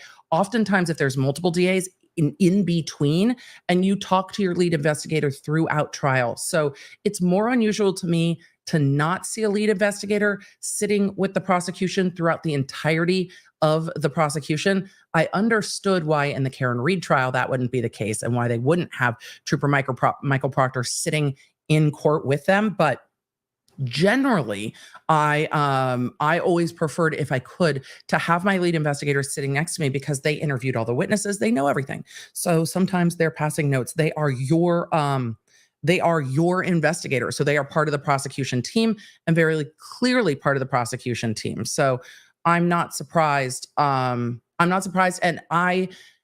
again, in Los Angeles, that was more common than not, unless it was like a 2-day trial or a misdemeanor or whatever, when your lead investigator just couldn't. But on serious and large cases, your lead investigator will be there in between, generally, the 2 prosecutors for the entirety of the case. So let's see. With all of that, Jessica, of course, not a problem.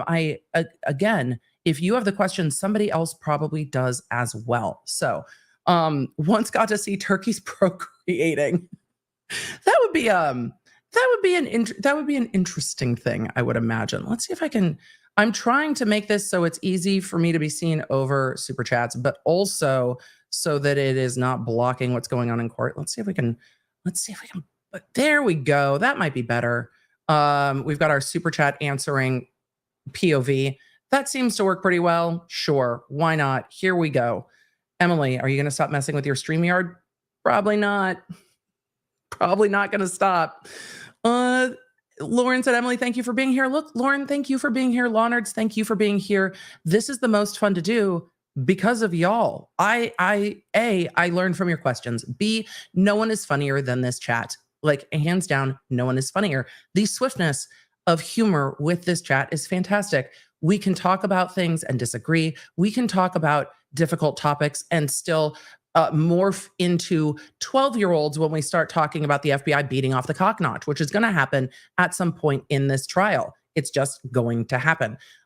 Crystal said the defense attorney is very handsome. I can't unsee that he is Andy Samberg. I can't unsee it now. I can't. It's not going to happen. Stacy said had spicy and sweet tuna and crackers for lunch. Sounds good. Lauren said Chat is Bay. Chat is Bay. I love seeing you guys here. Your Honor said Tahine gummy bears. Oh, yes. Tahine gummy bears. Is any of my lunch sponsored? No. Should it be? Probably. I just love them. I absolutely fucking love these things. Snack Club has a whole line of Tahine goodies, and the gummy bears are great. There's a watermelon ring that is great. There are like corn nuts that are great, though that's probably a proprietary name. There are so many options. Also, I didn't realize Dr. B and I have been married a very long time, and there were things I did not realize, which is Dr. B and I did not always have the same work-life experience. So when I put Tahine on watermelon this summer, it broke his brain. He's like, what are you doing? I'm like, oh, I had coworkers that literally put that shit on everything, like Frank's hot sauce. Like Tahine went on everything. I don't know if this is a particularly SoCal thing. I don't know if this is a Southwest thing, but I had coworkers that put Tahine on literally everything, including mango and fruits. And when I was a kid, I would go to Alvera Street and there were handmade lollipops that were watermelon lollipops coated in Tahine. And the way they were my favorite fucking thing in the world. Darling said it's a Mexican thing. This is why it's a Southern California thing, because the influences where I grew up were mostly people from Mexico. So that doesn't surprise me at all. It's literally everything. So it becomes Southern California culture. Well, SoCal used to actually be part of Mexico, but anyway, what other conversations. But Alvera Street had watermelon lollipops coated in fucking Tahine. And we would go on field trips. Oh, so fucking good. So fucking good. So fucking good. And Tahine on every fruit. I have not found something it's bad on. Tahine on corn, amazing. What is Tahine? Tahine is a like lime chili seasoning that you can buy at the store, but it literally looks like this little bottle there, but it is a lime chili seasoning. It is not too spicy. I am not a super spicy girl. Tahine is flawless. It is unmatched. So Daniel said any candy with tamarindo. Yep, amazing. So it's just amazing. Tahine and chamoy. And that's, I think the lollipops had chamoy underneath and then Tahine on the top. So, amazing. I've seen, you know, when you coat like a margarita glass with Tahine, so good. Objection, EDB, it's subtly spicy. Yeah, well, for me, it's about my threshold. It's not spicy at all. For me, I am spice intolerant. So Tahine is my level. So it is mouthwatering. It is. I saw you guys talking about micheladas. God, it's going to make me hungry. Gina V said it's more sour than spicy. I think that's very fair. Also good on the side of a margarita glass. Good on everything. Tahine is Bay. Dolly said, now I want Tahine on watermelon. Try it. It'll change your life. Also good on pineapple, mango. You can literally put that shit on any fruit. It's going to be amazing. I can't think of a fruit that it would be bad on. So what's going on in court? The judge is probably yelling at the lawyers. So probably yelling at the lawyers. That's probably what's going on. So what, you should try it on Sour Patch Kids. Oh, Sour Patch Kids with chamoy and Tahine. Oh, that sounds good too. Look, Tahine on everything. So, all right. We're going to be getting back into cross-examination. We would read defense 8. I like the gummy bears better than the mango rings, but I like the watermelon rings. 911 dispatch. So. Okay, is your witness going to recognize it? Or is it by stipulation? It's by stipulation. It's by stipulation. It's already been admitted. It's already been played. Page 6. Back to court. Publish it to the jury. So they were talking about the 911 call. But defendant's 8? Is that 8? Defendant's 8 is admitted. You may publish. Spoiled Sprites Spirits said Walmart has Tahine popsicles. Emily, are you easily distracted by food? Yeah, snacks are everything. You guys have the best ideas. Okay. I need to see if there is a low sodium Tahine. So we have seen. Yes, we filed our exhibit list first. Okay, so you do letters. So it's the X8. We filed our exhibit list first. He's just smiling at the jury like, he's on the record. Can we have sound? Can we have sound? Can we have sound? Can we have sound? Thank you. All right. Lindsay said, I just love a good Bloody Mary with tahini. Look, I would too, but allergic to tomato. But it sounds amazing. I'm here for it. I know. The attorney is just like, there's this page. I can't see the page at the bottom. There's nothing you can do when you're the lawyer that's like the other one is the problem. Okay. You can just let them know the other one's the problem with your face. Do you see how it says accident, accident, accident? We're finally back to questions, maybe. And it looks like this court reporter has real-time transcription going as well. Yes, sir. Okay. And then I would ask this looks like the MDT log. Exhibits 9 and 10, which is now I and J. Exhibits 9 and 10 that it was entered into and played at opening by stipulation, and it asked to play and enter them and play exhibits I and J.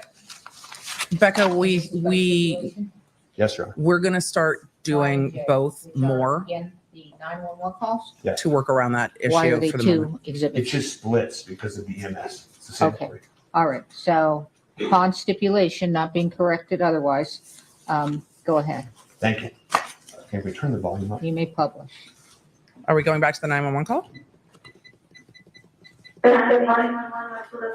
It's all I have. We need an ambulance out at Bonanza Creek Ranch right now. We've had 2 people shot on a movie set accidentally. You said someone was shot?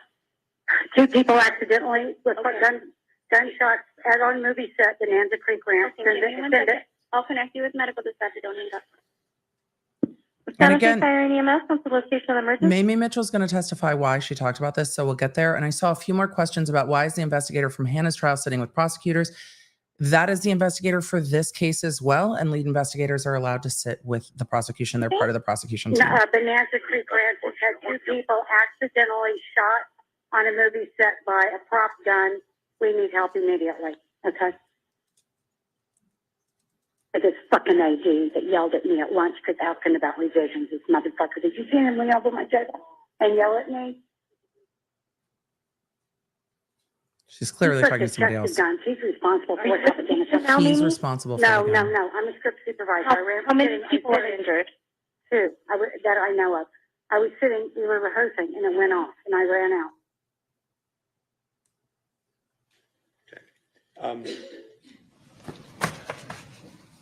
You heard some language, and then that the first assistant was supposed to check No, the gun. the Did you hear fucking that? AD. No, the fucking AD. Let's Yes. just call him by Okay. his name. Did you hear anybody on the 911 call mention Alec Baldwin at all? No. I asked you before we broke about a prior statement.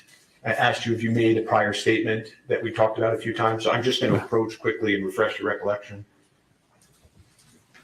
And this is November 30th, 2023. Your pretrial interview, Officer Lefleur. And I'm just going to ask you to read down here. Your Honor, and again, Mr. Spiro is testifying as he's handing it to the witness. Just identify what the document is and then. The judge is just allowing it. Okay.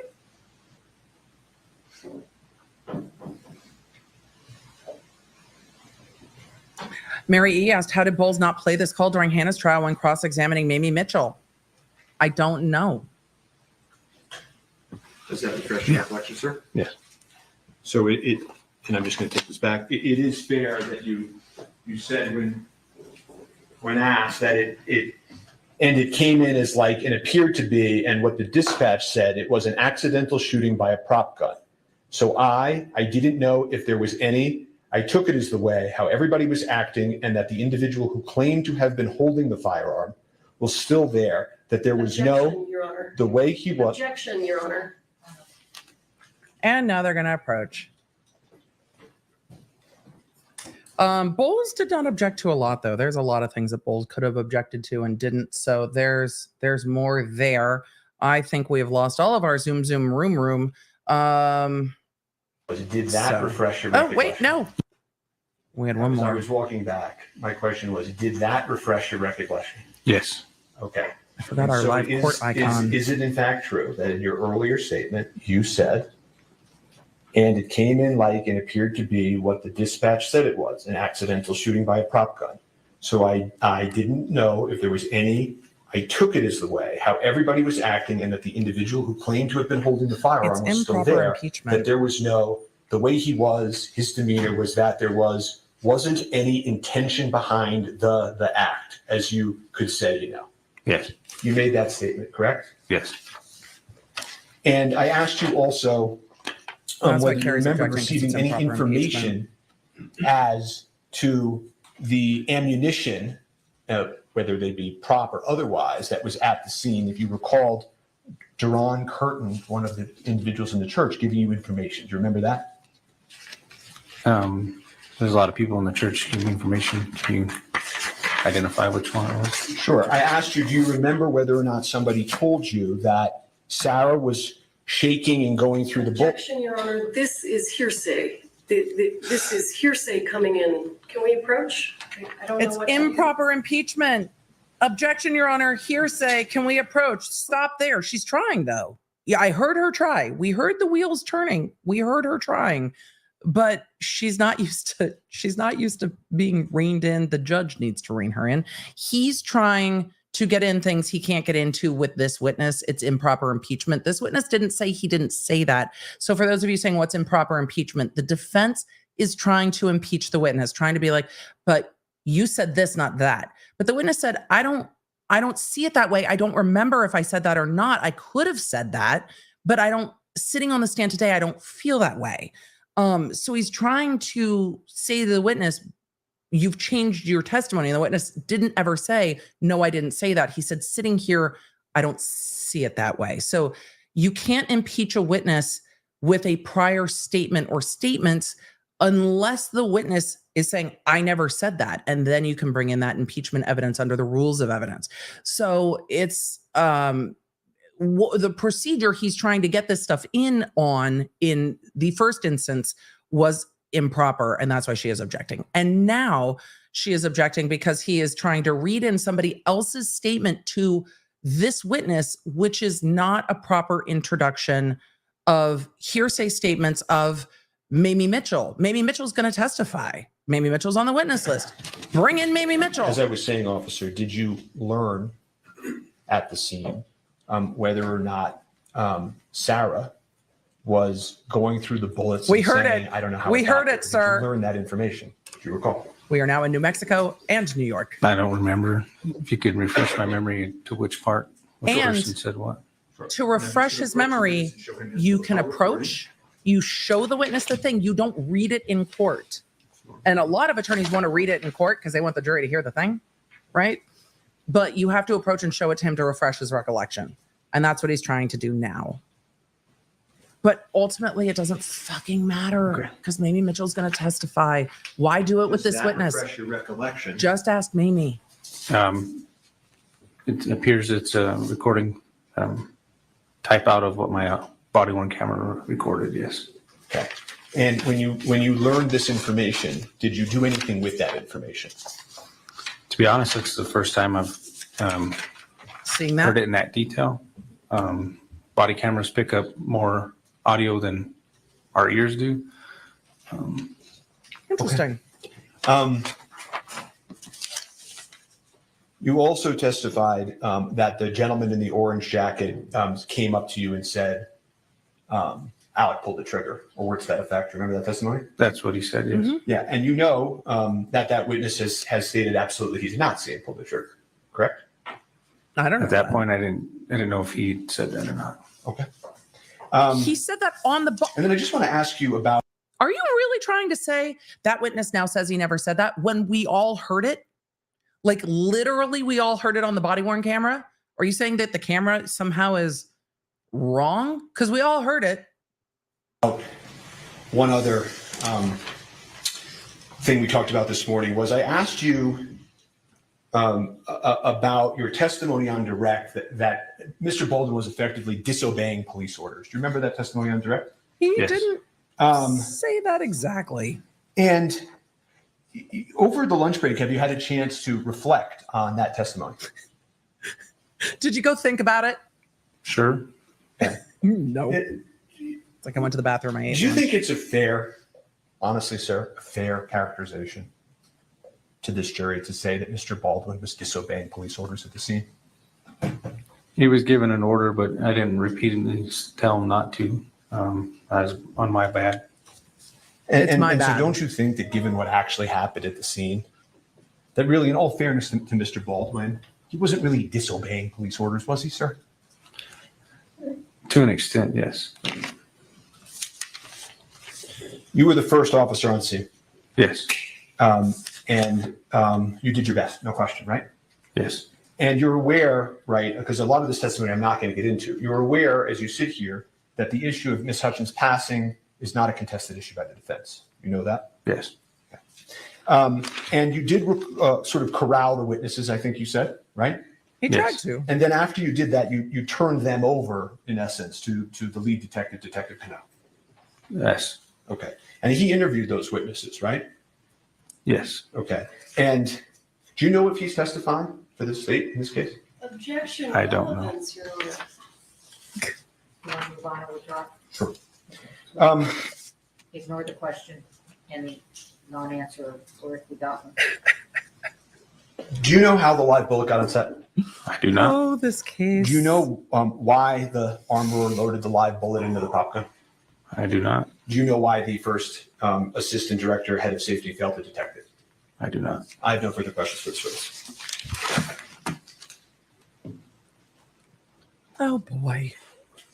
Cross-exam. The spiciness. This is redirect. The court said cross-examine. Carrie said it's redirect. Because it is redirect. You know what? Let me do this. Where is the defense exhibit DX? Where are the exhibitees? Bring the exhibitees. This is H, yeah. Okay. I just have to relabel them. Okay. I should relabel them, not you. There are 3 copies. Oh, can I zoom? The thing is, the more that Carrie Officer Morrissey Lefleur, let's gets under Baldwin's skin, Emily, zoom to pause. I don't know. Yes. The more that Carrie Morrissey gets under Baldwin's skin, I think it becomes increasingly likely that he wants to testify. And I think at the beginning, we are at the first witness. I think you can see it on his face that he's already annoyed with her because she has kind of gone after him the way that the defense has gone after her and her filings. So there is now a history of him being annoyed. And I think part of her strategy is to poke the bear enough that he absolutely wants to testify. She wants him to seem explosive in court. And so some of her behavior is going to be based on that, because not only is she trying this case to the jury, but she also knows who her defendant is. And she is going to try to play him as well. I did a lot of fraud cases. Fraud defendants have a very particular type of personality for the most part. A lot of them think that they are the smartest, bestest person in the room. And so needling at that a little bit tends to come to a point where they can no longer sit silent and are going to have to explain to all of you people why what they did is fine. And that generally is the end of their case. So when you have defendants that lean into needing to prove something, it can be very interesting to see how this all goes. So I think there is a little bit of needling here as well. Look at it, and he's annoyed. Okay. Some of y'all are annoyed. There's times I'm annoyed with her. But if we're annoyed with her, imagine how it feels when you're the target of it. Right? A lot like Murdoch. Did I a speak lot with like you Murdoch. this morning about the testimony you were going to give? No, ma'am. I feel like she's a very stern third grade teacher in this. Is it just me? Is anyone else getting disappointed teacher vibes? Because I feel like I'm being yelled at. Is that just trauma? Is this just a trauma response from me? It might be, but I feel like I'm being yelled at all the time. Did Ms. Johnson speak to you this morning about the testimony you were going to give? No, ma'am. Some of you are saying I'm getting principal. When was the last time someone from the prosecution spoke to you about the testimony you were going to give today? I don't believe we've talked about the testimony I was going to give, but just about the pre-trial interview. So you mentioned a pretrial interview. So let me ask you, do you recall when your pretrial interview was? Would it refresh your memory if I showed you a copy of the transcript? Yes. May I? That's a good point, Amy.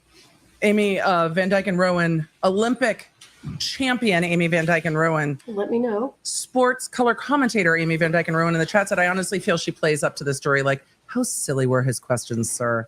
That's a very fair when point. was your pretrial interview? In May.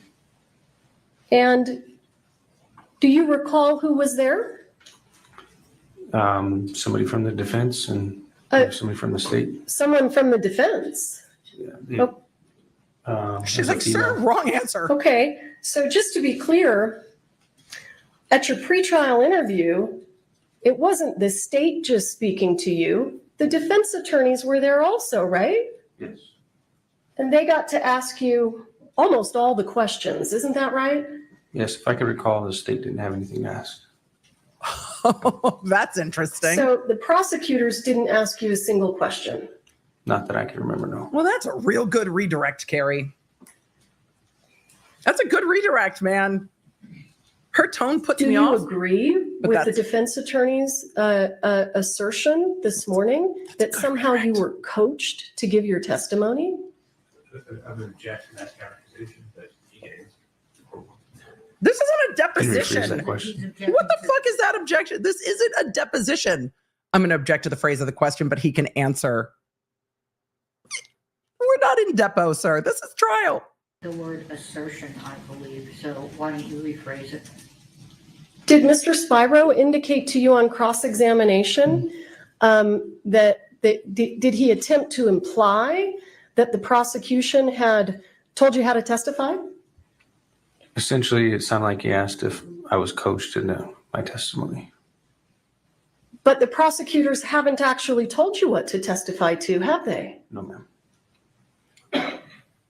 This poor officer, who is a newer officer and was a very new officer when this all went down, seems to me like he is being asked to testify between warring parents. Like, it feels like mom and dad are fighting, and he's like, please don't ask me anymore. Like, I'm waiting for him to be like Sutton and just be like, let the mouse go. Like, maybe it's her tone that shut him down too, that he's just like, I am reliving everyone who's ever yelled at me. And maybe that's his demeanor, that he's just like, her demeanor has just shut him down too, the way it's shut us down. But yikes. It's not you, sir. You just have the body cam footage. You showed up to chaos. You were new. And you've said, if I did it today, I'd do it better. You were asked several questions on ask. cross-examination about the statement that you made that it didn't seem like Mr. Baldwin intended to commit the act. Do you recall those questions? Yes. Do you know what the crime that Mr. Baldwin is charged with? I believe involuntary manslaughter. Which is not intentional. Is involuntary manslaughter an intentional homicide? No, ma'am. Not to my recollection of the New Mexico State statute. I'm surprised they didn't object to that, but okay. Are there criminal offenses that are intentional homicides? I know the answer. Yes. But that's not what Mr. Baldwin's charged with, right? No.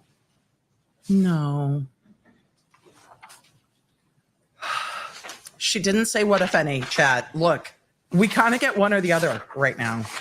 It's a good recross, though, or Officer redirect. Lefleur, when you are speaking to a witness, when you were in fact speaking to witnesses at the scene, you collected their driver's licenses, didn't you? Yes. And what do He's you do when he's you collect the sneezing. driver's license? Do you run it through a system? I put it in our computer system, run it by driver's license in the state. It's easier than name and date of birth. Fair. Is Defendant's Exhibit It's like, H? ma'am, it was chaos. Does that contain information about their driver's licenses?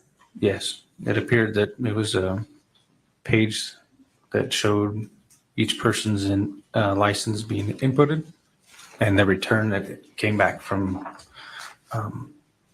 RACC or NCIC. So I'm going to go ahead and show you what is page 3 of that. What do we call it? Is it a CAD report? Yeah, it's an MDT. So let me back up for a moment. What does CAD stand for? Do you remember? I don't know the exact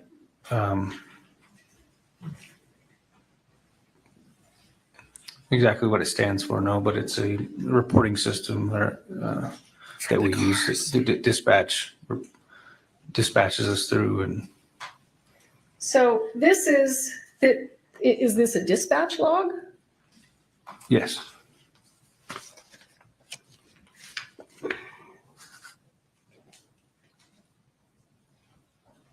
I don't know. What, Haven't I been yeah, saying thank you. MDTs with dispatch the whole time? Danny S. in the chat said computer aided dispatch. Thank you, Danny. I forgot what it stood for too. And I wasn't going to Google, honestly, because I can't type with my janky fingers.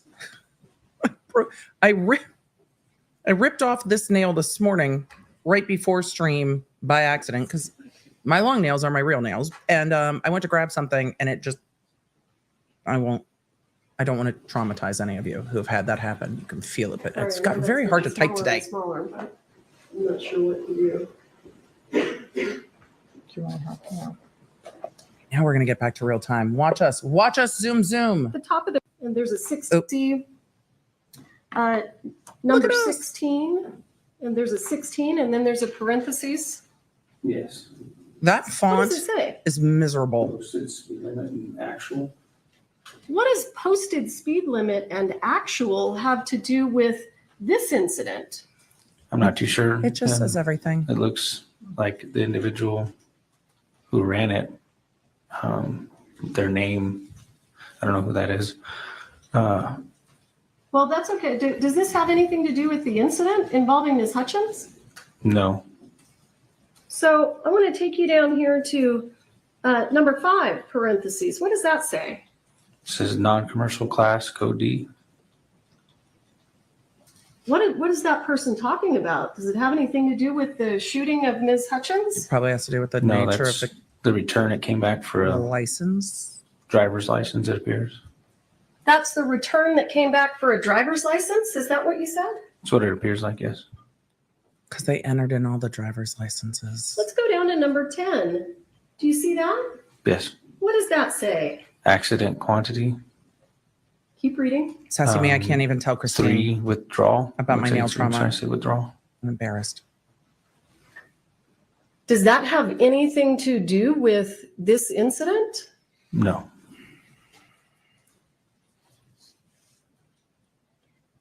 And look, I want you to look down here at number 21. Am I the only one that Do you feels see that? uncomfortable? This makes me feel Yes. uncomfortable. And it's her witness What and I does feel that say? uncomfortable. Of alcohol or drugs. And I think as a defense attorney, she's That probably you're aware of? Does that have anything to do with this incident? No. uses this tone in trial all the time, but it makes me feel like she hates this witness. Let's jump down to number 26. 6. What does that say? Objection, relevance cumulative. We like that nice, concise objecting. Go ahead, sir. Says drinking and driving at 0.0. You brought it in, sir, so now you're stuck with Did it. you read it all? Yeah, per se, I think that's what it's saying at the beginning. Dash drinking and driving at 0.0. then the next line is the blood alcohol content, BAC. Were you dispatched to a DWI? No.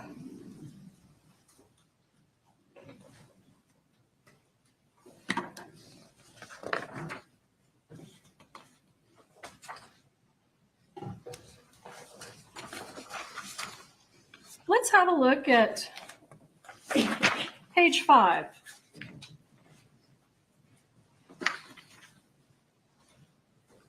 Do you see up here number 23?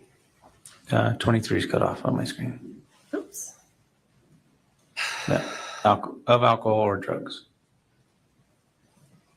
Was this an incident that was related to alcohol or drugs? For y'all asking that what the I'm point aware is, the point is she's trying to prove that the MDT log that the defense is saying, see, it says accident here, isn't directly connected to Let's any jump of down this. here. The if you point is would, that there's to no point. Number 10. Do you see that? That It says accidental quantity 0 and then withdrawal. so that's what's happening. Don't if y'all are like, Does what? that have anything to do with this incident? She's trying to point out that the MDT's saying it's an Why accident. are we seeing that language? Don't matter. It's what It's the just what NCIC return populates. gives our CAD. But it is As getting you can see, it's all cumulative. within the same 1/10 of a second. So it's generated by the computer system itself. Right. It's just kind So of I've now turned the page to page 6. Do you see 10 there where it says 10 parentheses? yeah. Lily's saying I'm Accidental remembering how she quantity saved a 0 lot for withdrawal. cross. She saves a lot for redirect, and it feels like she's crossing when it's Is a that- redirect. She does. Is the word accident reflective of Ms. Hutchins being shot on accident? However, Carrie, you made the point. Carrie, you made the point that the crime that's charged here intends that it's an accident. That's the point of involuntary. Is the word accident So why are we harping in on that this? report? It's not an does it intentional appear crime. anywhere where it's talking about what happened to Ms. Hutchins. No, right here, it's just a bunch of returns. We all get it, Carrie. Liz M said, Emily, did you say they are your real nails? Yes, Thank you for your time, sir. they I don't are. have anything further. They have dip powder on them, but they are my nails. Thank you. This witness is excused. Next witness. Next witness in the Hannah. The state calls, I'm sorry. Were you? We would now move to page 14 of that exhibit. In Hannah's Come in, trial, it come was over here. Lieutenant Benavidez that was next in order. Am I going to keep a log of that trial versus this trial? Only if it's helpful to you. But in Hannah's trial, Lieutenant Benavidez was the next witness after Nicholas Lefleur, and it was more body cam footage of the scene. I really like that the prosecution jumps in with setting the scene. This is what this day looked like. It lets the jury know that when the defense starts picking away at law enforcement didn't do this, law enforcement didn't do that, that you can tell what was going on at the scene. So let's see. I'm going to. Your Honor, the state calls Timoteo Benavidez. Oh, hello, ma'am. I think I speak for the entirety of the Law Nerd chat and perhaps the entirety of the internet. We're real happy to see you and your questioning style. We're real excited. Do you swear affirm under penalty of law? Sorry, Major. Sorry, So no. what's going on? Do you swear affirm under penalty of law that the testimony you'll give in this case will be the truth, the whole truth, and nothing but the truth? I Have think a the seat, talking to changing the up microphone. between the prosecutors is going to be really nice. And I really, really like this Good afternoon, prosecutor Mr. a lot. Benavidez. Would you please introduce yourself to the members of the jury? Yes. My name's Timoteo Benavidez. And sir, on October 21st, 2021, how were you employed? I was employed by the Santa Fe County Sheriff's Office as a lieutenant. And are you still employed with the Santa Fe County Sheriff's Department? I am not. And why not? I retired doing 20 years of law enforcement for Santa Fe County. Well, thank you for your And service, what was your sir. rank when you retired? Lieutenant. And on October 21st, 2021, were you working? Yes, I was. And what were your duties that day? That day I was day shift commander, which entails taking care of Santa Fe County during the day. and 7 deputies we had. How large is Santa Fe County? It's pretty big. It goes from the city limits of Espanola to all the way to I-40 down in Edgewood and to Pecos, and then to the off-ramp to Cochiti. You said you were commander that day. What does that mean? What duties did that entail? I'm pretty much in charge of the county on what happens and responsible for the deputies. How big is Santa Fe County? It covers lots of miles. On that date at approximately 1:48, did you receive a dispatch to a call? Yes, I did. And what was that call for service about? The call of service was on a movie set for an accidental shooting. Okay. And where was that located? It was located at the Bonanza Creek Movie Ranch. Okay. And is that in Santa Fe County? It is in Santa Fe County. Okay. In New Mexico? In the state of New Mexico, yes. Same. And do you recall approximately what time you arrived? I was dispatched about 1:50. I didn't arrive till almost I think it was like 2:20. Okay. Why did it take you a while to arrive? I was pretty much on the other side of the county when the dispatch call came in. Now, when you arrived, do you recall what you observed? Stephen, you're not the drama. When I arrived, there was a security guard at the gate, and he told us that he was gonna drive us into the movie set where the incident happened. Were other deputies already there when you arrived? Deputy Lefleur was already on scene from what I heard over the radio, and I had at the time Corporal Alderete was in front of me, literally in front of me when we got there. You guys remember in the Were there Paltrow case other when first James responders present was when the you attorney examining arrived on witnesses, scene? and we all Yes, there was. There was Oh, thank already you, James. medics Save on us. scene when I arrived. Bertolina. Save us, Were you Bertolina. wearing your police uniform? I was in full uniform, displaying my badge of office at the time. And were you equipped with a lapel camera? Yes, I was. Are you familiar, or were you familiar with how your lapel camera works? Yes. And how does it work? As soon as I activated my lights and sirens, my lapel goes off right away, and it starts recording from as soon as I activated my lights and sirens. And how long does your lapel camera record? It records until I stop it or until it runs out of battery. And how does your video that's captured on your lapel camera uploaded? How's it preserved? Do you know? Yes, at the time it's uploaded. We, as deputies, we don't have no control how we show up to the sheriff's office and it downloads automatically from our, I take off my lapel, I put it in a docking station in my unit, and everything downloads into the sheriff's office room servers. Okay. On October 21st, 2021, did your lapel camera capture what you observed when you arrived on scene at the Bonanza Creek Ranch? Yes, it did. I am very ADHD distracted by the gold What did you do with your glasses lapel camera on the after woman in the you left audience with scene? the tan jacket because I love them. When I completed my duties on that scene, so I put good. it in my docking station, which is also a charger, and I proceeded to the sheriff's office so it could download. Now, have you viewed your lapel camera video since October 21st, 2021? Yes, I have. Yeah, during the other And trial. in fact, did you view a portion of it this morning before you testified? Yes, I did. And did I show you State's Exhibit number 5 earlier this morning? Yes, you did. And what was that? It was pretty much the beginning from when I activated my lights and sirens to the end.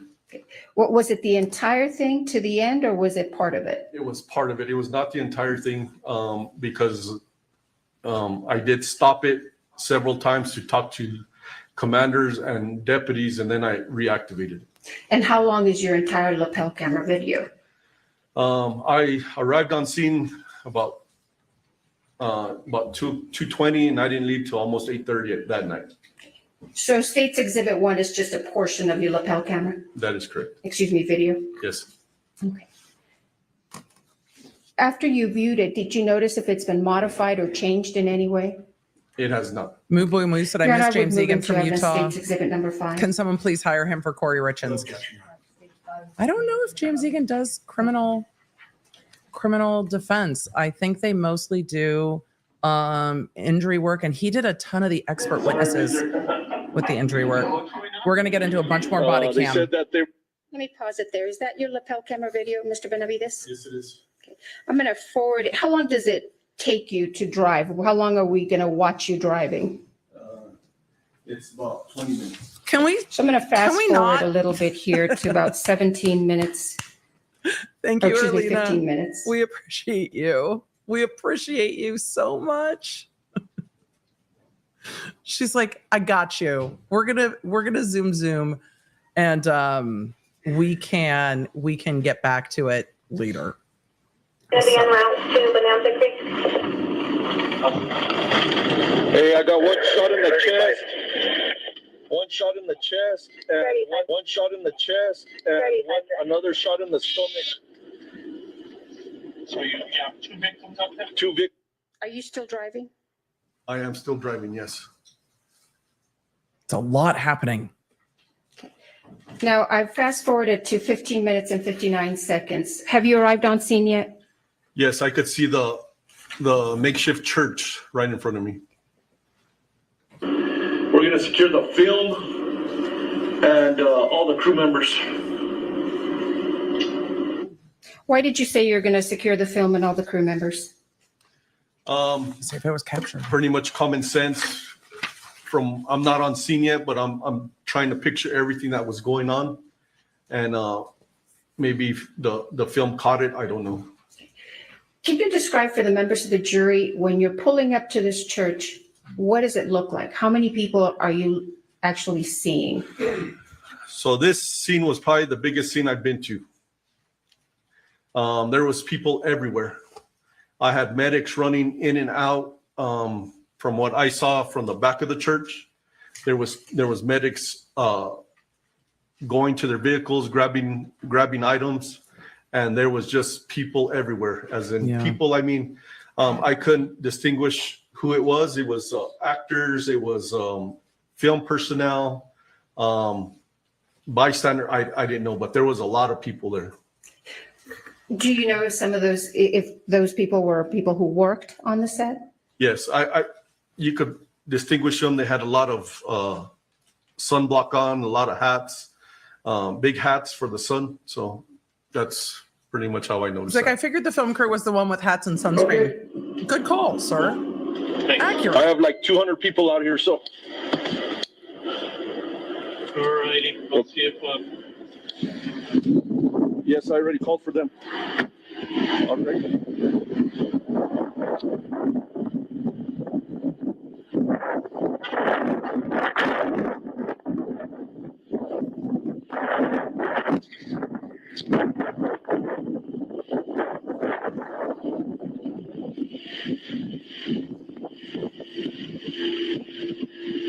Adabee said they didn't ask what was the weather. Hot and sunny. What's that generator? Sounds like a generator truck.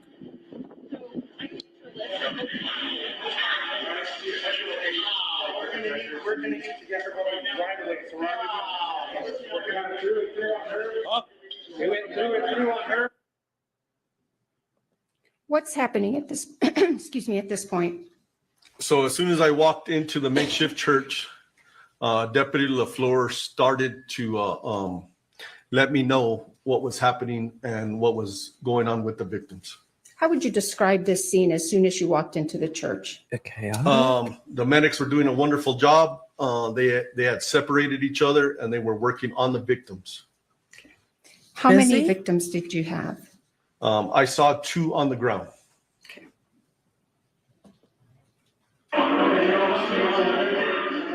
I like how complimentary he was of the Corporal, medics and paramedics. Who's in charge? Everybody stops what they're doing right now. This is a crime scene. Yeah. Why did you say this was a crime scene? Somebody was shot. Because we had 2 victims, Helena and Joel, fighting for their life on the ground. And it wasn't natural. This is a movie set. And it was now a crime scene. We had to figure out what happened. So what directives are you giving the other deputies? So I'm letting them know. Very different than I somebody let falling off a Corporal horse, right? Corporal Alderete know to have whoever's in charge, have everybody stop what they're doing because there was no more filming. If they were, I did not know.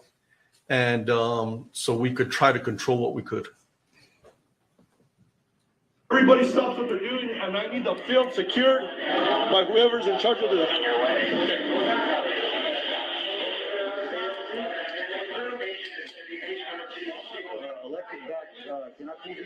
Yeah, I like this witness a lot. I liked him a lot during Hannah's trial as well. He just is very matter of fact. Did you ask for anything else when you were out there speaking with those people? Yes, I asked who was in charge to help me out, and then I asked Corporal Alderete to start taking pictures. Did you ask for anything else?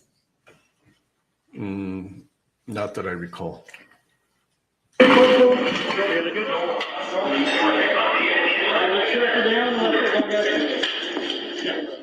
And again, I can see why they're filming here. Even on the body cam, the church is dynamic. I can see why they wanted to film here. I need pictures right away. This was just so avoidable.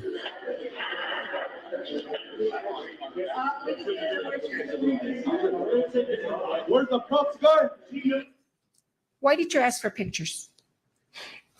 I have my lapel on, which captures a lot, but the pictures would capture detailed that's on the floor that you can't really tell from my lapel. And you just said that you asked for the props guy. Why did you ask for the props guy? I work security for in the sheriff's office at movie sets. The props guy is the guy that does the little stuff with sound effects or whatever. But I asked for the props guy because I needed to find out where the gun was. Why was it important to find out where the gun was? Because I didn't need the gun going off or getting used again on somebody else. Or going missing. And did you find the gun? I would imagine. I had somebody. Yes, I did find the gun. Where did you find the gun? Hannah Gutierrez had the gun walking out of the movie set. And who did you understand Hannah Gutierrez to be? She was the armorer. Props guy. You have a job? We need to make sure that they. Yes, they're taking care of business. What else do you need there, Chief? Where's my radio? It's just here. Thank you. They cleared the gun. Where is it? You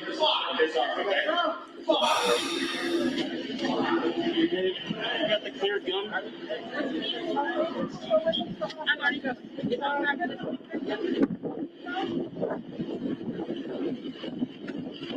It's also not uncommon that law enforcement in an area where there's filming will work on filming. I worked in a couple jurisdictions where stuff got filmed a lot, and law enforcement would overtime on film sets to provide security and safety. So Where are you going at this I'm point? not surprised he did that too. Being directed by a gentleman, I assume who was a person in charge to look for the gun. And did you find it? I did not find it there. There's one there and there's one there. That's none of them. That's not. Okay. I need to know where it is. Dave Halls.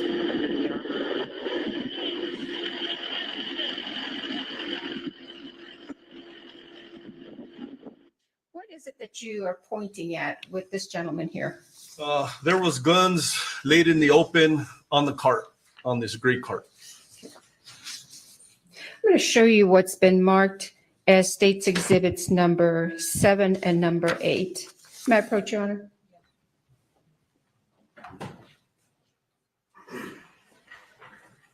Let's see if we have any zoom room. It looks like coffee is allowed because I see a coffee cup on council Yes, table. Your Honor. I would move into evidence 7 and 8, but I'll publish it in a second. I'm going to finish the video. I've been trying to read the labels on the water bottles of council's table, but I Thank you, Your can't. Honor.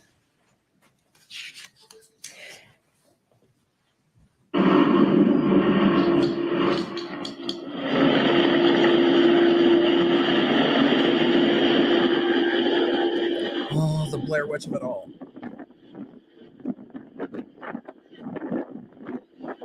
Where are you going now? Trying to look for the armor. You're in charge, man. I need to know where the guns are right now. Armor, I need to know where the guns are at. There, go and get right there.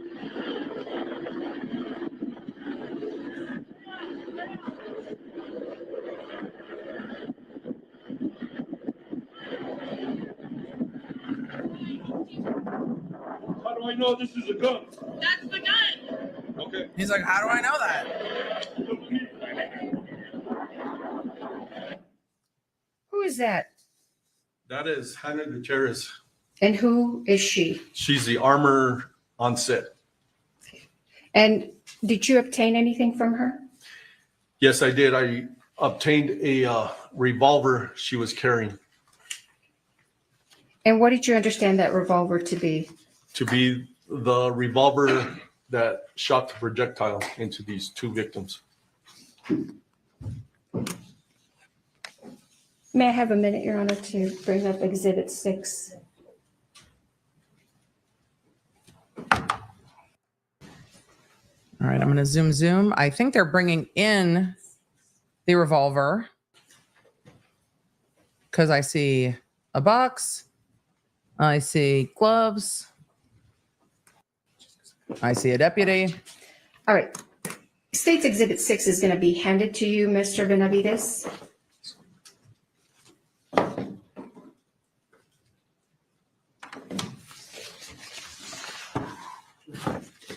Do we remember the gun waving from the last trial? It was like Murdaugh-esque level. Put on some gloves and It was just not open this it and let witness. us know if you recognize what's in State's Exhibit 6. This gun also is not intact. Or I don't think it's intact. I don't remember if they put it back together. Yes, sir. I have a question from one of the witnesses. I wonder if the jury has a question because the judge was saying to counsel that there was a question.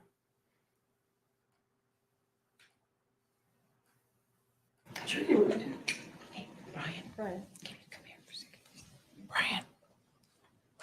Where you been there?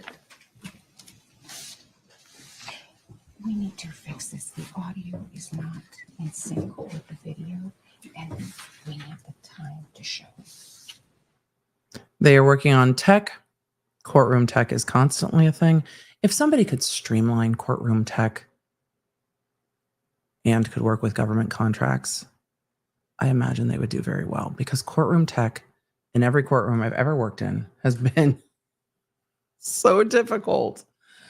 I think we're almost on real time, so I'm going to zoom. And then if they're still dealing with tech, I'm going to answer questions as we zoom while they work on making sure that the audio plays. So far, it's gone smoother than the last trial, but it still is a situation. So we're going to just zoom. They approached. Okay. Let's see. Of the time of day. Oh, they're going to give the jury a lunch or a afternoon break because of the tech. So I guess we're going to answer we're going to answer Correct questions. me if I'm misstating. The video does not have the time of day on it, so they're going to elicit that from the witness. Okay. Oh, the question handed from the jury was what time of day is this? And the video does not have the time of day. So that's what the jury asked. Let's go back, Mr. Benavidez, if we could. Do you recall approximately what time it was when you Look how good actually that arrived on sounds. scene? Hey-o. The potato's killing it right was now. 2:20, 2:30. Do you have a specific recollection of the time or not? I do not. Would reviewing the CAD refresh your memory? Yes, it would. May I approach, Your Honor? I'm the going to show car you will what's show. been marked as defendants and admitted DX8T. Janet said our courtroom tech guy is amazing. I'm a jury coordinator. H. That's a busy job. Do you recognize that? Yes, it's a dispatch log. Well, if you could review it and let us know if your memory is refreshed after you review it, and I'll take that document back from you.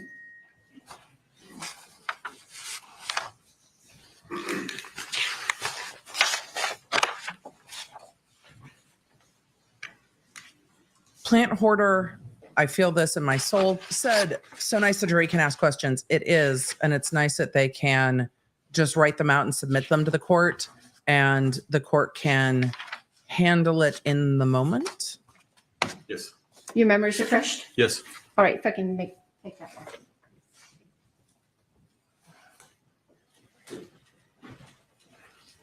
What time did you arrive on scene? 2:20.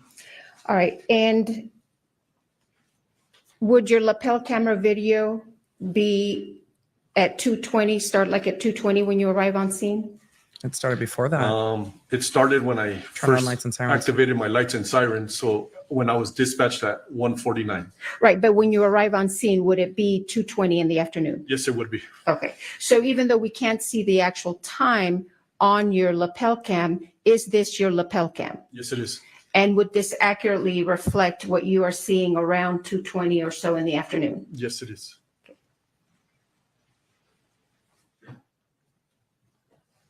Twin Mom in the chat asked, are they filming the trial for a show? I don't know if they're independently filming it, but it is filmed by Court TV cameras. And so you had testified earlier We'll that see. this woman with the multicolored hair was the armor. I'm sure they're and filming she behind the gave you scenes. the gun. Yes. If you could look at State's Exhibit 6 and I'll ask you if you recognize what's in the box. Okay.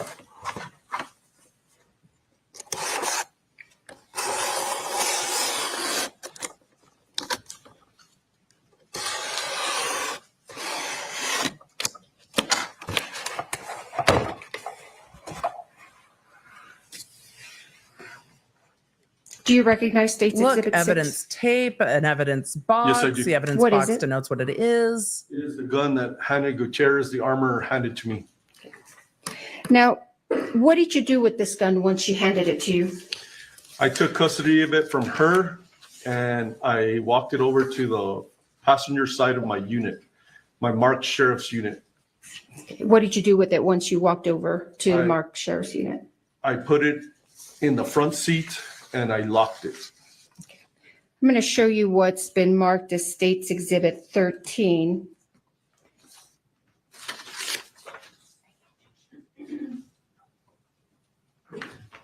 No objection. I'm losing track a little. So you just entered. I haven't tendered 6 because we have other witnesses whom we're going to Okay, so 7, and I thought you had 7 and 8 that you were 7 gonna. and 8, yes. The court's trying to keep track of the evidence. Okay, but, okay, those were admitted. Now you're doing 13. 13. Okay.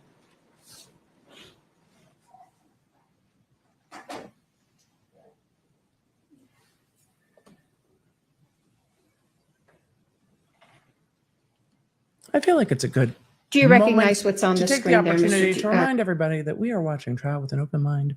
So unlike other chats across the internet, name calling of anyone involved in the case is not tolerated, no matter how much people may dislike anyone involved. We're trying to see if this trial of this person meets the standard of evidence, even though people have strong opinions. People had strong opinions about Gwyneth Paltrow too, but their opinion of the case changed. So I know there were strong opinions about Baldwin, but again, thank you for no name calling. It is one of our core rules here in the Law Nerd chat. So just an opportunity for a reminder. Benavidez. Yes, I do. What is it? It is a gun that's in front of me and this is the gun that the armor Hannah Gutierrez handed me. You testified that you put it in the front seat of your patrol vehicle. Yes, I did. Why did you put it there? It was the most secure spot that I had control over at the time. And what did you do to ensure that this gun was secured? I locked I locked my unit and nobody entered it except for me because I'm the only one with the key. Where was A State's chain of Exhibit number custody. 13 taken? I took Where it. was this gun I when locked this it. photo was taken? Look at that. From the passenger side of my unit. Why did you not stick it in an evidence bag? It was so fluid and the scene was so active. I put it there. It was secure there. That's where it stayed. Did you do anything with this gun open the cylinder or anything at all once you received it from Ms. Gutierrez? Yes, as soon as I got to my unit, I opened up the cylinder and I made it safe for myself and whoever else was going to handle it. And when you say you made it safe, what do you mean by that? I opened up the cylinder on this wheel gun and I ran the wheel to make sure there was no rounds in it. And were there any rounds in it? There was no rounds in it. Did you do anything else to the gun? I did not. Okay. To your knowledge, did anybody else have access to this gun once you put it in your patrol vehicle? No. So what is the next thing you did after you secured the gun in your patrol car? What I remember is I was talking to the armor, Hannah. I put her in back of my unit and I told her she wasn't under arrest. I kept the door open because the detectives needed to speak to her. Okay. Now, did anybody have access to the front part of your patrol car? They did not. While this gun was in your possession, did you do anything, or to your knowledge, did anybody else touch it or do anything to it? No. Does Exhibit 13 accurately reflect the condition of the gun when it was handed to you? Yes, it is. Did you secure any other items of evidence? I did. I secured 2 boxes of ammunition. And where did you find those? They were on a gray cart, which Hannah directed me to, that they were on a gray cart that were used for this gun. Shaylin asked in the chat if the door was open, how was the gun secured? We know this. He talked about it very quickly, but we also know this from the Gutierrez trial. The front doors of his police vehicle were closed. The partition goes all the way to the ceiling and the rear doors of the car were open. So it was locked in the front, but the rear doors were open because Hannah was sitting in there. States Exhibit 7, which has already been admitted. All right, you may public. Thank you. Do you recognize that? That's the prop cart? Yes, it is the gray cart that Hannah directed that the ammunition was on. And where was that cart when you were directed to it? My first lapel video where that gentleman directed me, walked me over, and he said none of these guns were used. This was the cart that he was talking about. Okay. And where was this photo taken? Where was the cart when this photo was taken? It looks like it was taken in front of my unit, in front of my in-car camera. Okay. So was that cart moved from where you initially saw it to in front of your car? Yes, it was. Why? Hannah had she directed that the ammunition was there, so there was a gentleman that offers his services because I was dealing with Hannah, and I watched him bring the cart from where it was to me. Does States Exhibit 7 accurately represent the cart in the condition that you saw it when you first were directed to it? Yes, it is. And why did you move it to the front of your patrol car? It was evidence. Hannah said that ammunition was on it used in the church. Is there another reason why you moved it to the front of your patrol car? To keep an eye on it, to make sure nothing was taken, nothing was put in. Was anything capturing what would happen if anybody got close to this cart? To where it is right now, they would have captured from my in-car camera. So do you have a dash camera? Very smart. Yes, The dash camera. So was the dash was camera recording. running Right. and filming this cart as it's sitting there in front of your patrol car? Yes, it was. To your knowledge, did anybody come over to this cart and remove any items? No, not when it was sitting there, no. That was a real big yawn. All right. Why not collect the items instead of moving, or why not collect the items? It's a smart use of dash before cam. Really is. You moved it. I'm in a patrol car. This I'm man's not like, in I'm a gonna do the best van I or can. anything that would fit the whole cart in a hole to secure it. I'm going to show you State's Exhibit 8, which has already been admitted. May I publish, Your Honor? Yeah. Is that a close-up of the cart? Yes, it is. What are we looking at? What was on the cart? What did you observe? Loose ammunition, Fanny gun pack, belts, gun a belt. gun, various other items. Ear protection. I'm going to show you what's been marked as State's Exhibit 9. Counsel, did you want to see it? All of you are asking, should the gun cart be organized like that? No. We're going to hear more evidence about that at some point. No objection. Because it came up a lot in the last May I, trial. Your Honor, I move into evidence State's Exhibit 9. Yes. May I publish? Yes. Do you recognize that? It's State's Exhibit 9. Yes, I do. What is it? It is a wheel gun. Is there anything else that you see there? There's car keys. There's loose ammunition. Okay. And is this on the cart that we just saw? Yes, it is. And again, what did you do to preserve this evidence? Like I said, I kept it in front of my unit for my dash cam to capture if it got tampered with. Now, was there a perimeter established on this scene? Yes, we did. We did a perimeter of yellow crime scene tape, and we tried to preserve everything that was in the church and everything that was out as in film. Is that what we saw, the yellow tape around the cart? Yes, it is. Okay. And to your knowledge, were people allowed into the area that was enclosed or encased by that yellow tape? People were not, unless you were a deputy. And who came and collected this evidence? Do you know? I believe our crime scene tech, Marissa Poppell.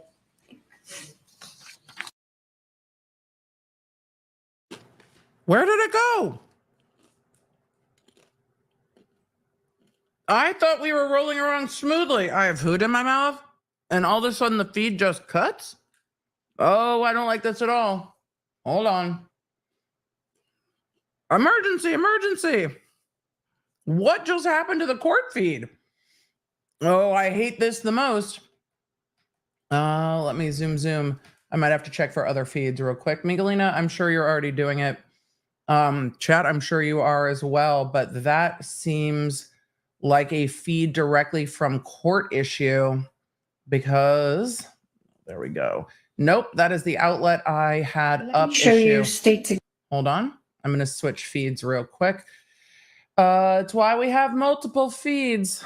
So again, this witness has testified. I saw a couple questions about why they're talking about the cart. Because the defense is going to bring up somebody could have touched the cart, manipulated the cart, could be a different gun, those sorts of things.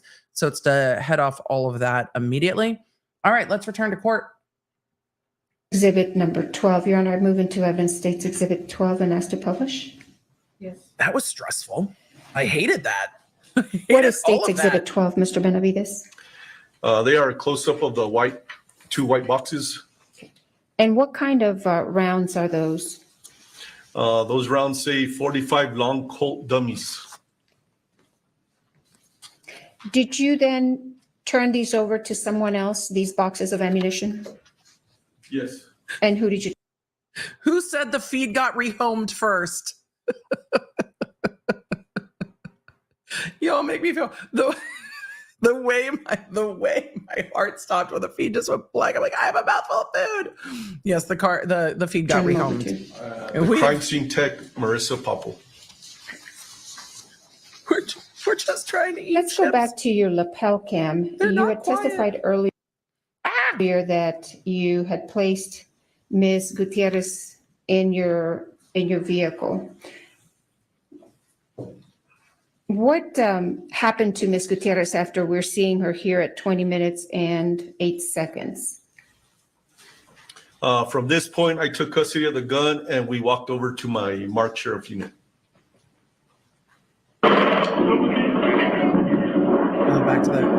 Back to the chopper.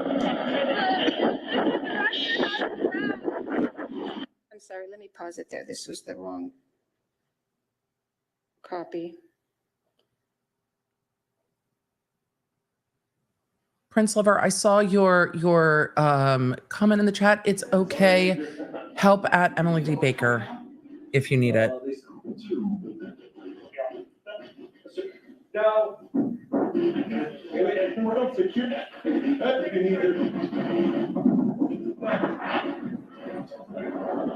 I'm not sure what part of the video they're showing. We'll see. Where are they at?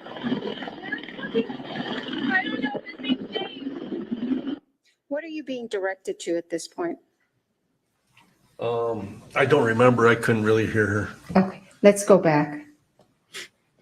And I apologize. It looks like the audio is a little behind the video. Oh, we know audio out of sync.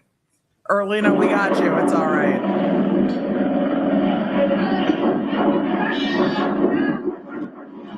Where are they at?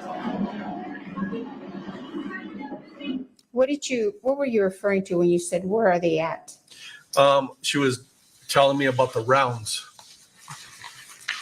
And where are you headed at this point at 20 minutes and 16 seconds? That is my unit that I'm looking at right in front of me.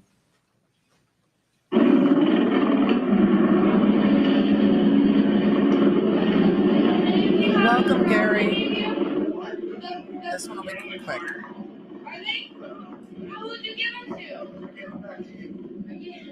Well, Dave Hall's shirt looks way more denim in this cam. Lieutenant Benavidez got the better lapel cam. Lisa, I don't think this feed has closed caption, which is why we were using the other feed. When the other feed comes back, I will switch. Is that when you secured the gun in your vehicle? That is the front of my unit on the passenger side. Yes, it is.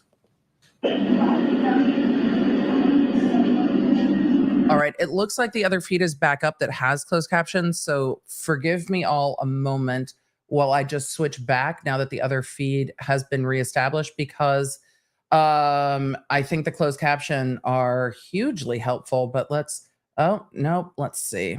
It's going to take me a minute to get into real time on the other feed and get our closed captioning back, but I hope y'all don't mind. I don't think that you do. So there we go. And we'll switch feeds back. Thank you. And while you're at it, do the YouTube things, the likey, subscribe things. All right. There we go. Yes, for all of you singing Passenger Side of My Best Friend's Ride, yes, it is the appropriate time to start singing No Scrubs. Oh, I'm going to have to wait.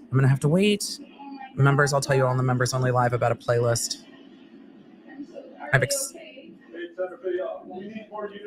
I need to fix this audio. I have members. I have secrets, but we are working on a Law Nerd playlist. I'm very excited.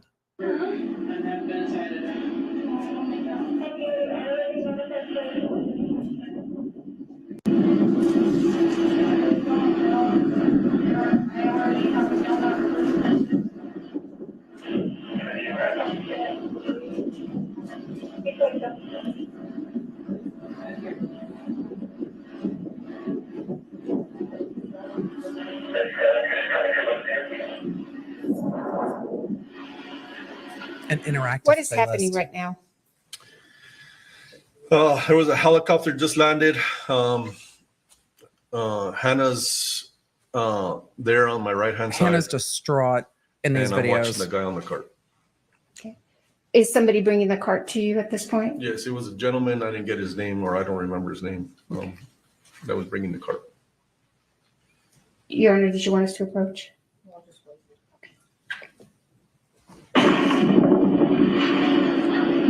Are these the rounds here? Okay, Yeah, rounds here. okay, now, so this is the one I'm pretty sure I wrote this one. That's the one, and okay, sorry. Just relax. Just relax. So scared. Just relax. So it's the brush that I got out of. Okay, you right there. You right there, okay? Relax. I just need you. What's happening right here? Hannah, as you could see, she's upset, visibly upset, and she's showing me where the rounds are that were used. And was it the same rounds that you put in your vehicle? Yes, it is. Just relax, okay? I just need you to relax. Just please relax, okay? Take deep breaths and relax. This is part of why she was put in a police car. She asked because she was panicked.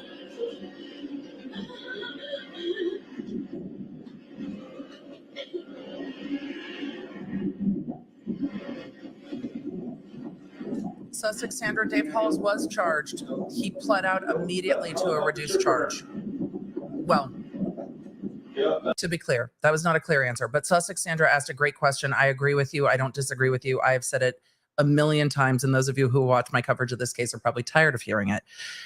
Dave Halls took a plea deal before he was even charged, which is why he took the reduced misdemeanor charge with the unsupervised probation. He immediately took a deal and immediately started working with law enforcement, and that is why he got the reduced deal. I think they should have waited. I think they should have had a better idea of who was in charge of what on this set. He is one of, in my mind, the most culpable people on the set.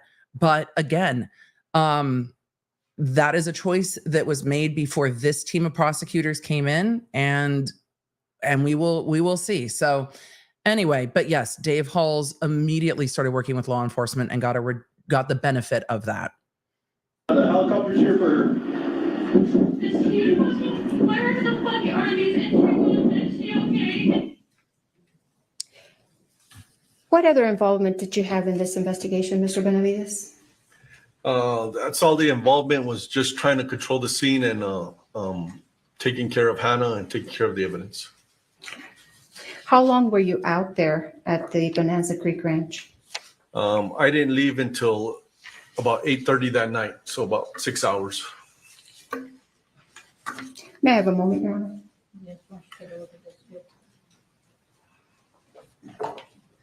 Dave Halls, I don't even know if he paid a fine. He took like a gun safety course, unsupervised probation to a misdemeanor plea. He was the first AD. He was in charge ultimately of safety. It seems that he handed the weapon to Alec Baldwin. He also refused to hold safety meetings after there were discharges on set. He has a lot of culpability in this. Tasman asked, or Tamsin, sorry, my brain inverts things because dyslexic. Is Dave Halls testifying in this trial? He's on the witness list. I think that we will see him testify. So I wouldn't be surprised if we see Dave Halls. Let's see if we are, we're almost on real time. We're going to zoom through their sidebar. Do you know where the gun was? There we go. Mr. Benavidez, do you know where the gun was from the time of the shooting of Ms. Hutchins and Mr. Souza to the time that it was given to you by Ms. Gutierrez? I do not. And do you know who handled that gun from the time of after the shooting to the time that was given to you? I do not, other than Hannah handing it to me. May I have a moment, Your Honor? I really like the demeanor of this prosecutor a lot. I like her questioning style. She's easy to follow. She's clear. Erlina, we stand. Thank you, Mr. Benavidez. And you can take those gloves off. Because you want to keep them on. All right. And now we are on to cross-examination. But do you see how calm the courtroom feels? How at ease everything feels? It's just so nice. Yeah, all right, Your Honor. to cross. Good afternoon, sir. Good afternoon. You know, when you get to the scene, you can hear yourself yelling in the lapel, "Where's the prop person?" Right? Correct. And when you get to the cart that we looked at, I think it's State's Exhibit 7, and if we could publish that when we can in a moment. But fair to say that the cart was sort of disorderly, right? Oh, it was a mess. Disorderly. And you don't know whether anybody moved anything before you got there, right? I do not. Okay. And notice his demeanor didn't you didn't change see on Sarah cross. Zachary, the prop master, there, correct? Same. No. Love that. I don't know who that is. And so when you first get to the prop cart, you eventually sort of leave it and go back to going to deal with other things, right? Well, the gentleman that was there, he told me that the gun wasn't there. There was a lot of guns on that. There was a couple of guns on that cart, but he told me I have to take him for his word because I wasn't there. He told me that the gun used in the church was not there. Right, but there was, and you anticipated, there were other guns on that. That is correct. Okay. And you left those firearms and you left them there and you went to do what you did next, right? Correct. Okay. And, in a typical homicide scene, right, you probably wouldn't be walking away from all sorts of, firearms, but this was a movie set, right? That is correct.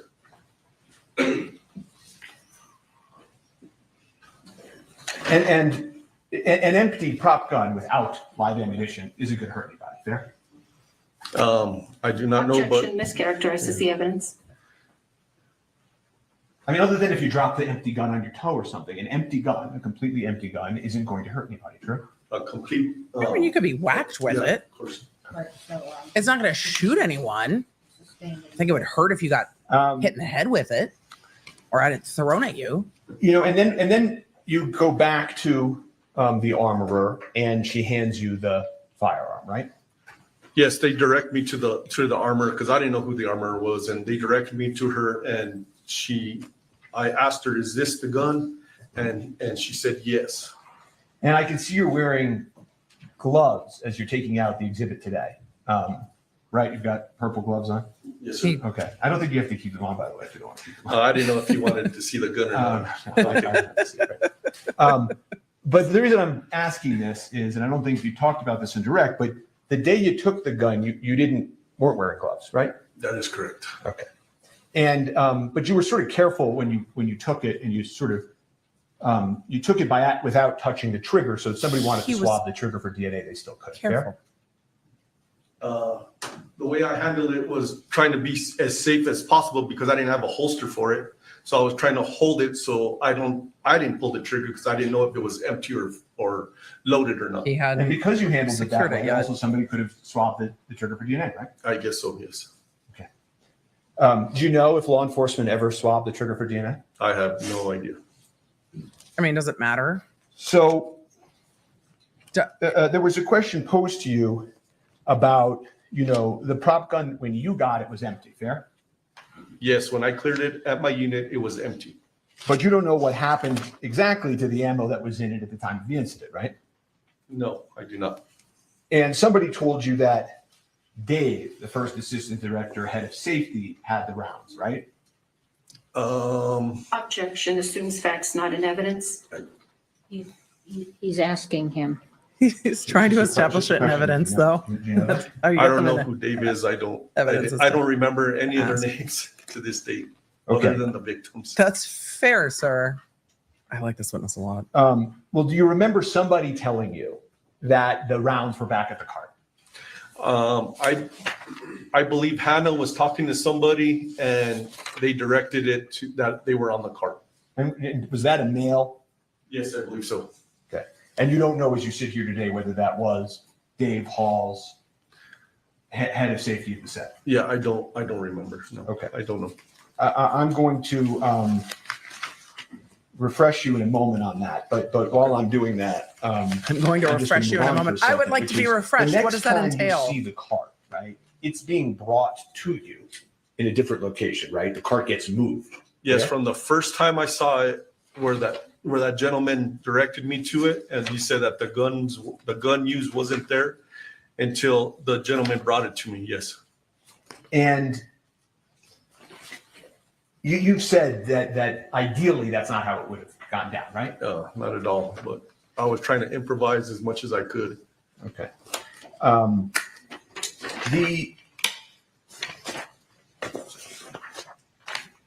There were eventually, when you get the prop cart back, the sort of third viewing of the prop cart, there was ammunition on top of the cart, fair? Yes, and that's what I saw when I first saw it.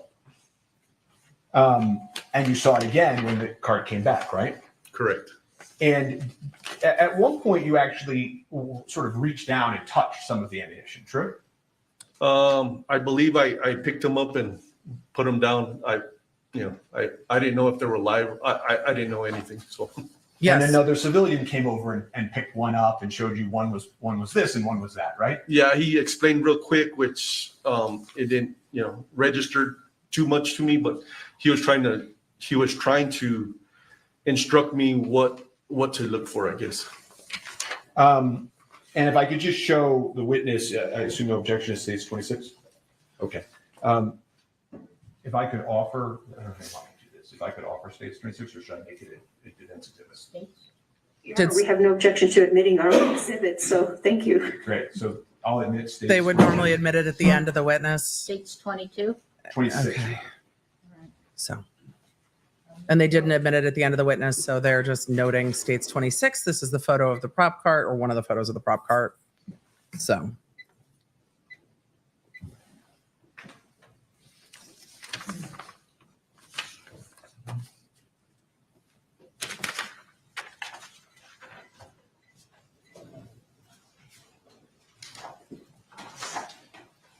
Do you see that on your screen, sir?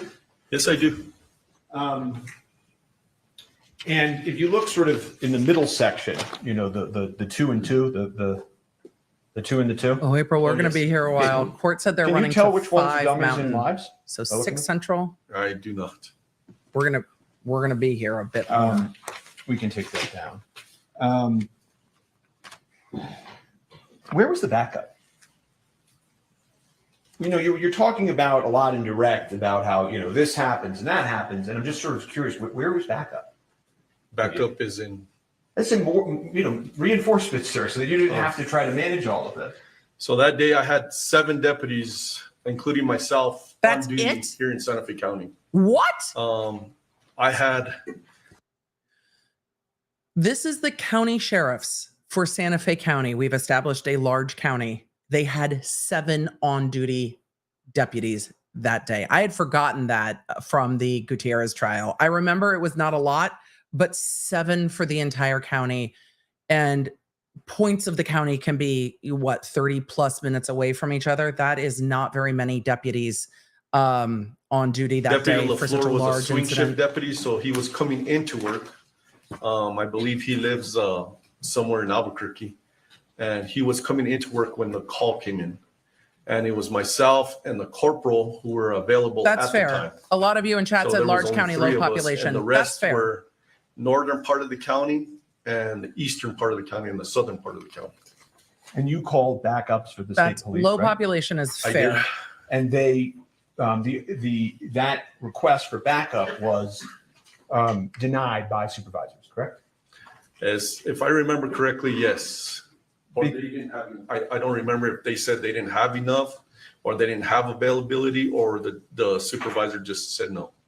Didn't the supervisors say that they believed this would likely be unfounded and it was probably an accident? Objection, Your Honor. Hearsay and assumes facts not in evidence.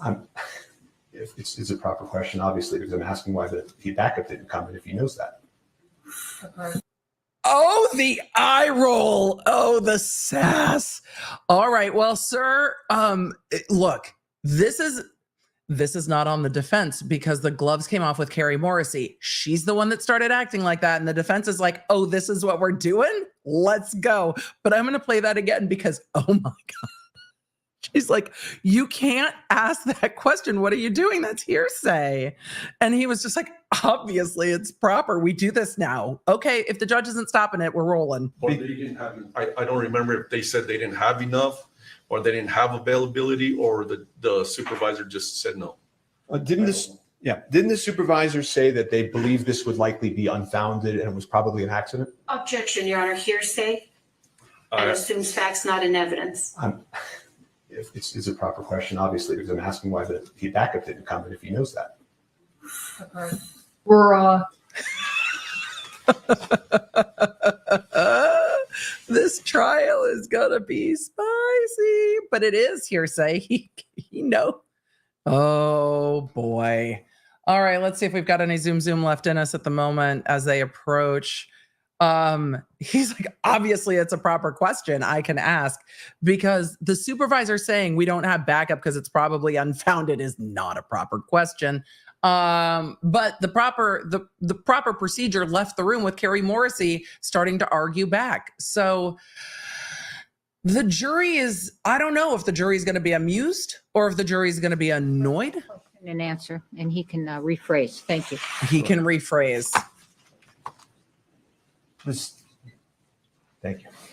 When I say strike, that means Disregard the question and the answer. Thank you. You called for the state police and they didn't come, right? Yes.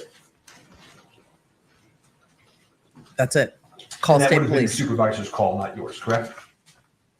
My supervisor? He was the supervisor that day. No. Yeah, I'm asking. No. Whether or not that request went to the cities. No. That wouldn't have been your supervisor's call? It was his That call. would have been my supervisor's call then. Did you make that call direct? I asked dispatch to talk to state police to see if they could send people to help me with the scene. Okay. The perimeter that you talked about did not include the prop truck, correct? Yeah, I didn't know what any of that was. I was just trying to take care of what happened in the church. Right. So, but just so that it's clear for the members of the jury, you later learned that cart that we're looking at rolls up and goes into a prop truck that housed the rest of the firearms and ammunition. Right? Objection, speculation. If you know. Oh, yeah. I did not know that. I did not. No, I know you did. I know you're saying you didn't know that then. I'm saying you did become aware later that there was a prop truck, right? Objection, hearsay, and speculation. I like proper objections so much. I just like proper objections so much. I just I can just move on to another if he doesn't know. You could just rephrase. But fair to say, law enforcement wanted to find the origin of the bullet that struck Ms. Hutchins, right? My personal involvement was just taking care of the evidence, and I don't know what happened after that. Well, you collected those white boxes, right? Those Yes. 2 white generic boxes, didn't you? Yes, exactly. Okay. So, I mean, you wanted to, as I think you testified direct, find the source of the ammunition, correct? Yes, whatever Hannah directed me to, yes. And you wanted to talk to Hannah about this, correct? I kept her for the detectives, yes. She said, "Oh my God, fuck, I'm so sorry." I did hear that on my lapel, yes. Okay. Everyone's been yelling at her.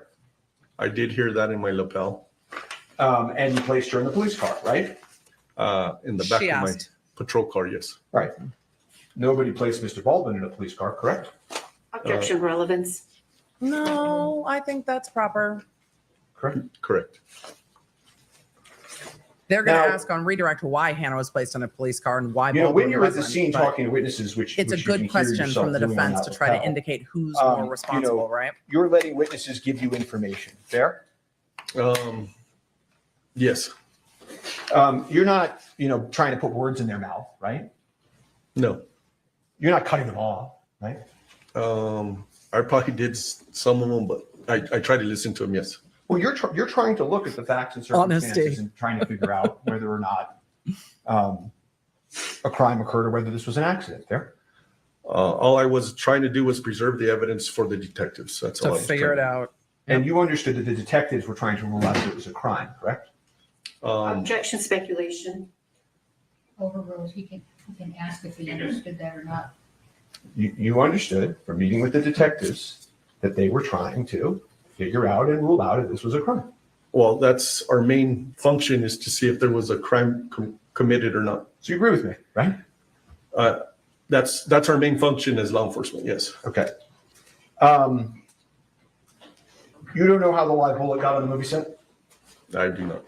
You don't know why the armor loaded into the prop gun. She didn't tell you that. No, I do not. And you don't know why the first AD failed to detect it.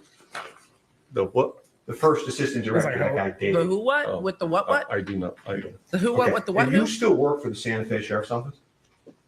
No. Do I still work? He's retired. No, I'm retired. You've retired. Okay. He's like, I have nothing further for this witness. did you hear the way he said that? No, I'm retired. I am retired. Redirect. Period. 20 years. I am retired. I am going to rest, vacation, and not do this. But even in retirement, there will still be trials that he will probably have to testify in. But I think after 20 years, I'm not surprised this witness is retired. Wait, Baldwin lost the pinky ring. Where'd the pinky? Damn it. Am I going to be on pinky ring watch? Where did the pinky ring go? There was a pinky ring before lunch. Now there's, are we changing accessories midday? I'm confused.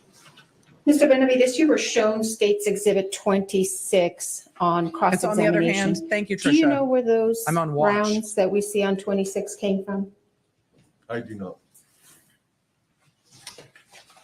Other hand. I'm going to keep, I'm now on watch. You testified on So I thought it was on that cross-examination hand. that this cart was disorderly, I believe is what you said. It was a mess. Rehomed onto the other hand. Was that cart in a place where it was visible to everybody who worked on that set? Objection, calls for speculation. What was, It's a I'll fair rephrase, objection. Your Honor. Was it in a visible place? Objection, vague, unclear.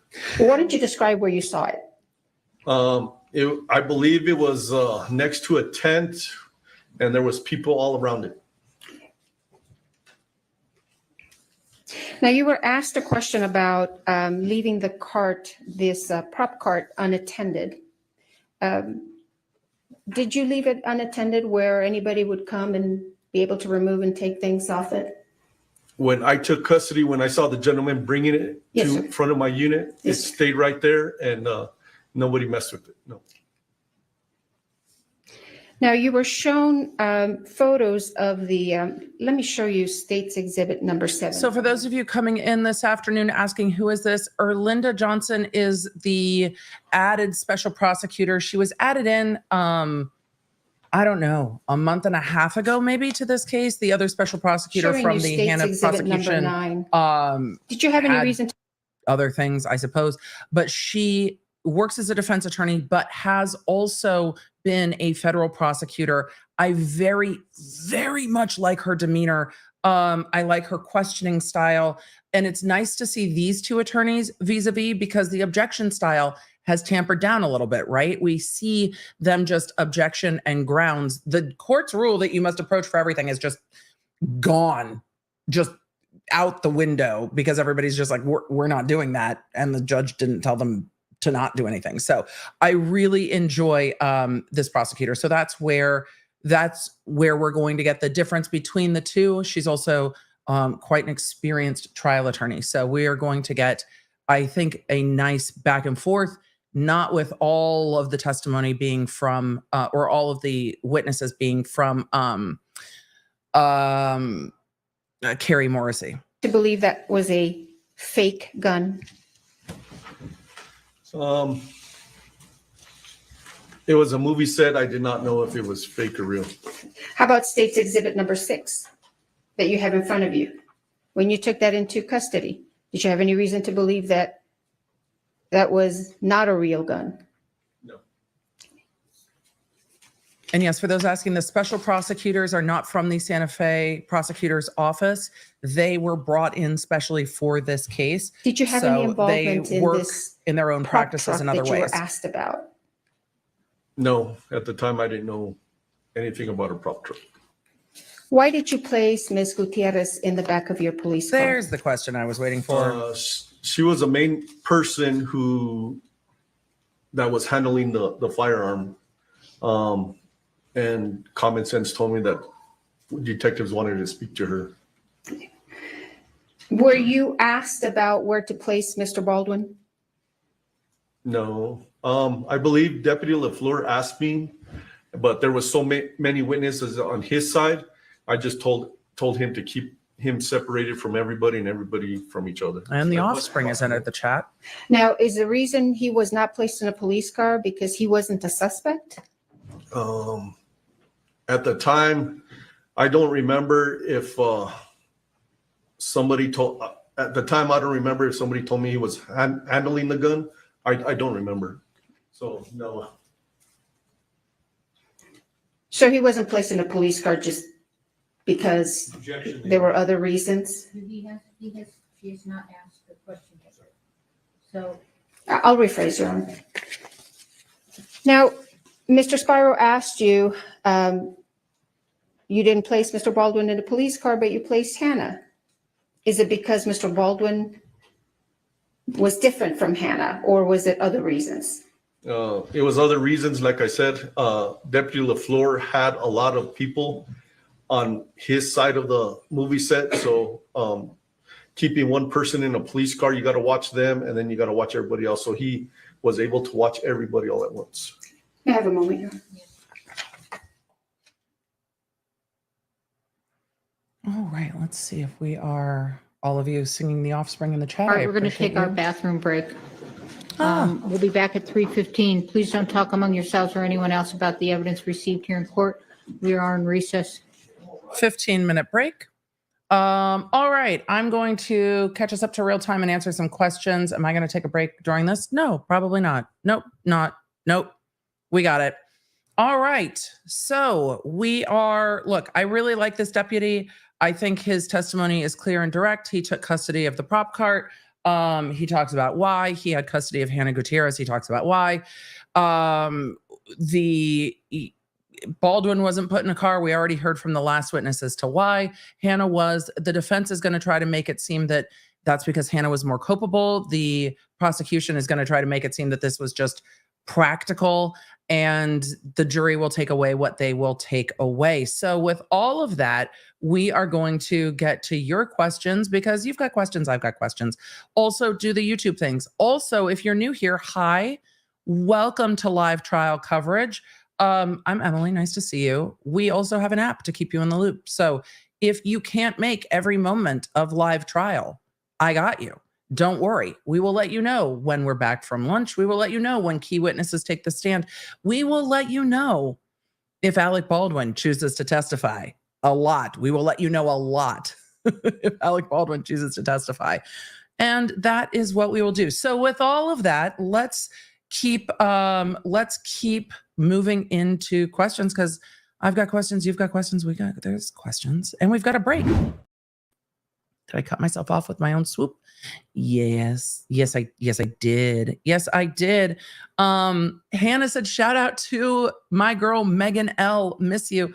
Again, the watch partying that happens in the chat just absolutely delights me. It's so fun to see who you all are watching trial with and where you all are watching from work, from home, from across different countries.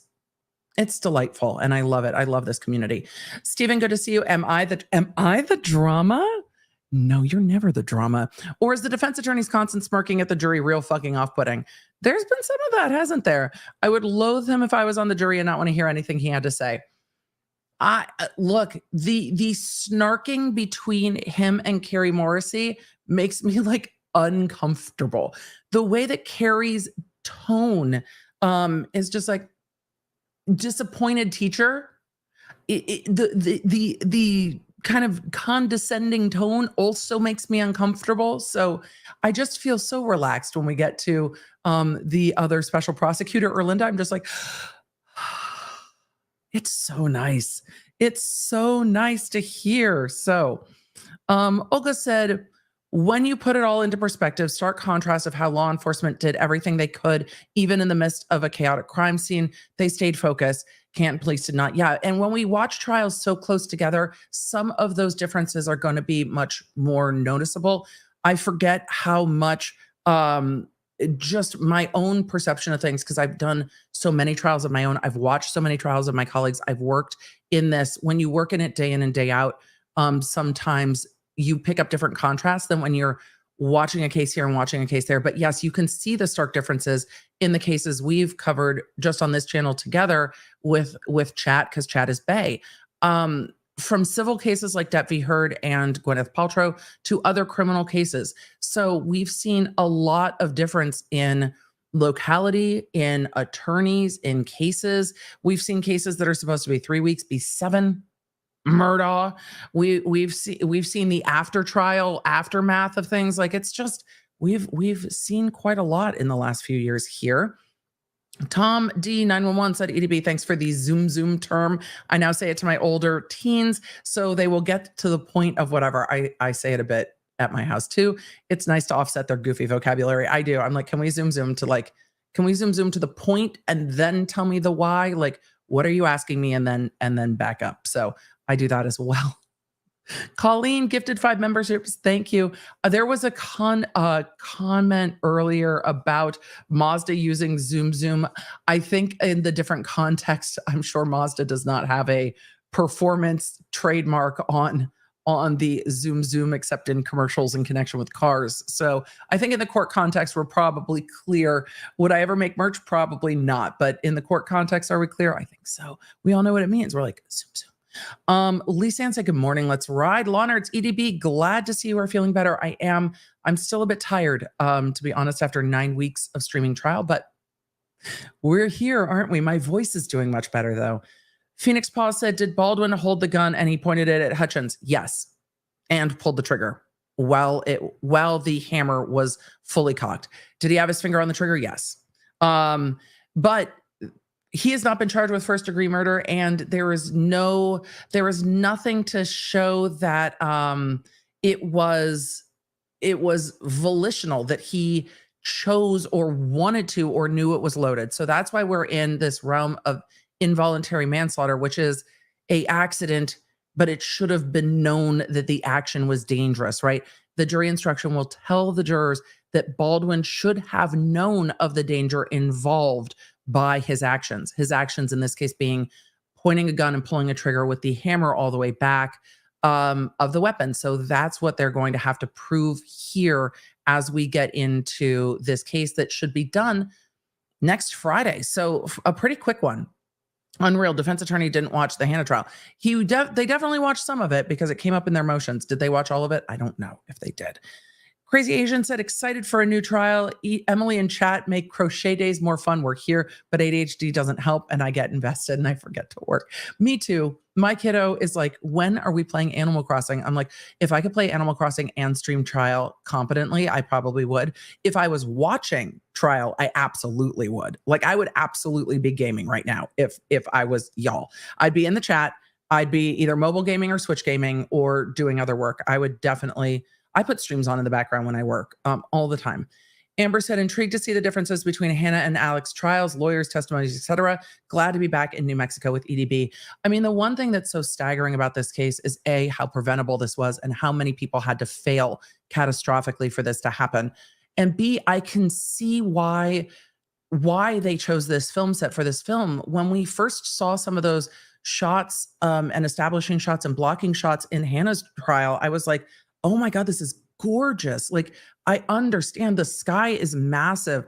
The set is sweeping. I can see why Helena wanted to be on this project. And we heard in victim impact statements from one of her friends, how important this role was to her, how important it was for female directors of cinematography to be involved in Westerns, and how much that tends to be a boys' club, and how passionate she was about this film, which might explain why when other camera operators walked off, she didn't walk off that day, because she really wanted to pull this project through to fruition, because it was not just her shot, but maybe a shot for others and other women in her position as well. And you can see why. It's a beautiful, beautiful set. It's just absolutely, absolutely tragic, because there are so many people in this chain of events that could have stopped this had they just done their job. Had Baldwin not pointed it at her, yes, it might have still gone off. Yes, it might have hit something,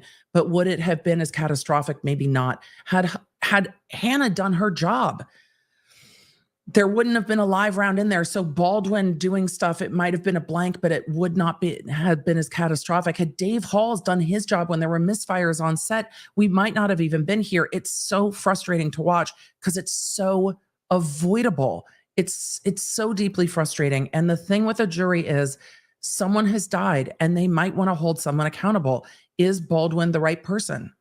Is Baldwin plus Hannah the right people? Is Baldwin plus Hannah plus Dave Halls plus the right people? And multiple people can be held responsible for the thing, criminally and civilly. So we'll see. Jacob said, I still feel like the DA would have a better case against Alec Baldwin, producer, than Alec Baldwin, actor. And they're not allowed to bring that in this case. They are going, I mean, civilly, they have better good cases against him as a producer. But in this case, it is his action of holding the gun, pointing it at Helena Hutchins, and pulling the trigger that is what he is on trial for. Those actions are what he's being tried for. It's Nick said, 1 whole year, love being honored. Love having you here, Nick. Marianne said, I work in a hospital and use equipment daily that others check for safety. We trust the ones charged with those checks. This is a tough one for me. And I'm sure a lot of you feel the same way when you rely on others in your job, especially for safety. Really, really needed. Destiny said, watching with my mama while working. Love you, EDB. Destiny Salinger, good to see you and your mama. Kentucky Ponard said, the lead prosecutor is a defense attorney. How? We talked about this briefly. We'll talk about it again. In this case, there are special prosecutors. The prosecutor's office, and I covered this back when the case was brought, so maybe in 2022, that the prosecutor's office is also a small office in this county, and they had gone to their it's not their board of supervisors, but their city council, and gotten funds to bring in special prosecutors because this case is high profile and extensive. They needed to bring in extra personnel. So they brought in extra personnel that are not part of the DA's office, that are part of their own offices, that are lawyers and what have you. So that is how we have attorneys brought in as special prosecutors. They're like deputized for this thing. So limited purpose for this case only. Lucy, thank you for the 10 gifted memberships. Not my real name. Thank you for the gifted memberships. Mary said, thank you for the great coverage. You make work from home fun. I mean, I know that's why so many of you are like, girl, where did you go? Where did you go? Where did you go? Where did you go? When trials are done, especially after 9 weeks of our last trial. Chris said, who thought Carrie would be a soothing balm after Lally? I mean, it's a different, the snark is entertaining. It's spicy. There's times it's off-putting. Stevenson almost feels like this might be the first time Alec has seen footage or been made to watch the footage in full. I think there's a strategy to that for the lawyers, to maybe have him watch it for the first time in court, to have that natural reaction in court. Elena, good to see you, said, remember, Alec Baldwin wasn't just an actor, he was a producer. Yes, but in this case, he is only really being brought to responsibility or to account for his role as a actor. The producer stuff and the producer theory of liability is not allowed to come up here. That was ruled on earlier on. Melanie said, Melanie, thank you for the gifted memberships. I appreciate it. I see a number of you in the chat saying you are my body doubling. I am here to body double with you all day long. It's how I get work done too. Emily, can we get a hear ye added to the bring the jury soundbite? Maybe I will see. Do we need, maybe I'll put up a poll later and see if we need a hear ye, because I love bring the jury. I just love it so much, but we might need a hear ye. At some point in this trial, we'll also get to the FBI, because we're going to talk about the FBI beating the gun with a mallet. Emily C said, no, why is she being so rude to him? It really felt that way. Which is why I asked the chat. Maybe it's just me, but I was like, Summer Eve said, oh dear, this is a lot. Take care of your spirit, Emily. All of us should. I've worked in the criminal justice field for a long time. This is a lot. It is a lot. It's just so avoidable. Emily, I thank you. Just imagine Carrie being questioned by Jen McCabe. Carrie questioning Jen McCabe. Could you imagine? Oh my God, could you imagine? At some point, we'll have to do the matchups you'd love to see. Paula Kincaid said, Emily, did the judge allow one-word speaking objections, or are they still only allowed to say objection and then approach? Well, they were supposed to say objection, then approach, and then somehow that either went off the rails, or they had talked to the judge about it, or they changed it. But it changed. It definitely changed at some point. So what I'll have to do is find the bailiff that really gave us the full Massachusetts hear ye. We'll have to find that one and make it a soundbite. Don't worry, we will. Flightless said, I love waking up to turkeys in South Dakota. They are just the coolest birds. They're so tall. They perch on the fence and they eat all the bird food. Yes, I'm not mad about it at all. I haven't seen turkeys in the front yard in a while. So thanks, EDB and mods. You are welcome. And a huge thanks to the mod squad. This is probably the closest in time we've done trials back to back. It is a lot of work and effort. on everyone's behalf. So it is quite a lot. And with the family here too, when the members were on in the background yesterday while we were recording the podcast, and Griffin was like, "Are you not done yet?" And I was like, "No, I'm sorry." Tahini on popcorn, SoCal girl living in Arkansas now. Tahini on popcorn is great. Oh, Casey Cat, this sounds terrifying. This is like new levels of fear unlocked. Once had a turkey vulture come through my windshield, like all the way into my lap. Oh, I was 5 and in the front seat between my parents and coloring with my mom on our way to Minnesota. Good time. Terrifying.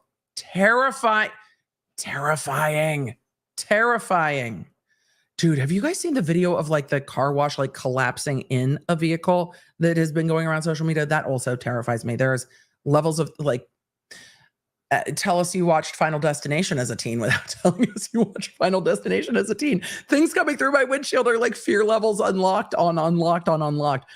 Adam Goals said, still thinking about the idea of EDB as a judge. Lally should never be contained. I don't know if the robe would contain it. I could never. It's also the process to either get appointed or to run is so deeply political. I just couldn't love doing this. Color in chat said, was the detective wearing a body cam during the interviews? Was anyone? The interviews were recorded back at the station. So we'll see them for sure. We will see them maybe tomorrow. We'll see Alec's interviews. So yeah, the condescension and the tone is hard. It's hard for me, and it's obviously hard for a lot of you. Hannah said, girl, I thought you were a techie. I am fairly tech inclined. I can do quite a lot, but the courtroom tech, sometimes, man, it is just not going to work with you no matter what you do, no matter how much you do it. When those wires are crossed, like I can't climb into the ceiling and fix it. But yes, it's tough. Toon said, I work for an IT law firm in rural Minnesota. Can confirm tech is a mixed bag. Bring your own TV in some cases. Yeah. It's really, really, really, really tough. A motion to assign Mr. Benavidez to teach Canton PD and MSP how to crime scene properly. I don't know what he would say about a crime scene in the snow, because this crime scene was dynamic, but it was clear that Benavidez was like, okay, this is what it is. How do we do this? All right, if I put the cart here and Hannah's in the car and I've locked the gun in the car is secure, the cart is secure, the cart's on video. So at least we know what's going on. So he was very much processing on his feet. How can I use what I have to do the best I can in the circumstance that I'm in? And did it well. Moinbet, I hope I said that properly. Thank you for the super chat. And I know there are a couple in here from you. I appreciate it. And if you ever have anything to chat, don't worry, we will start. So thank you very much for the super chats and the support.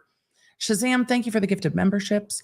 Judge saying approach but not following through. Officer saying don't talk to anyone and not following through. Yeah, it would be frustrating to me as a lawyer if in court, if the court set rules and the other side wasn't following them and the court didn't enforce them. I'd be like, it's like when a referee is just calling the game badly. It's so frustrating because you're looking at the referee being like, what are you doing? What, Emily, have you ever almost been red carded out of a game for screaming at referees? I mean, I don't know what you're talking about. Couldn't be me. But it's frustrating when the rules are established and then not being called. It just frustrates me to no end. Emily, where do you fall on that ADHD spectrum of rule following? Well, you know. Zune said, hi, audio video out of sync for like a half a second. Mine or the other ones. Also, if it's me, I'll refresh when we come back to court, because we are still on only seal. We're not going to break the seal. We're on only seal. So he has to take the stand so he can explain why. David McKenzie, I think he's going to feel that way. We'll see. We'll see what happens with this. Lorianne said, get your free Starbucks straw today. Matches Lawnard you. I don't know where mine is, but I did get a free straw today. It was great. I very much enjoyed it. Rachel Mills said, I had AI write a Holmes and SBF romance fanfic. That's hilarious. Imagine the businesses they could create. Beaver Moon Publishing may or may not be interested in the fanfic of SBF and Elizabeth Holmes being like, imagine the world we can create with the money that it's not ours. That's hilarious. I am here for it. Leanne said free straw house. Starbucks has their straws like on the Lawnard cup. These, they were giving out free ones today. They were very cute. I don't know where mine is. It's probably in the other room. So it was very, very, very, very cute. I like it. Seal is way better than fan. I mean, only seal. Don't break the seal is definitely better than fan. So let's see. If my audio and video, because we're seeing some out of sync. I don't know if it's a YouTube end issue or an EDB end issue, but you know what? I'm going to refresh me. Let me put on music for just a hot second and I'll refresh on my end. It could be on a YouTube end because things look good on my end, but I'm always willing to give it a try to fix it. And court's not back yet, so why not? Let's we'll just vibe for a minute and I'll refresh on my end and I'll be right back. So y'all give me a moment and we'll see how it goes. All right, let's there we go. Let's do this. I'll be right back.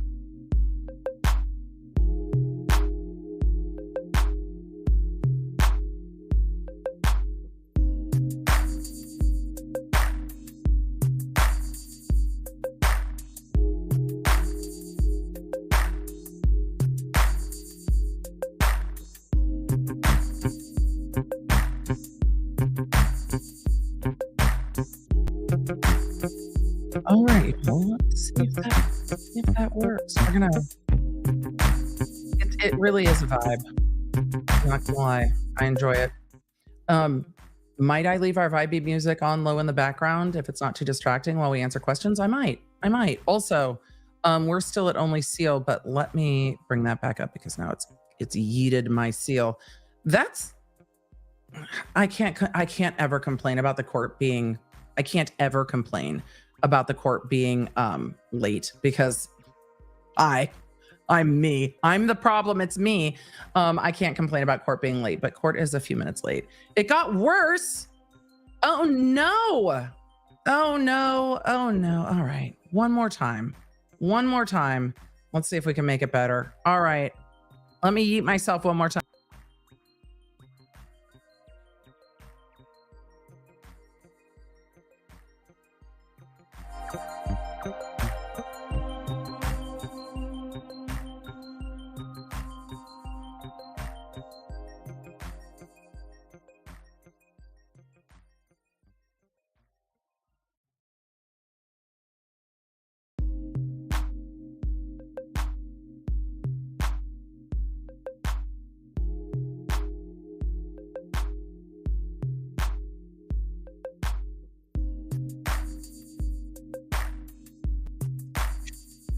All right, Lanyards, hopefully we'll be able to resolve things because I don't see it on my end, and the stream on my end looks strong, healthy, mighty. So you might also want to refresh if you're seeing lagging on your end. All right, let us go. So we are, no bye. We are trying to be in sync. I couldn't help myself. David McKenzie said, isn't that the deposition rules, no speaking objections?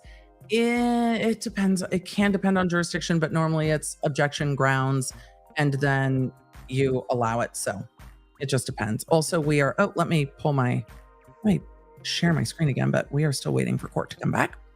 So, as I say it, court is coming back. So court is back now.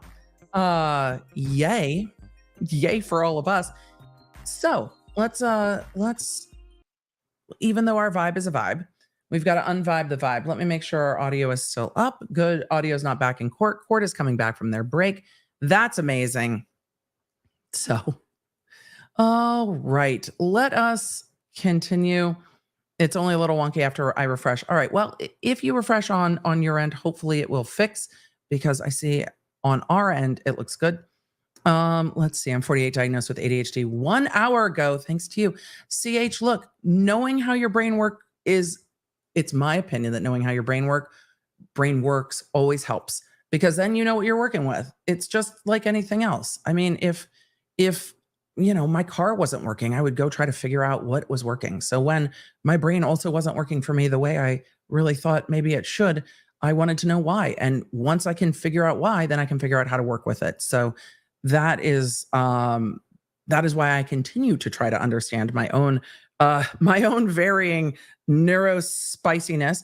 It helps me understand the people around me better. I also found that people can understand more, especially people who are not neurospicy in any way. I don't know what that's like, but I realize they don't understand what it's like either for me. So sometimes I will over-explain because ADHD, and a lot of us over-explain, because we've spent our lives feeling like maybe we're not heard or we're misunderstood because we're a little neurospicy.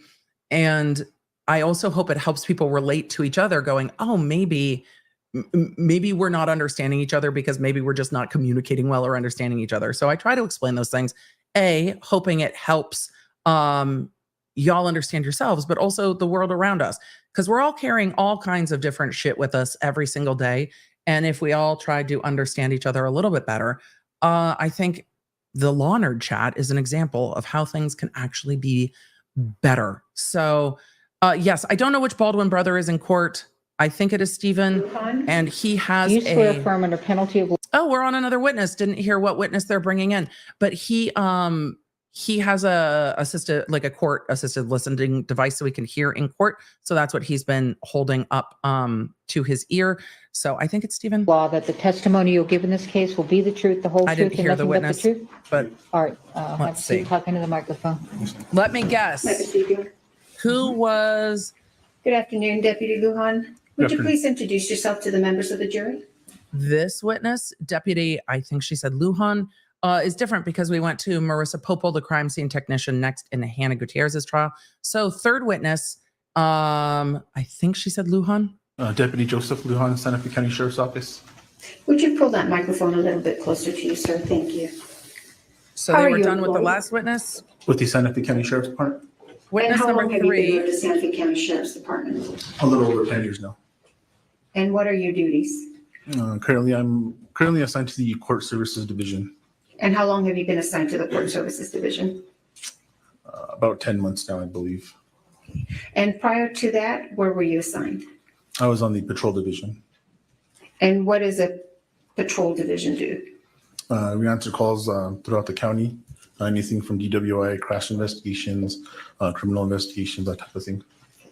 Were you on duty on October 21st, 2021? Yes, it was. And do you recall what you were assigned to do that day? Just normal patrol duties. And were you involved in the investigation into a shooting that occurred at the Bonanza Creek Ranch? Yes, it was. And what role did you play in that investigation? Deputy or Sheriff's Office personnel had already been dispatched to the scene at the movie set. Lieutenant Benavidez advised that one of the persons shot was being transported to the hospital and requested a deputy respond to the hospital as well. Which hospital? The St. Vincent's Hospital here in Santa Fe. Okay. And was that deputy you? Yes, ma'am. Do you recall approximately what time you were dispatched or you went to the hospital? It was a little bit after 2:00. After 2? And once you arrived at the hospital, where did you go? Okay. He was dispatched directly to the hospital to wait for them to arrive. So as everybody else was going to the scene, they knew people were going to be transported from the scene. So he went straight to the hospital and to the scene. Okay. To the emergency room. And why did you go to the emergency room? We had been notified, or I had been notified through dispatch that the ambulance was transporting that subject to the emergency room. And so once you were in the ER, yeah, that's got to be. Did you go into a room or did you wait in the lobby? What did you do? I arrived at one of the trauma rooms that's there at the hospital. Okay. What did you observe when you walked into the trauma room? A gentleman sitting on or laying on like a gurney hospital bed type thing in the upright position. He had an approximate I wonder if he recovered half-inch hole to I believe it was the right side of his shoulder. Do you remember his name? Yes, it was Mr. Joel Souza. And what did you do next? I briefly made contact with Mr. Souza in an attempt to collect preliminary facts surrounding what had occurred. Okay. And we're not going to talk about what Mr. Souza told you, but after you spoke with Mr. Souza, what did you do?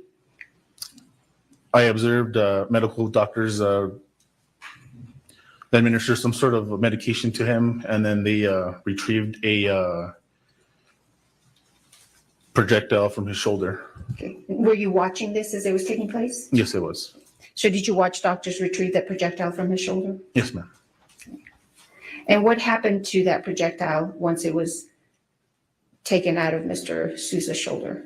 It was placed into a plastic container. It was handed to me, and I kept possession of it. And where did you take it? It was in my possession until Santa Fe County Sheriff's Office investigators arrived, at which point I transferred it. I gave it to them. Do you recall who you gave it to? Yes, Miss Marissa I can't pronounce her last name. Yes, ma'am. Poppell? And who is she? She is an evidence tech, crime scene tech with the Sheriff's Office. I'm going to show you what's been marked as State's Exhibit 14. May I approach you? Yeah. No objection, Your Honor.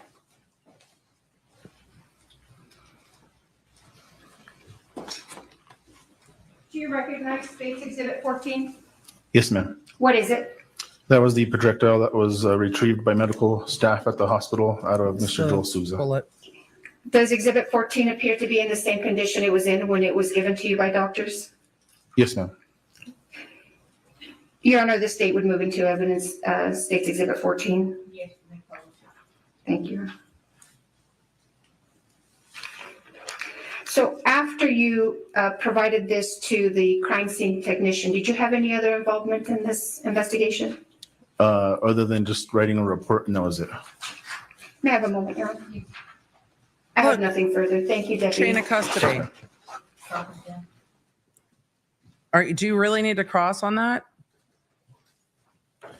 Good afternoon, sir. You were the first member of law enforcement to meet with Mr. Souza, the director of the film, afterwards, right? I believe so, at the hospital, yes, sir. Right. And I think you told the prosecutor you briefly made contact with him to get some preliminary facts? Yes, sir. And he was willing to speak to you, right? Yes, sir.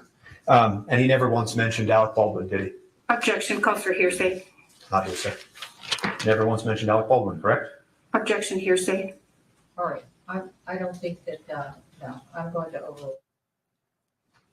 He never, in describing the preliminary facts to you, ever. It is hearsay, but it's coming up. Correct.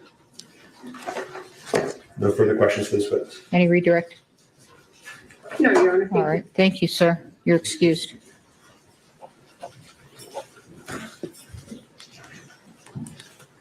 All right, on to witness number 4. Maybe this is Marissa Poppell, who's the crime scene tech. Witness number 4.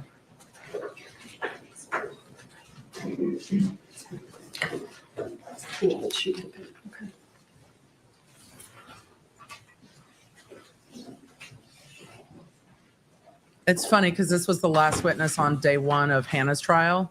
So it's interesting taking a look at how, and I'm going to keep taking a look at how they track. Hopefully it's not annoying, but I'm going to keep taking a look at how the 2 trials track because it's very unusual that we get. Do you swear affirm under penalty of law that the testimony you'll give in this case will be the Companion truth, the whole trials? truth, and nothing but the truth? Yes. All right. Thank you. Have a seat talking to the microphone.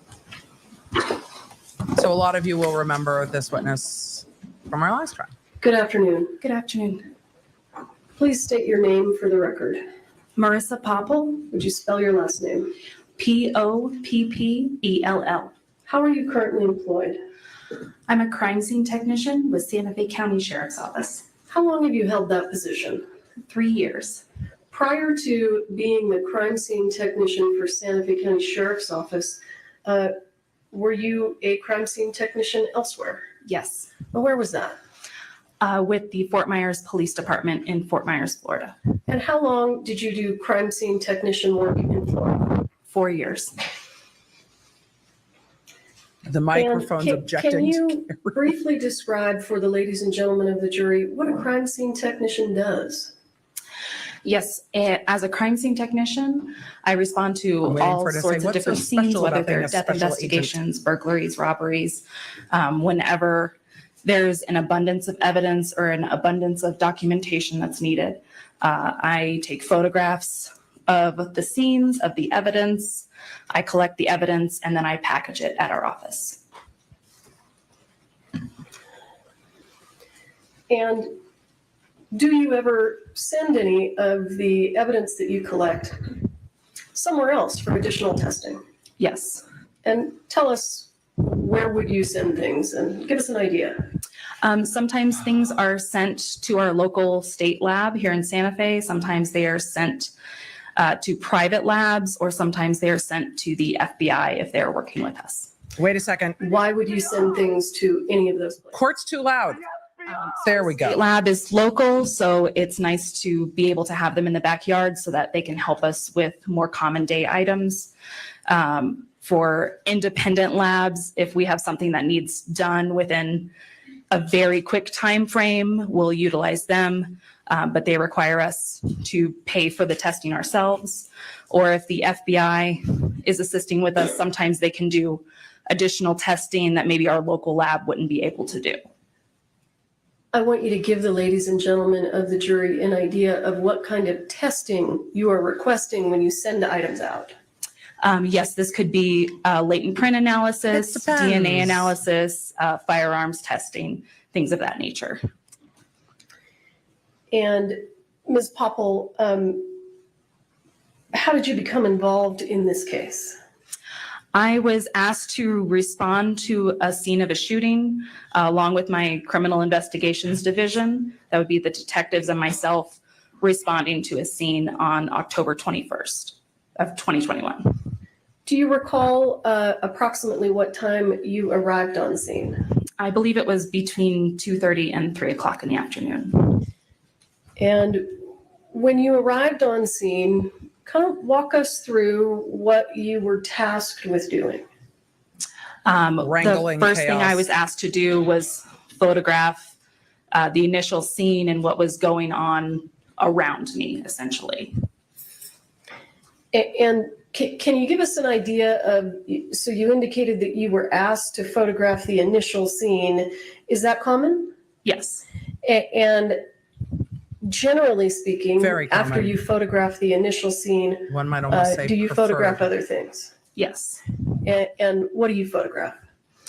So any items of evidence would be photographed on scene, and then if additional photographs are needed, then those items could be laid out at our office in a secure area and re-photographed.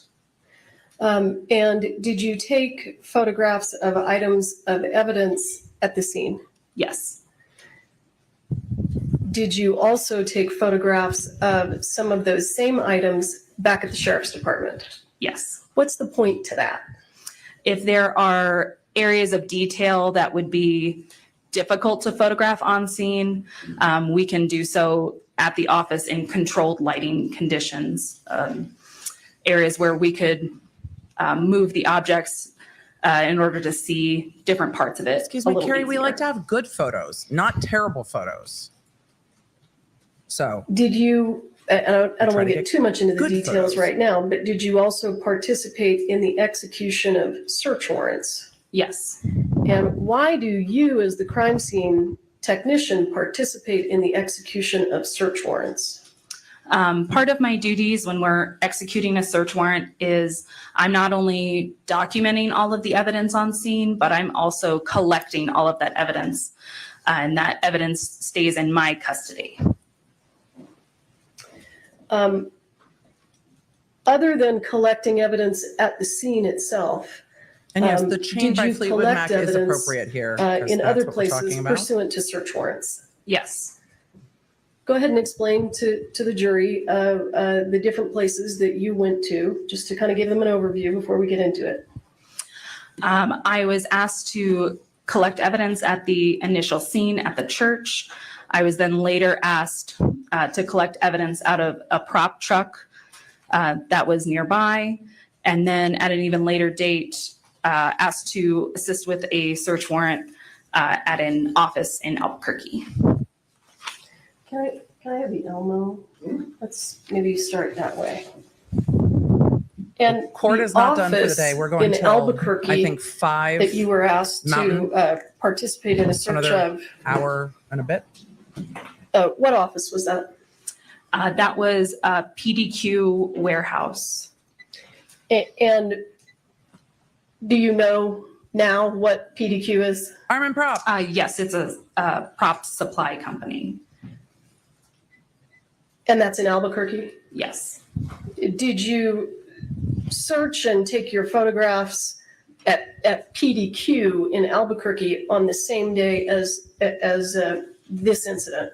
No. On the 21st of October? No. Do you recall approximately when you did the search warrant at PDQ? November 30th. And the search warrant that was executed on that prop truck, do you recall when you participated in that? October 27th. This happened on October 21st, 2021. I'm going to show you what's already been admitted If that as helps. State's Exhibit 7. Let's see if I need to adjust.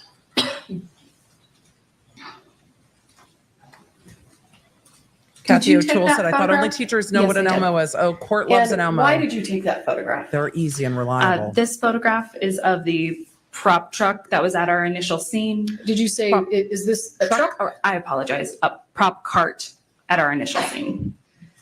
Carrie. Do you know what a prop cart is used for on the movie set? My understanding was that it was a cart that had some props on it. Hence, do you know whether or not those Cart. props included real guns? I do not. Still today, you don't know? The firearms that are visible on this, one is a plastic gun and the other is a firearm that has a blocked cylinder. So it's not a loadable gun. So they're not usable firearms. Understood. That's very precise, and I appreciate her. If you recall, did you collect real firearms from the set of Rust? Yes. How many real firearms did you collect from the set of Rust? There was one firearm that was taken on the initial scene.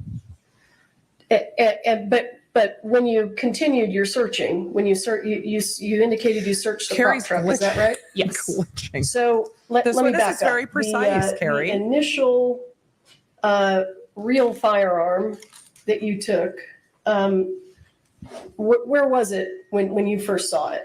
And do we have number 6? What happened to the item of evidence? It probably went with the sheriff's deputy when the witness left the stand, Carrie. You can see Baldwin is already over this prosecutor. It's not going to help, man. It's not going to help. Oh, boy. But it's probably good, right? Ms. Poppell, this is State's Exhibit 6, and it has previously been admitted into evidence. So if you would open it. There is that. Do you recognize that? Yes. What is that? This is the firearm that was taken out of Lieutenant Benavidez's vehicle. And what did you do with it? I photographed this item and then collected it, took it back to my office where it was photographed in more detail. And then what did you do with it? It was submitted to the FBI for analysis. And why did you submit it to the FBI for analysis? What kind of analysis? Believe that we were requesting DNA, latent prints, and firearms testing on it. I need to sound balance that soundbite. It's not loud enough. DNA, you said latent prints? Yes. For those folks that aren't involved in law enforcement, what does latent prints mean? So your fingerprints leave behind oils and waters on surfaces, which are then referred to as latent, meaning invisible. You can leave your DNA so we have and latent prints your On the fingers subscribe leaving button if you want. behind invisible Sorry. fingerprints. YouTuber had to. And what was the other analysis that you asked the FBI? The firearms functioning test. And why would you ask the FBI to perform a firearms functioning test? We wanted to make sure that the firearm was in proper working order. From the time that you collected that from Lieutenant Benavidez's patrol unit to the time that it was sent to the FBI, where was it kept? It was I'm going to try not first to do it every secured time, but in my damn it, office it's hard. and then submitted into our evidence vault. And when you say vault, does that mean that it's secure? Yes. And how long was it kept in the vault before it was sent to the FBI, if you recall? I don't recall exactly. I would say it was within that week that it was sent out. And when we send items Dr. of B. evidence to the FBI, how do you do that? Do you just throw them in a box and put them in the mail? No, a formal request was made to the FBI lab, and then they had a agent respond and take custody of the items. Who was that agent? I believe that was Agent Cortez. So I'm muted does on Agent purpose, Chad. I'm Cortez still come to the listening. sheriff's department and take the items? Yes. Okay. And then at some point, do you get the items back? Yes. And do you recall when you got these items back? I do not. Okay. Were they away from the sheriff's department and at the FBI for a considerable amount of time? Yes. And I apologize, I have been corrected. I thought that State's Exhibit 6 had already been admitted into evidence, but I've been notified that it hasn't been, so I would like to move it into evidence. Pretty sure it has been admitted into evidence. It is, She didn't move it. no, she didn't. It's 57813. Yeah. You did not move it in. Okay, I'd like to go ahead and move it into Dr. B evidence. says at hi, this chat. time. No objection. He also said, why does Baldwin look so smug? That's the first thing he You may said. publish. When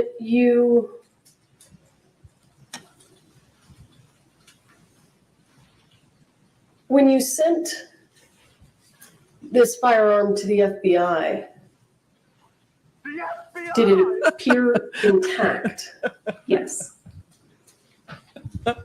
At some point, did you receive it back from the FBI?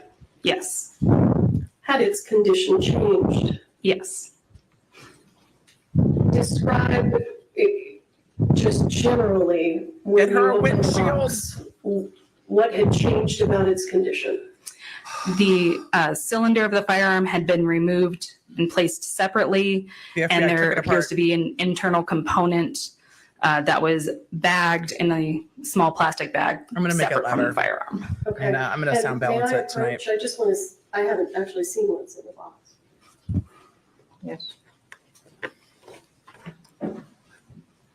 Saria said, when you're looking down, ice cream, look up, Emily. I know, there's definitely stuff I miss when I'm looking down writing. What I'd like to do is have it moved. I appreciate that. The breathing is Carrie Morrissey. Someone else have to do that. Julia, he's a maxillofacial prostodontist. So he's a dentist that kept going to school for 100 million years. So, but yes, there are times. Set it right there so that the jury can see what we've been looking at. What's in the box? The gun, the gun, the gun, the gun, the gun, the gun, the gun, the gun. Sorry. Chicago's Thank you, sir. always appropriate in trial. Just to be clear, this is the same firearm that you collected from Lieutenant Benavidez's patrol unit? Christmas trial. We're here all And day. is this Don't forget to tip generally your the moms. condition that it was in when you received it back from the FBI? Yes. I see that there's a little plastic bag. Can you tell us what's in that plastic bag? Look at the evidence. So they there left. are 3 small metal broken pieces in the plastic bag. Okay. But other than those broken pieces, Oh my God, Carrie, breathing into was the the mic. firearm in generally the same condition? Yes.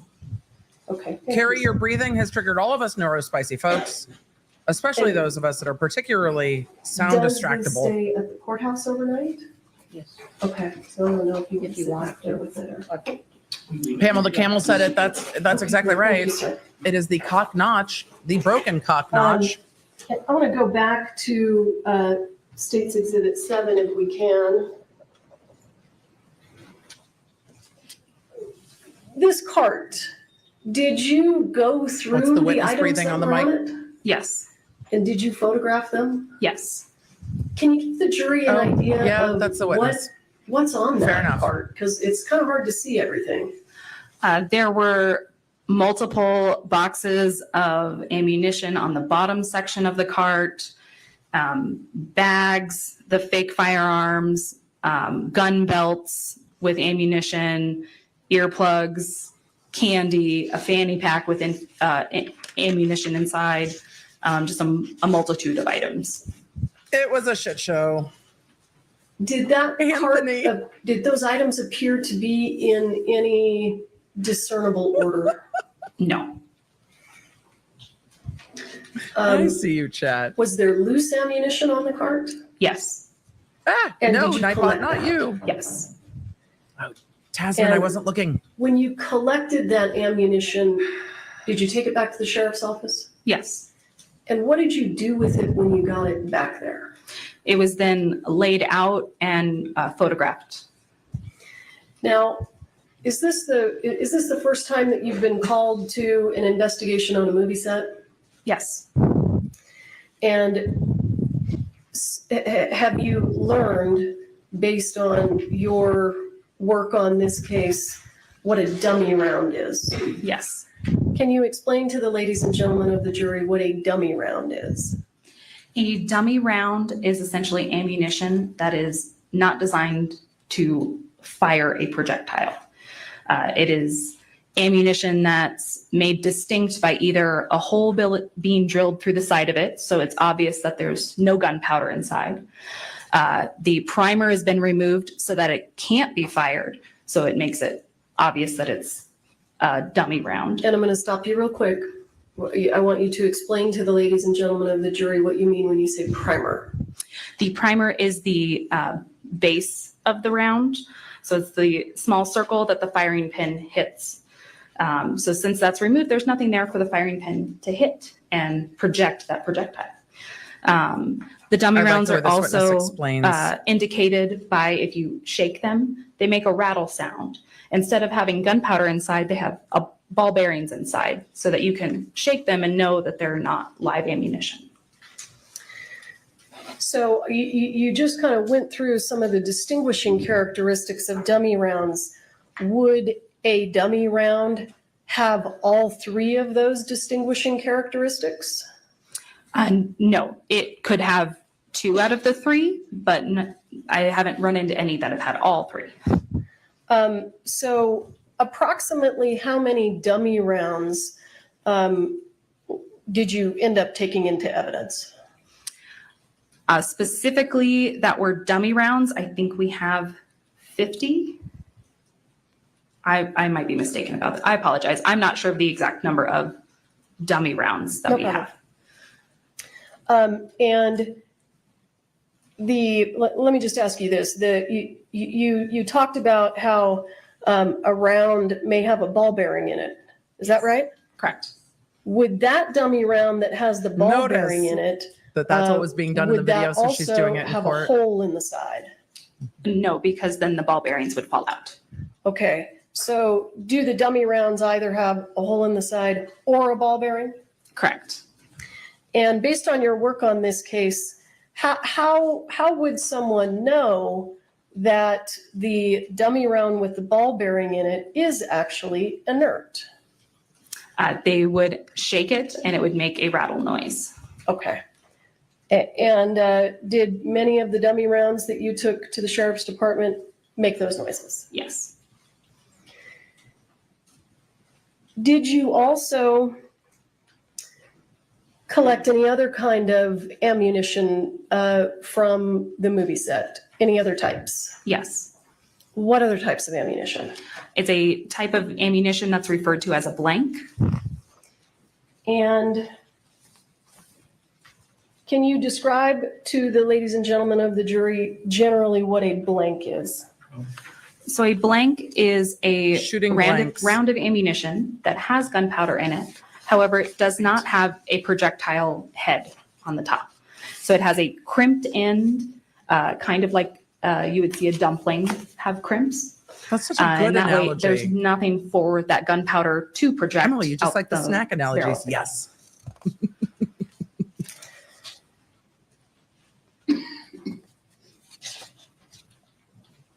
And when you collected all of this ammunition, you took it back to the sheriff's department. Yes. And at some point, did you examine closely all of the ammunition? Yes. And this was stunning to me in the last trial. Did you develop any suspicions? Dumpling emojis. You guys are so good. What suspicions did you develop? There were several rounds that, when shaken, did not make the rattle noise, and they all had a silver in color primer at the end instead of a brass colored primer. And Mm-hmm. did the primer appear to be intact? Yes. And did those have a hole in the side? No. You indicated that you had some suspicions about them. What was your suspicion? My suspicion was that they were live rounds. And what did you do with those live rounds, or suspected live rounds, rather? They were sent to the FBI for testing to see if they were live rounds or not. Susie Irish said, or So you pierogi. My didn't take Polish them roots apart there at the pierogi are sheriff's so department? good. No, I did not. Did you, can you describe to the ladies and gentlemen of the jury what a casing So is? select or spent suspected casing? live rounds. Once More live a rounds were covered live off the round set. is used in a firearm, the casing is what was encasing that round. So in a regular firearm, it was what would be ejected out of it, out the side. In a case of a revolver, it's what's left in the cylinder. So the projectile has come out of the firearm, and the casing is what's left behind. Did you collect any spent casings from the scene? Yes. How many did you collect from the initial scene? One. I'm going to show you what has been, I believe, previously admitted into evidence as State's Exhibit 10. I just did something on my screen. Okay, there we go. Is that a back to photograph normal. that you took? Yes. Let me make it, there we go. And can you tell us what we're looking at? Yes, this is a close-up image of the top of the cart. There was a spent casing on top of the cart, which is what we see up top here, where it has no projectile head on the end. And then there was another round next to it. Let me move this. Anthony said, I feel like I'm having deja vu. Yes, this was As you sit here today, a do you lot of this recall trial whether that is going to feel that way. round was the one that we're looking at that appears intact? Was that They're moving pretty a quickly, dummy though. round or a live round? That was a dummy round. Which is nice. So in addition to collecting this ammunition, did you also collect other items of evidence? Yes. Did you collect any gun belts? Yes. And let me also ask you, and let me show you, if I have it here, I'm going to show you what's been previously admitted into evidence as State's Exhibit 12. Do you recognize that? Yes. And what are we looking at there? These were 2 boxes of ammunition that were inside of Lieutenant Benavidez's unit. So let's talk about exactly what we see in the photograph. Do you see the white box that says 45 long Colt dummies with a very small JS in the middle? Yes. Yeah, that's what she said. Did you open that box? Yes.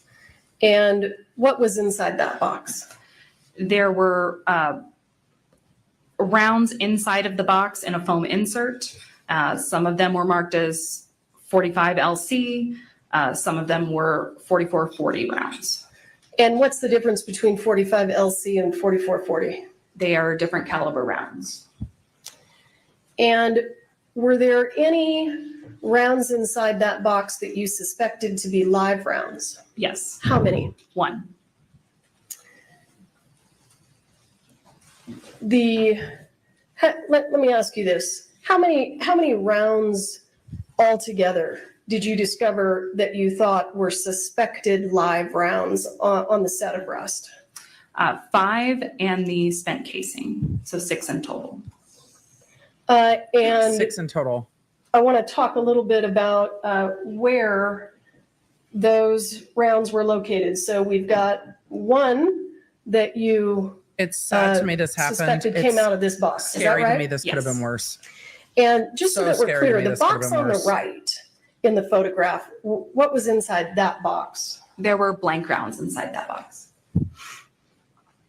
And were they all legitimately blank rounds? Yes. And give me just one moment to pull up some additional exhibits here.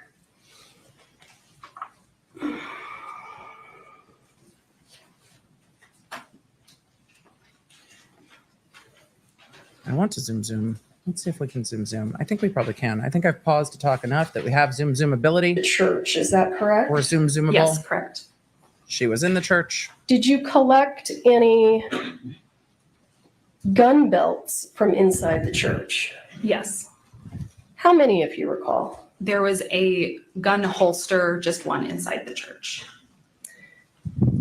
And did you take that back? Well, the holster, was there anything unique about it? Was it just a piece of leather or did it have additional parts to it? It had appeared to live rounds in be a it, shoulder and she holster. wants to talk about So the one that would not go around your waist, but one that would go over your shoulder. It was an over-the-shoulder and it had bullet a holder. fake knife attachment to it. And I couldn't help were myself. there the piece of leather? Did the holster hold anything? Yes, it was able to hold ammunition. And when you collected that holster, did it have ammunition sitting inside of it? Yes. And It had live rounds the in it. ammunition that was inside of that holster, did you closely examine it? Yes. And did any of that was in the holster cause you to suspect that there were any live rounds in the holster? Yes. How many rounds that were in that holster did you suspect were live? 1. And you sent that to the FBI? Yes. And based on your work on this case, do you know who was the actor who was assigned to that holster? Alec Baldwin. Can we go ahead and, I don't know. It's exactly. so Yeah, scary. let's publish it. Oh, I'm sorry. Do you have any objection to the exhibits that I showed you previously? Melissa asked in the chat, To this picture. do you feel Okay. Alec has an advantage Uh, having his so trial after Hannah's? I'm Yes, going to huge. move for the It's a admission of huge advantage State's for them. Exhibit 22 and ask for permission to publish. I don't know if I can, I will explain more. I put it in the podcast for this week, but it's a huge advantage for him and particularly his lawyers, which is him, but it's a huge advantage for them Did you to take go this second. photograph? Yes. And what are we looking at here? This is the interior of the church, and it is a close-up of some of the benches or pews that were inside of the church. And what is, do you see something leather there? Yes, on the second row of benches, there's a jacket and a holster. Is that the holster that we've been talking about? Yes. Is that where it was when you collected it? Yes. And I would like to show you what has been previously marked as, give me just one moment. Are these with me? If you just show me the picture quickly, I'm sure I have no objection. Okay, so I'm gonna have to unplug, or do you? Oh, no, I can pull another cell. He Okay. could just stand up and look. It's fine, but before they introduce something, you show it to Well, but it's council. gonna come up on the screen, so I don't want to publish it. I'll look at it and then I'm sure it's- No, but as soon as I move it, it's gonna come up on all the screens. Okay. Wait, Fabulous Glasses is part of the legal team. I have no objection to exhibits 12 and 13. Thank you. And how about let's do 15 and 16? She's like, sir, here is the binder. Here it is. I don't know what that's like having this much help. Look at how much help there is over there. All government employees everywhere going, what? No objection. I'm happy to stipulate that whatever this investigator Poppell recovered at the scene. Well, we need a little more identity, but it's 12, 13, 15, 16, 17, 18. There's hang on, there's a little bit more than that. It's 19. So these are all the crime scene photos. 21, 26, 27, 28, 29, 30. We have 31, 32, 33. Okay, so what's missing is so you're not doing 22, 23, 24, 25, right? 22's on the screen. All right, what about 23, 24, 25? I didn't hear you name those. There's no issue. The only one. I just want to get the numbers. This becomes a problem later. Yes, it does. It does become, yes, Your Honor, it does. What were the other ones you had? 24, 25. I don't think all right, I'll go ahead and do 24, 25. Just do the whole set. If they're all her Okay, photos. so 22's in evidence. I don't have 23. You don't either, do you? What do you mean? Well, we've been keeping track. and we don't Right, have. so I think that, I think this is what we're moving into evidence, 23. Okay, I don't need to be, yeah. The problem is Carrie's computer is connected and she doesn't want to publish them 22's to go through it. So she's trying to be mindful, but she doesn't have them in a binder to look at. And she can't pull them up on the screen. I'm looking at the same picture that's up here. So That's, they I just, think she's tested the church benches. she should have a binder, Oh, that's not it. hopefully 22 with her. is the church bench. Mhm. What's up on the screen? 7 and 8, so that's wrong. That is 22. You can see in the lower left there. This one on the screen? We can't see on the lower left. Oh, exhibit 22. Okay, 22. Yes, it is. All right, so Stand here with me so I can. let me just clarify. All right, 13 has already been admitted. 12 has already been admitted. 26 has already been admitted.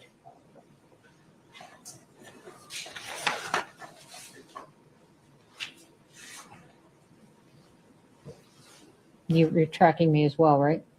Me? Yeah. Okay, so what we don't have, George, hey buddy. 14 has been admitted, so 15, Kat, you can't come in and not say hi to chat. 21. You just stepped on the 22 TV was remote. just admitted. What are you doing? We don't have George. 23. Hold That's on. fine. I'm not moving for the admission of 23. I think it's a duplicate. Okay. My let me third just- screen is a TV. George has tried to turn on All right, Netflix. we don't have He's gonna have y'all 25. watching Bridgerton. We do have 26. Right. At least it hasn't stopped the feed.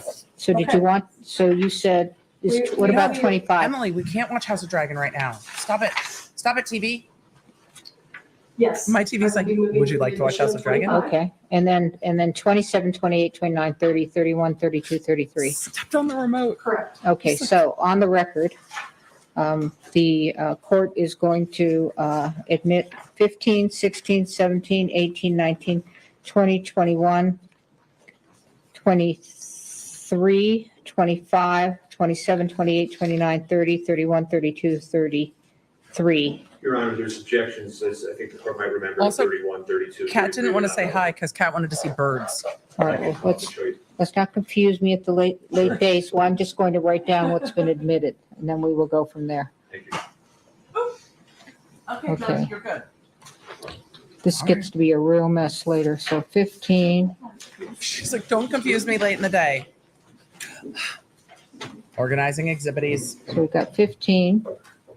Sorry to slow us down. 17, 18, 19, 20, 21. Crimson said, OMG, how long is this stream? 25. Well, court will probably be about 8 hours today, so 30. And you're Probably about objecting 8 to hours. 31, 32, 33. Yes, Your Honor, we've discussed that issue. And I believe the court reserved ruling on it. We can take it up in the morning if you. All right, so let's just go with what we've admitted. let's just end for the day, everybody. And I apologize. I will move. Good also work, for the admission everybody. of 23, That's enough work for this day. Is different than any objection to 23? No, you said you needed 23. You said 24. You didn't want to. Good work, publish. everybody. Okay, great. Mhm. I'll move this. We'll deal with it in the morning. Fantastic. Yay. I'm teasing. I think we have about an hour left, honestly. So don't get too excited just yet. I'm sorry. I should have said I'm being facetious. It is 5 o'clock local time for me. It is only 4 o'clock court time. I think they've got about another hour. But she's like, we'll take it up in the morning. I'm like, let's do it. Bye-bye. Bye-bye. Bye-bye. No, I think we still have like an hour. So when they say we're going to take it up in the morning, what they mean is we still have an hour left. So sorry, chat. I know. I was ready to. Sometimes I feel like if I just say it out loud, we can make it happen. That doesn't work with live court. So I'm going to zoom, get us back onto Court's 4. This is court's 4. As they are now working with the exhibitees, we are caught back up to live court. We're gonna go to a few questions. So Lauren said, "Hi chat. I'm trying to put YouTube on my TV, but the Emily shop keeps popping up and taking over half of my screen. Any ideas?" That's odd. Thank you for asking. Miguelina, my producer, can take a look at it because that shouldn't be happening Marked at all. And I think these are all stipulated too, so we've Valley removed Girl, these into evidence. I love being I in the think we're just courtroom from collectively here. moving them into My evidence so I chair's can go through them comfy. now. Okay. I've got snacks. State's Exhibit 15. Yeah, I Ms. didn't. Poppell, do you recognize Miguelina, that? I didn't think so. It Yes. shouldn't. What is that a photo of? This is a close-up of the rounds that were in the holster that we Yeah, were discussing. nothing should be popping up. Mr. Baldwin's holster. Yes. And I see, how many silver primers do you see there? There are 2. Like A- nothing should and, be popping up. Which one did you? I will mention nothing should be popping up. This is important because we're going to get into live rounds in this holster, which is terrifying. Nothing should be popping up, but YouTube is in the middle of their like AI or not AI UI update. So if things are a little wonky, things are getting rolled out across the platform. So if things are a little wonky, I will ask about it. If anyone wants to send a screenshot of that happening on TV, I can forward it along. Just send it to help@EmilyDBaker. Not everybody, just the person who commented about it. And we will forward it along to YouTube because that should not be happening. And I hate that experience. And I don't know how to fix it. So as they go through kind of the UI updates, sometimes things get quirky, but there shouldn't be anything popping up on screen, and it's not happening on mobile or on computer. So it seems like maybe a TV UI issue. So thank you for letting us know. I appreciate it because I always really want you to have the best experience, and I don't know if there's a way to close it out. So I will ask. But thank you. And I see, how many silver primers do you see there? There are 2. And which one did you Sorry, suspect Melody. was Melody, a I'm live sorry. round? The one that's closer to the center that has a cleaner look to it. This one here? Yes. And the one that was on the left that has the silver primer, when you examined that, what happened? When that one was examined, it was determined to be a dummy round. Right. Do you know who provided that dummy round to the set of rust? I do not. Okay. Other than Mr. Baldwin's holster, were there other gun holsters that you collected? Yes. And were there other holsters that contained what you suspected to be live ammunition. Yes. How many others? There was one other, a gun belt that was located on top of the cart that had a suspected live round. I'm going to show you. That's States Jensen Exhibit Eccles gun 16. belt, I believe. Can you tell us what we're looking at there? Yes, this is a close-up of the gun belt that was taken from the top of the cart, and it is a close-up specifically of the rounds that were inside of it. And was the suspected live round the one with the silver primer? Yes. You guys can see the We difference, talked a right? little bit about that box. The armor should have. Of ammunition that you, the box of dummies that you took out of Lieutenant Benavidez's unit. I'm going to show you what's been marked as States Exhibit 17. Do you recognize that? Yes. And can you point us to the suspected live round that you testified to inside that box? Yes, it's the round on the far right with the silver and color primer. This one right here. Yes. Period. Her glasses, man. And I think you testified that there was some loose ammunition on the top of that prop cart. Is that right? Yes. And did you collect all that? Yes, I did. You took it back to the sheriff's department? Yes. Any of the ammunition that you collected from the top of the prop cart, did you suspect any of that to be live ammunition? Yes. I'm going to show you States Exhibit 26, which I believe was previously in evidence. Do you recognize that? Yes. And did you take that photo? Yes, I did.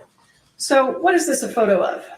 This is an overall photo of all of the loose ammunition that was collected from the top of the cart. So these 6 items here at the top, what are those? Indicating. Those are all blank rounds. They have the crimped end. So they're missing the projectile. And you can Yes. see the crimping.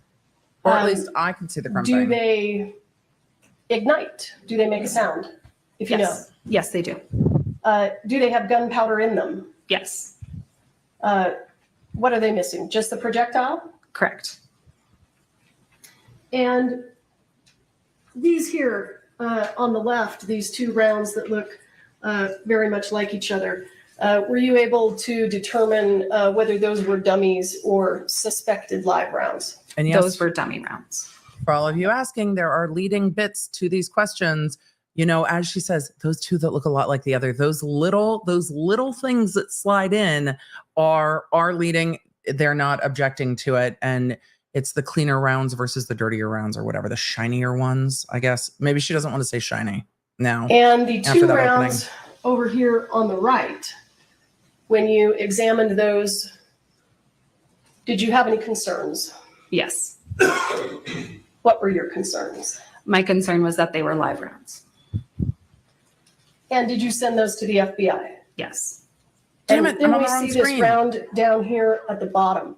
And I see a hole in the casing. Do you see that? Yes, I do. Is that what you were describing as a dummy round with a hole in the casing? Yes. So was that sent to the FBI? It was not. There we go. I was on the applause screen. Now, I'm going to show you States Exhibit 27. Do you see that? Yes. And those rounds that we're looking at right there, are they also in the previous photo? Yes, they are. Let's go back to 26. Are they these right here? Yes, they are. You didn't indicate for the record what those were, So Carrie. they had silver primers, is that right? Correct. And did you collect and photograph that spent casing? Yes, I did. I'm going to show you what's been marked as States Exhibit 28. Is that the spent casing? Yes, it is. I'm going to show you what's been marked as States Exhibit 29. Do you recognize that? Yes, I do. Maureen, and what thank you is for your that? input. This is the bottom of that same stent casing. So when you it's a talked hard about case 'cause the it's so primer avoidable. being the area that the firing pin of the gun strikes, Are you referring to this silver right here? Yes, I am. And do you know what that little dimple in the top is called? That is made from the firing pin. Okay, that's the mark that's left? Yes. All right.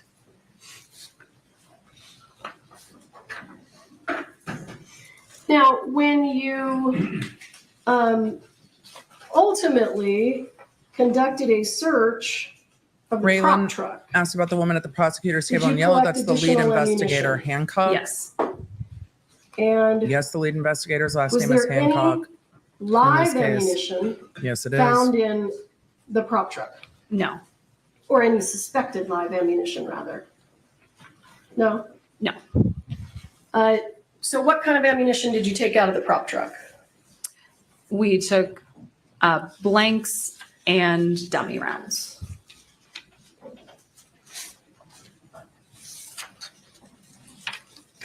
And the lead investigator is allowed Do you to sit remember at approximately the how many? at the prosecutor's table. I She's part of would the prosecution approximate team. 1,000 to 1,500. Did you closely examine each and every one of those? Yes. She's like, yes, I did.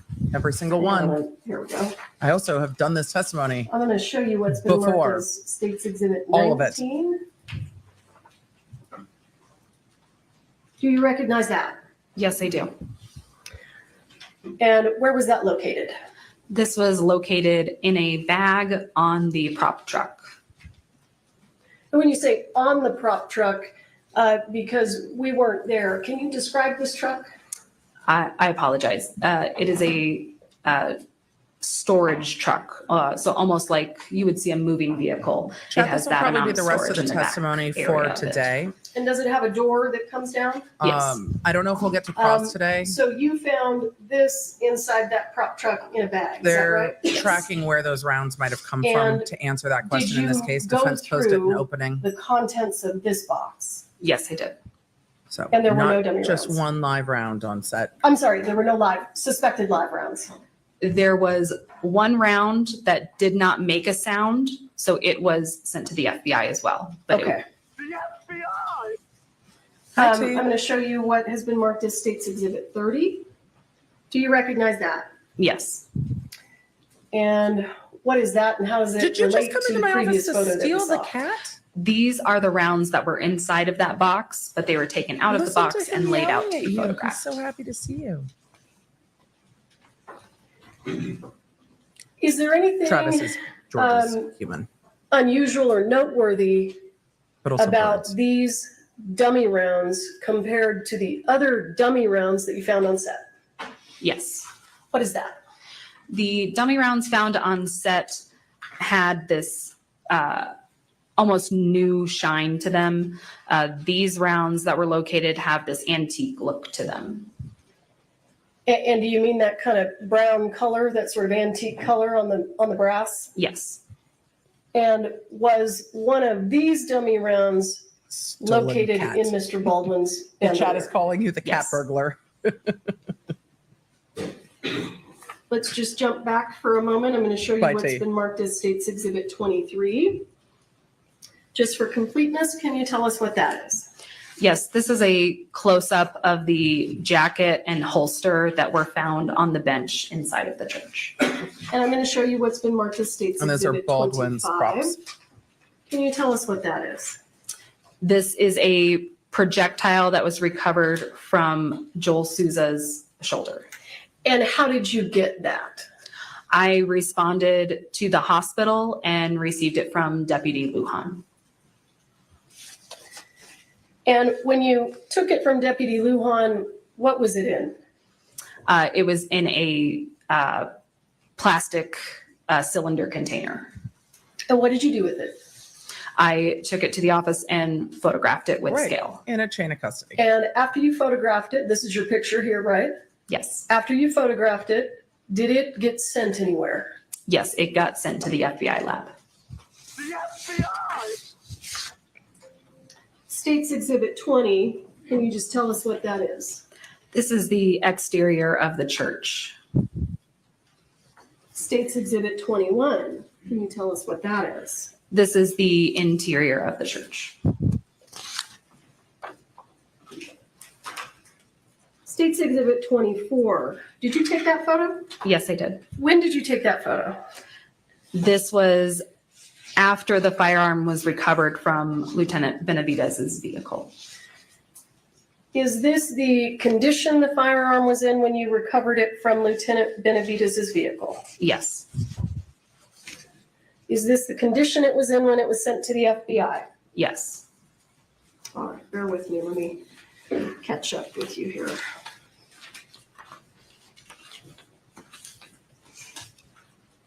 And they are admitting each of these photos into evidence. This witness took these, so each of these photos need to be admitted so that the prosecution can make the arguments they want to make later Did you participate about in the this case. decision about So that's why we're here. which items of evidence were going Foundation. to be analyzed at the FBI? Critical, Yes. but takes time. And let's go through the items of evidence that were sent to the FBI for analysis.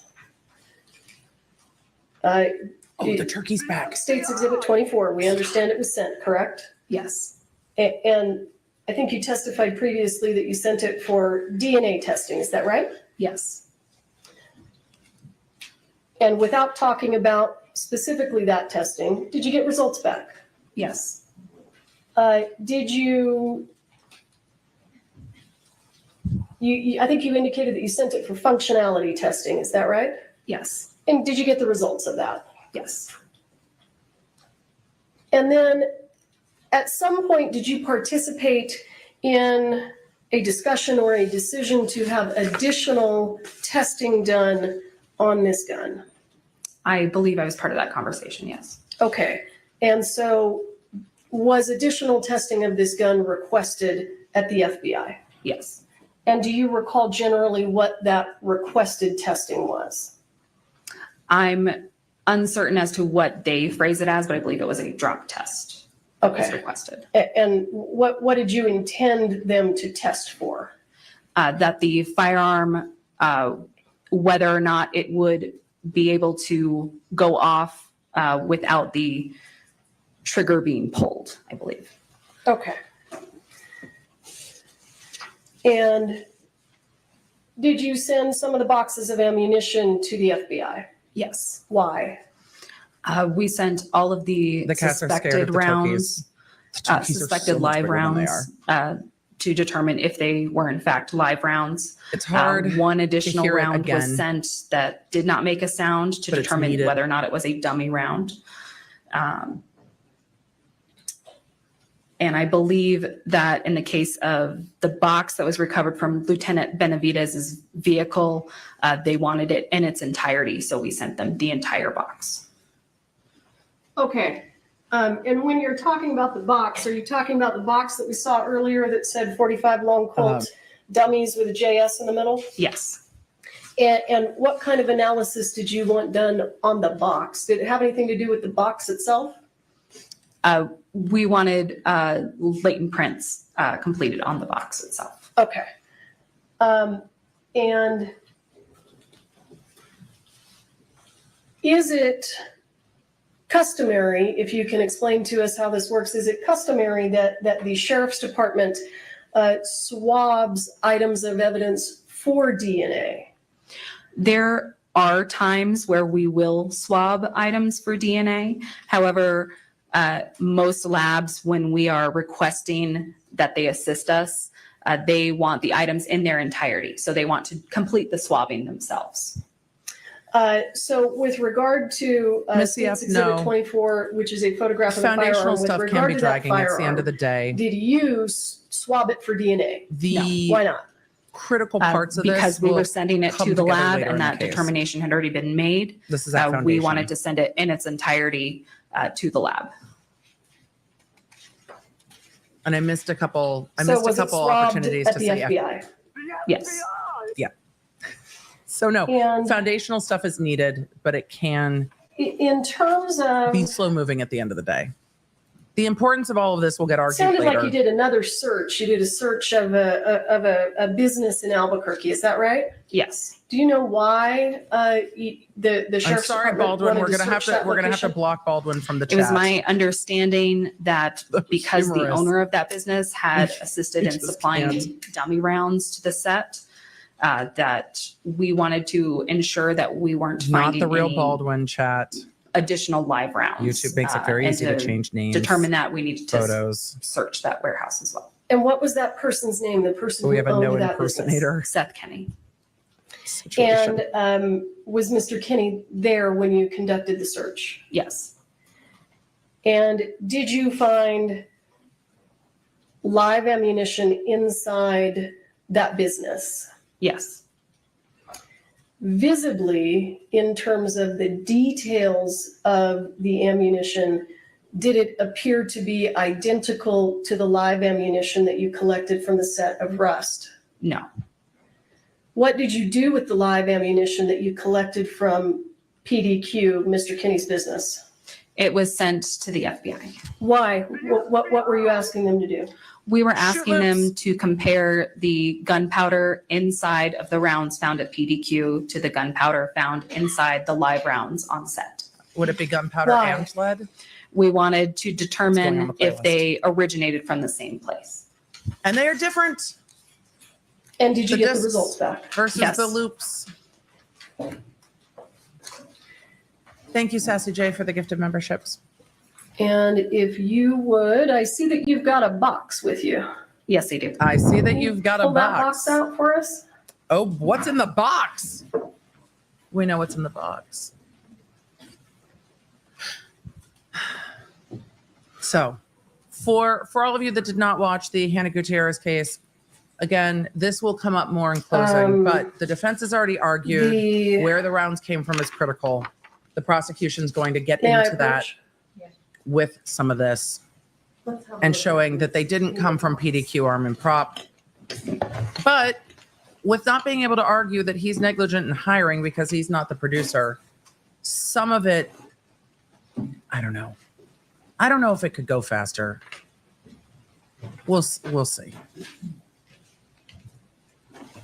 We'll see later. Just the part.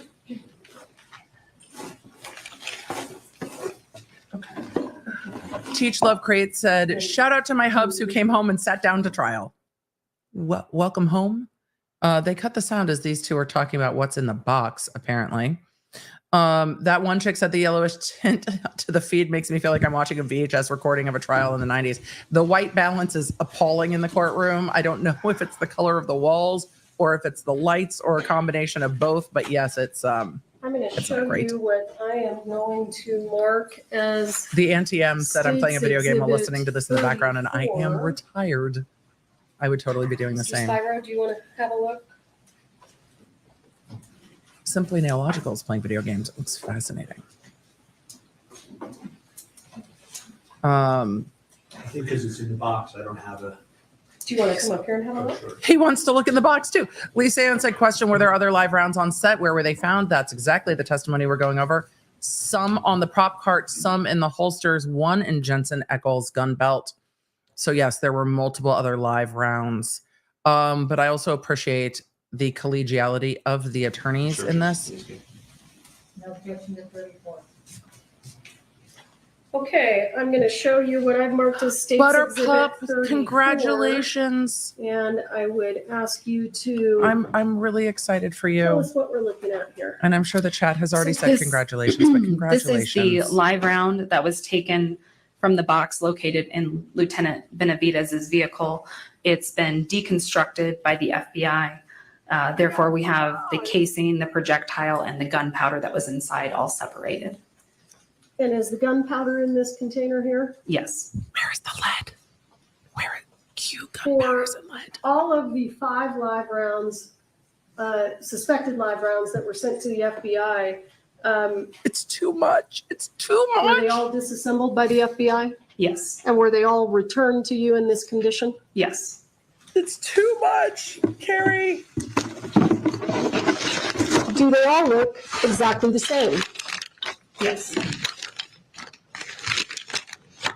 I'm going to move into evidence, States Exhibit 35, 36, Kylie, yes, 37, I will shamelessly and say 38. Jensen Eccles in this case Your Honor, whenever I if could just can. ask one clarifying, just to find out the date of that, just so I know, because I haven't examined this. The date of what? When she received them back, or the date around I think she- approximately even is fine. Do you know approximately when you received them back? I do not. I have that back at the office, but I don't have it on me at the moment. Can you give us an estimate? Was it a month? Was it a year? I would estimate 6 months to a year. That's fine, Your Honor, thank you. Did you also say 39 or just ended 38? I ended at 38, but there will be a 39. Danielle Bell said, I assume all the evidence showing Hannah brought the live rounds to set is good for Alec. It cuts off some of their arguments. So You the said they all look prosecution is trying to answer that The question. same, right? Yes. Is that true also of the powder in the little container? Yes. It all appears to be the same. Correct.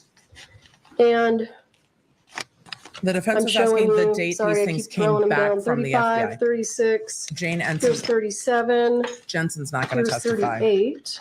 We'll see him in some of the videos, but he's not going to The testify. live rounds that you sent to the FBI that you collected from PDQ,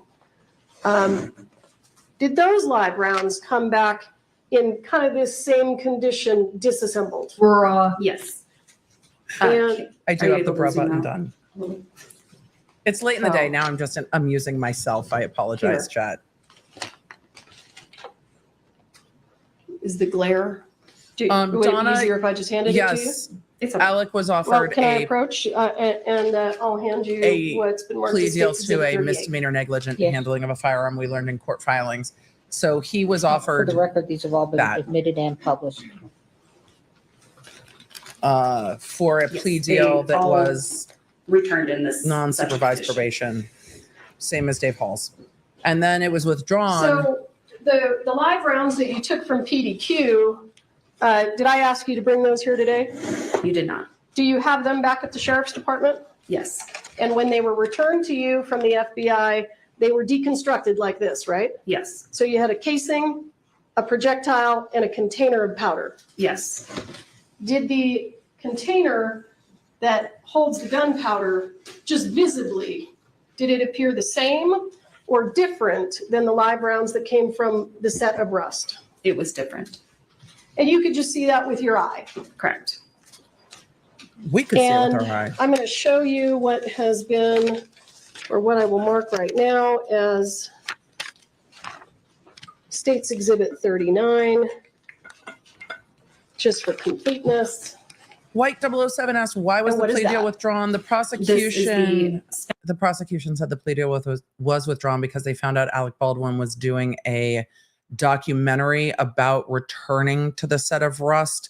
So it seemed from legal filings, because reasons being the prosecution got mad that Baldwin was making a documentary about the shooting and about the returning to set. It seemed like maybe he wasn't taking it seriously. So it was that was the reason given in court filings that I covered, probably 6+ months ago. So that. And casing that was located on top of the cart. Okay. So hopefully that helps.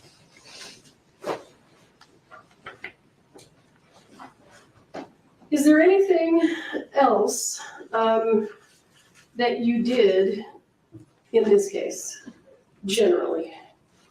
In general terms, I was also asked to collect DNA standards, fingerprint standards from Anthony, you were various parties, cracking me up. so that those could also be sent for comparison at the FBI. And what parties did you collect I'm going to stop apologizing and just let it standard fly. DNA standards from? I collected them from David Hall's, Hannah Gutierrez, and I believe Lieutenant Benavidez as well. Did you, I'm sorry, do you know whether or not a DNA standard from Mr. Baldwin was collected? It was collected by another agency. Okay. Because he was in New York at the time. Bear with me. Can we zoom? Oh, we can. Firearm out of Mr. Benavidez. That's about it. When you took the zoomed too firearm far. out of Mr. Benavidez's patrol unit, did it appear to be damaged or modified in any way? And not that I was able to see. And let Remember, me, Pollard Baldwin's argument is go it just back went off. to He didn't pull the State's trigger. Exhibit 21. The gun just going off wouldn't be Baldwin's behavior being reckless, right? If the gun went off, if the gun was defective, Baldwin's not being reckless by pulling it out of a holster. So cutting off the argument that the gun just went off is something that they have to do in this trial, because they have to show that Baldwin took action and that he had reason to believe that action would be dangerous. The action they're alleging is pointing the gun at a person, cocking it, and pulling the trigger. So that is why they're going through a lot of this. What are we looking at there? This we got is about the interior of 20 the more minutes of church court for the after day. I've laid down evidence markers. So just explain to the ladies and gentlemen of the jury. so Evidence that they markers. know- There's evidence markers? God, they're so helpful. What are evidence markers and where do we see them in this picture so they can make sense of what they're looking at? Evidence markers are utilized so that when we go back and reference photos, we can easily determine where things were placed in a scene, or where things were when we went there. So we know. So in this photo specifically, any numbered areas were physical items of evidence or possible evidence that was collected by myself. Any areas that are marked with a letter were areas of suspected blood that were Lala, also I'm swabbed going and to collected. answer that when we get to questions. It's a good question. We haven't And touched on it just to this be case. clear, the evidence that we've looked at that was photographed, all of these, is that all the evidence in the case? No. And the items of evidence that you brought in the box, that's not all the evidence in this case, right? Right. Do you still have all of the evidence? Yes. And where is it? It is in the evidence vault at the Santa Fe County Sheriff's Office. So if anyone wants you to bring it in, you can do that. Is that right? Yes. All right.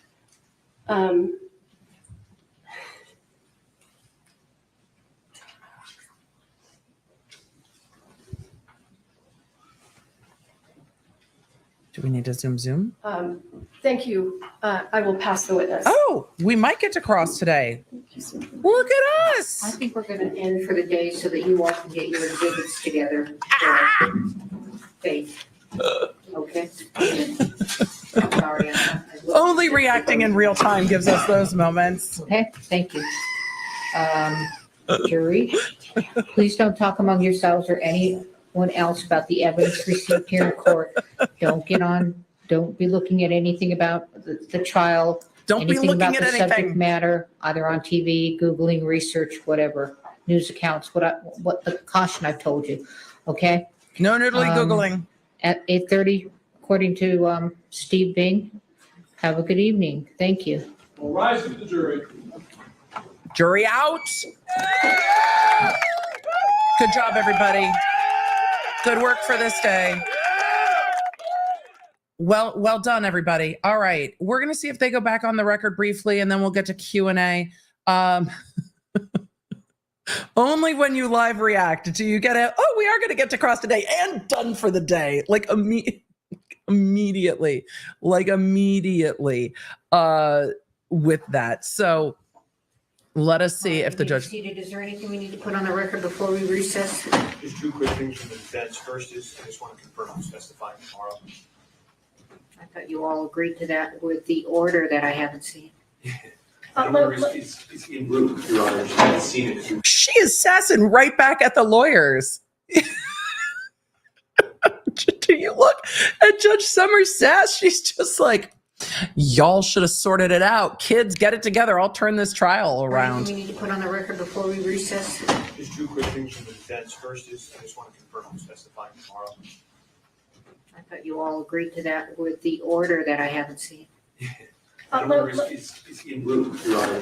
It's en route. Yeah, okay. Well, I thought that's what was agreed to. Order of witnesses. It absolutely was. I just wanted to confirm as we're running out and everybody's checking that nothing's changed. Okay. We'll confer you. All right. Anything else? If I could just beg the court's indulgence to just quickly look at Exhibit 6, which I wasn't able to see when they opened it, the firearm. Exhibit 6? Firearm. Oh, 6. That's just all I- The gun should be with the sheriff. No, Martine Oh, you took it took back. it to save it. Never mind. You can, I could ask Corporal War, if It's okay. Deputy All right. Apodaca. I don't have my glasses on. Are you sure? I was trying to catch it, but it's okay. I'll save Okay. something. All right. I'm happy to call him up. I can get it. Worked hard enough. The court staff's like, we can call the Okay, anything sheriff else? and bring it. Ms. Morrissey? No, Your Honor. Okay. All right, have a good evening. Thank you. All right. And that's the end of today. So, for those of you who are like, these feel like long court days, yes, they are going to be longer court days than they were in Massachusetts. That is part of why this case is going to be done faster. There are also substantially less witnesses. It's not a legally less challenging case. I mean, it is a legally challenging case, but it is, A, they've done it before, so everybody kind of knows what to expect. And B, it's really not that many witnesses. What did Baldwin do on the set of this movie? That's what we're really looking at. So it's going to be cross-examination in the morning. That's a wrap for today. And we are back to, well, don't break the seal. So let's do a summary for today. Then we're going to do some Q&A. And then at, over 8 hours by the time we finish that, we will wrap for the day. We have been leaving one stream open at lunch. We started doing that during the Reed trial. It worked well. There have been some improvements, A, on the Streamyard end that made that run smoothly, B, on my computer's end that helped that run smoothly. And we wanted to be able to leave the chat open. So that worked really well for us. Hopefully that works well for you. Of course, we always timestamp everything. So on the replay crew, we love you. On the replay crew, you guys can find everything that you need. So let's get to a quick recap of the afternoon, of the evidence that we saw in the last trial.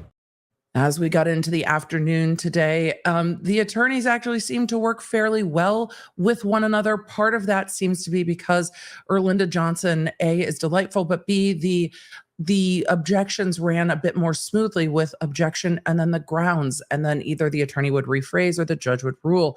But it seems that at the end of day one, they have moved through more than 4 witnesses. We've gotten to kind of the place at the end of the first day that we were at the end of day one in the Hannah Gutierrez trial, ending with Marissa Poppell, who was the crime scene technician.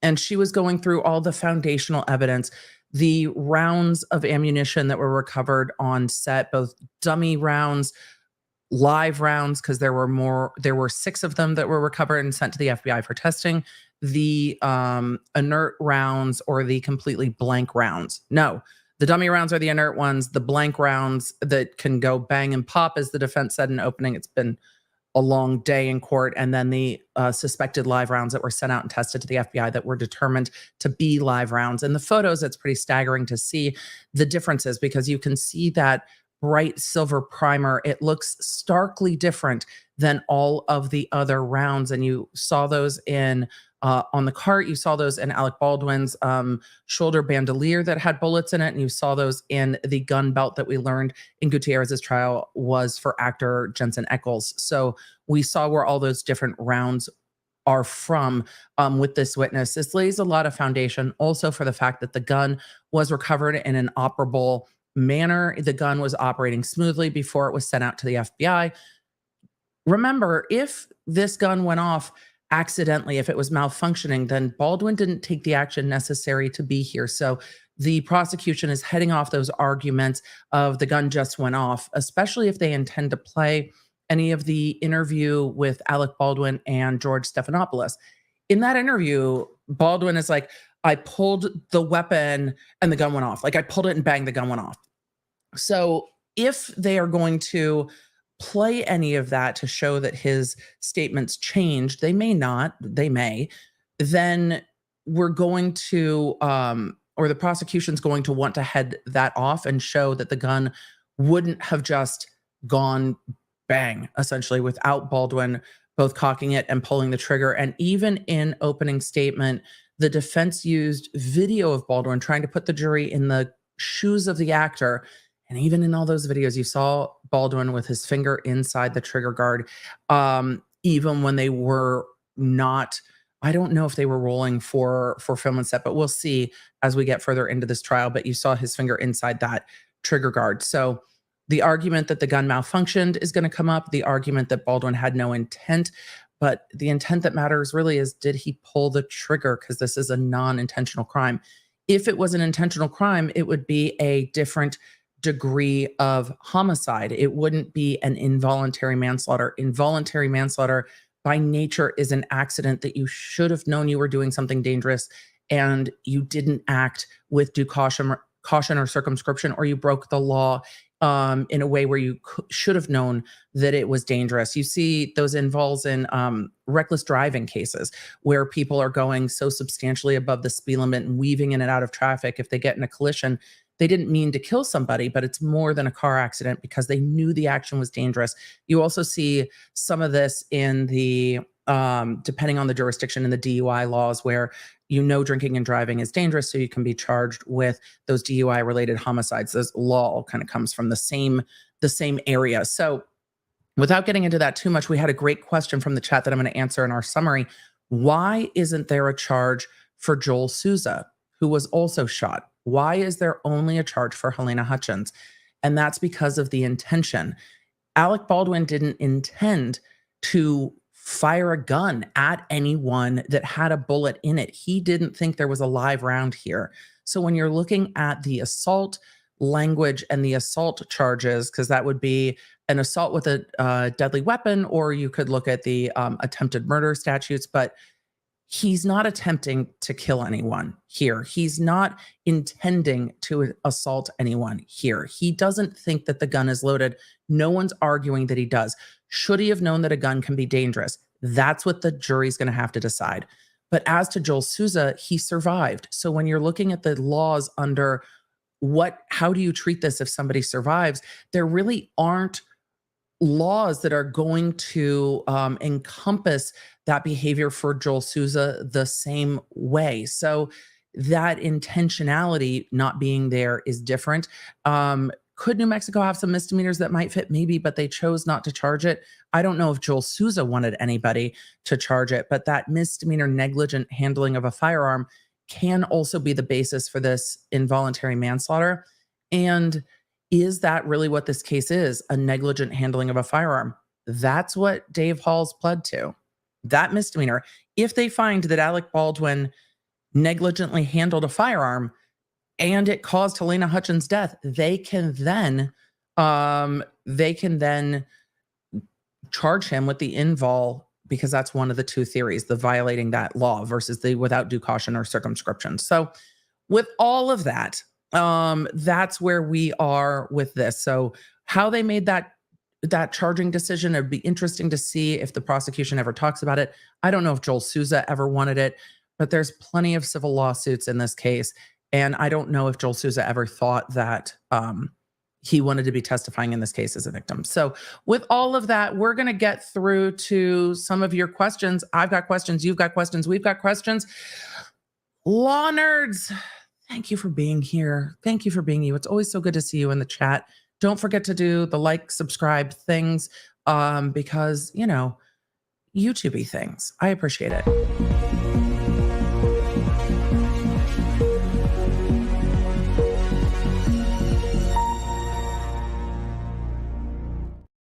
Will I get to everything? Probably not.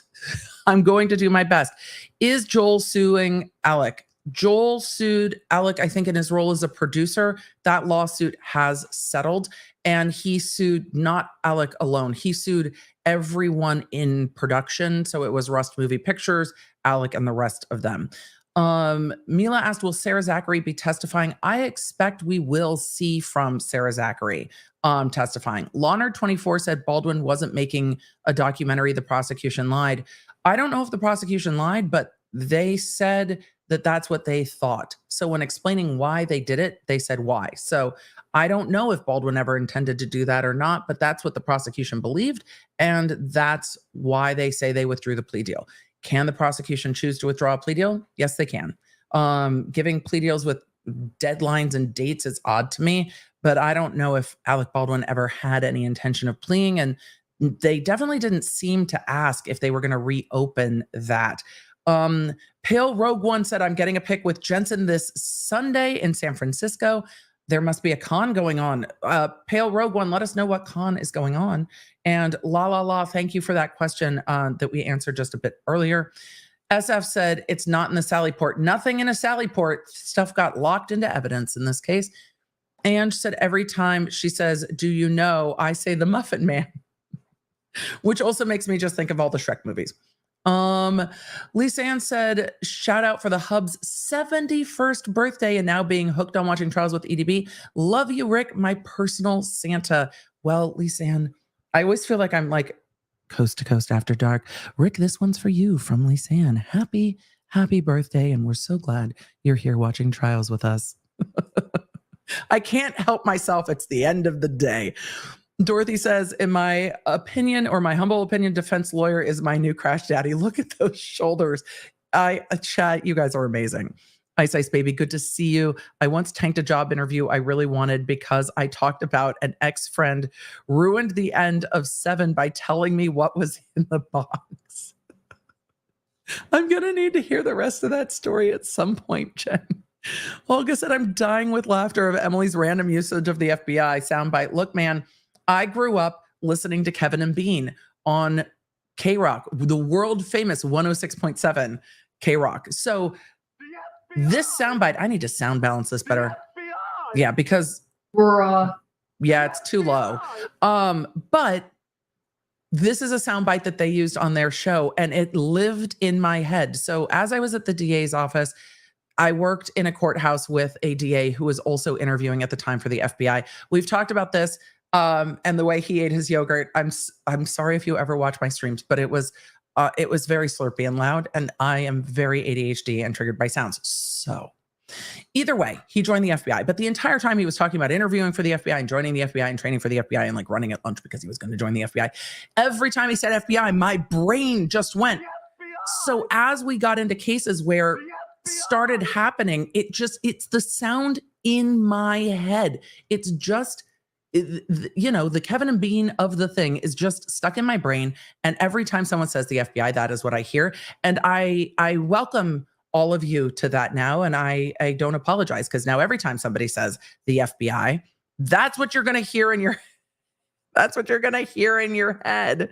So yes. And I'm sorry. So let's see. Katie said, my question is really, was he told to point the gun at a specific spot in the room? If so, wouldn't that take out the argument that he shouldn't point the gun at individuals? We're going to hear a lot of testimony on this. It's my understanding that they were blocking out him just pulling the weapon across and cross-drawing it, not pointing it at all. That's what they were supposed to be working with. So we will see as the testimony comes in. But we heard from Attorney Bowles and one of the armorers that was on the panel at the crime conference here in Nashville that they were saying that Helena was directing him what to do and how to. And I want to hear what Joel Souza has to say. We know that Alec Baldwin has said that, but I want to hear from Joel Souza. He was in the room. It's my understanding he was just supposed to be drawing so they could block in him just drawing the weapon across his body and not anything else. So we'll see. Let's see. That's just AB's everyday face. I don't really know. I don't follow Alec Baldwin very closely, so I don't know if that's just his face or not his face. But the way his face is going to get judged in a courtroom setting is different than in an everyday setting because his actions, his demeanor, his faces, the jury can see them, yes, at profile, but the jury is watching and they often look to see how the defendant reacts to things. Adina said, what are the rules of a defendant's testimony? Can they make the decision at any point to go on the day, or does it need to be announced in advance? Defense attorneys will want to talk to their clients about this, but they don't have to disclose to the prosecution if they're going to testify or not. They can change their mind. When you're in the defense's case, the defendant can testify at any point before the defense rests, once the prosecution rests. And they can make that decision at any point. That is really between them and their lawyers. They don't have to give the prosecution a heads up. They don't have to tell the prosecution he's testifying, he's not. Sometimes if it's the next day, they will be like, and we're calling the defendant tomorrow in like a scheduling way. But no, they don't have to disclose. And they don't have to have decided yet. They can wait and see how the evidence comes out. They can look at the jury and decide later. It's why you will very rarely hear, except in cases where the defendant kind of has to testify, self-defense cases and the like, you won't hear the defense make any of those promises in opening, even if the defendant's going to testify. Different for civil cases. The FBI and You're Killing Me Smalls. Melanie says, I can't believe today is the first day. It already feels long. Yep. Moo Boy Moo said, thank you for explaining the Starbucks straw. When I got my caramel frap today, I was like, what the fuck is this? They should say it's free straw day instead of just like strawing at you, right? I like to be told. Rebecca Jones says, you look and sound like Laura Prepon. I'll take it. Are you related or just a doppelganger? I don't think I'm a doppelganger at all, but I will absolutely take it. Not related at all. But I love Laura Prepon. So there we go. Shout out to my mother-in-law, Laura, who introduced me to you. We watched together, even being 4 hours apart. Well, hello, spoiled sprites and mother-in-law, Laura. To mother-in-law, Laura, you are apparently a very fucking cool mother-in-law. I love this. I love all of this. So thank you. I love seeing, again, I love seeing who you guys watch with. Jen P says, somebody screenshot this for read. Law and Order playlist has to include How to Get Away with Murder, No Body, No Crime. No Body, No Crime. We might need two. We might need like a stream specific playlist and like a best murder songs playlist. We might need kind of two, but No Body, No Crime, Long Black Veil, Goodbye Earl, The Thunder Rolls, Papa Love Mama. We've got a whole list going. We had a whole we were talking in a members only stream ages ago about whether we were going to go through which songs had not legal advice, which songs had decent legal advice, which songs had a plan and a motive, but we never got towards it. Angela said, what if any color was the sky that day? Gorgeous and as blue can be, because the New Mexico sky is amazing. The Creek Inn gifted 5 memberships. Thank you so much. Would it have helped if Jensen decided to testify for Baldwin? I think Jensen in his police interview said he always checks his rounds. So no, it probably won't help for Baldwin. Daphne said, not how's many lawyers. How many lawyers does Alec Baldwin have? The limit does not exist. He has quite a lot. They are large firms, but the front row is for lawyers behind him. And then the desk is for lawyers. So 9 or 10 in court. I don't know. I would have to count, but it's a lot. Casey Katz, I got a kitten from the shelter Monday evening, a gray tabby with stripes on his legs. Haven't named him yet. Potter and Sherlock are on top so far, but Capone is in the running since he went full kitten last night. Suggestions. I'm sure the chat has suggestions. Do I have suggestions? No, it's such a personal thing, but sometimes it is the feisty little personalities. But Fred and George were just mischief-making ginger brothers, so it just had to happen. But my husband wanted me to name my cat Albus, Smokey. So when he got his cat, he named his cat Bandit because he was like, they are Smokey and the Bandit in my brain. And I was like, that is Albus. She is a little wizard cat. The chat has suggested Murder Mittens. I mean, that's the FAFO cat for sure. That is definitely the FAFO cat. Is the murder mittens. So let's see. This witness said in the beginning they only have a total of 7 deputies for the entire county. I know it was wild, wasn't it? I might have missed it when he first said it. When he said it the second time, I definitely caught it. Matthew, good to see you as an AV and interrogator. Court tech is always convoluted AF. Yeah, we have to make it lawyer simple. The thing is, lawyers are also generally not tech savvy. Like a lot of lawyers are really, really not tech savvy. And then courtroom tech is all different and all prickly in its own ways. It's just tough. Kashmir Little said this trial against Alec Baldwin feels misplaced. The whole time I'm watching, I feel like this proves the case against Sarah and the other guy, not Baldwin. And there is frustration for sure about the prop master, Sarah Zachary, about Seth Kinney at PDQ Arm and Prop, who they did not charge because of that chemical testing of the gunpowder, and Dave Halls. I mean, there's a lot of people responsible for this, and Is this better served sorted in civil court? Is it not? Not all jurisdictions have involuntary manslaughter in this way. I think every jurisdiction has some form for DUI specifically, because drinking and driving is a unique set of choices to be intoxicated and then drive knowing that it's intentionally or inherently dangerous. But not all jurisdictions have involuntary manslaughter for other types of accidents, because sometimes accidents are just accidents and civil court is where to solve them. Are all accidents criminal, and should they be or should they not be? And where are the boundaries of that? But this is why each state has their own legislatures, and you get to modify the laws of your own state to see where it fits and where it doesn't. I know when we watched Utah with 8-passenger, the laws on those felonies where they max out oddly, even with multiple victims, felt low and felt odd and felt weird. Here, involuntary manslaughter carries 18 months, but it can be a serious and violent felony, which can have serious implications for the defendant. In Massachusetts, some of those involuntary manslaughter lesser includeds on Karen Reed carried 20 years. So it's very, very different depending. Did anybody say gorilla grip cat?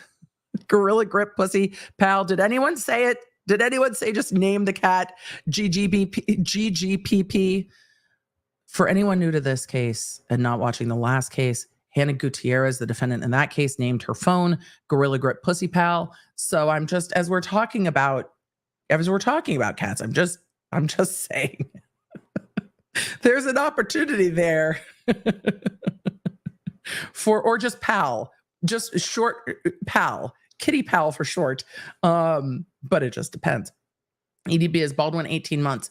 Baldwin's max is 18 months. So unless Peter's looking at something different, Baldwin's max is 18 months, the same as Hannah Gutierrez's. The law maxes out at 18 months. He could get 3 years probation, but he can't get 3 years in custody. So 18 months is the max in custody, but he can get probation on this case. So let's see. Thanks to my friend Oven from Norway for keeping me posted when I keep losing power outside DC. Knights who say knee and Oven, well, thank you. Did he actually aim? Should the defense stop saying aim? I don't know if he actually aimed. We'll see. Brittany, thank you so much. Stephen, look at her getting ahead of the defense's cross.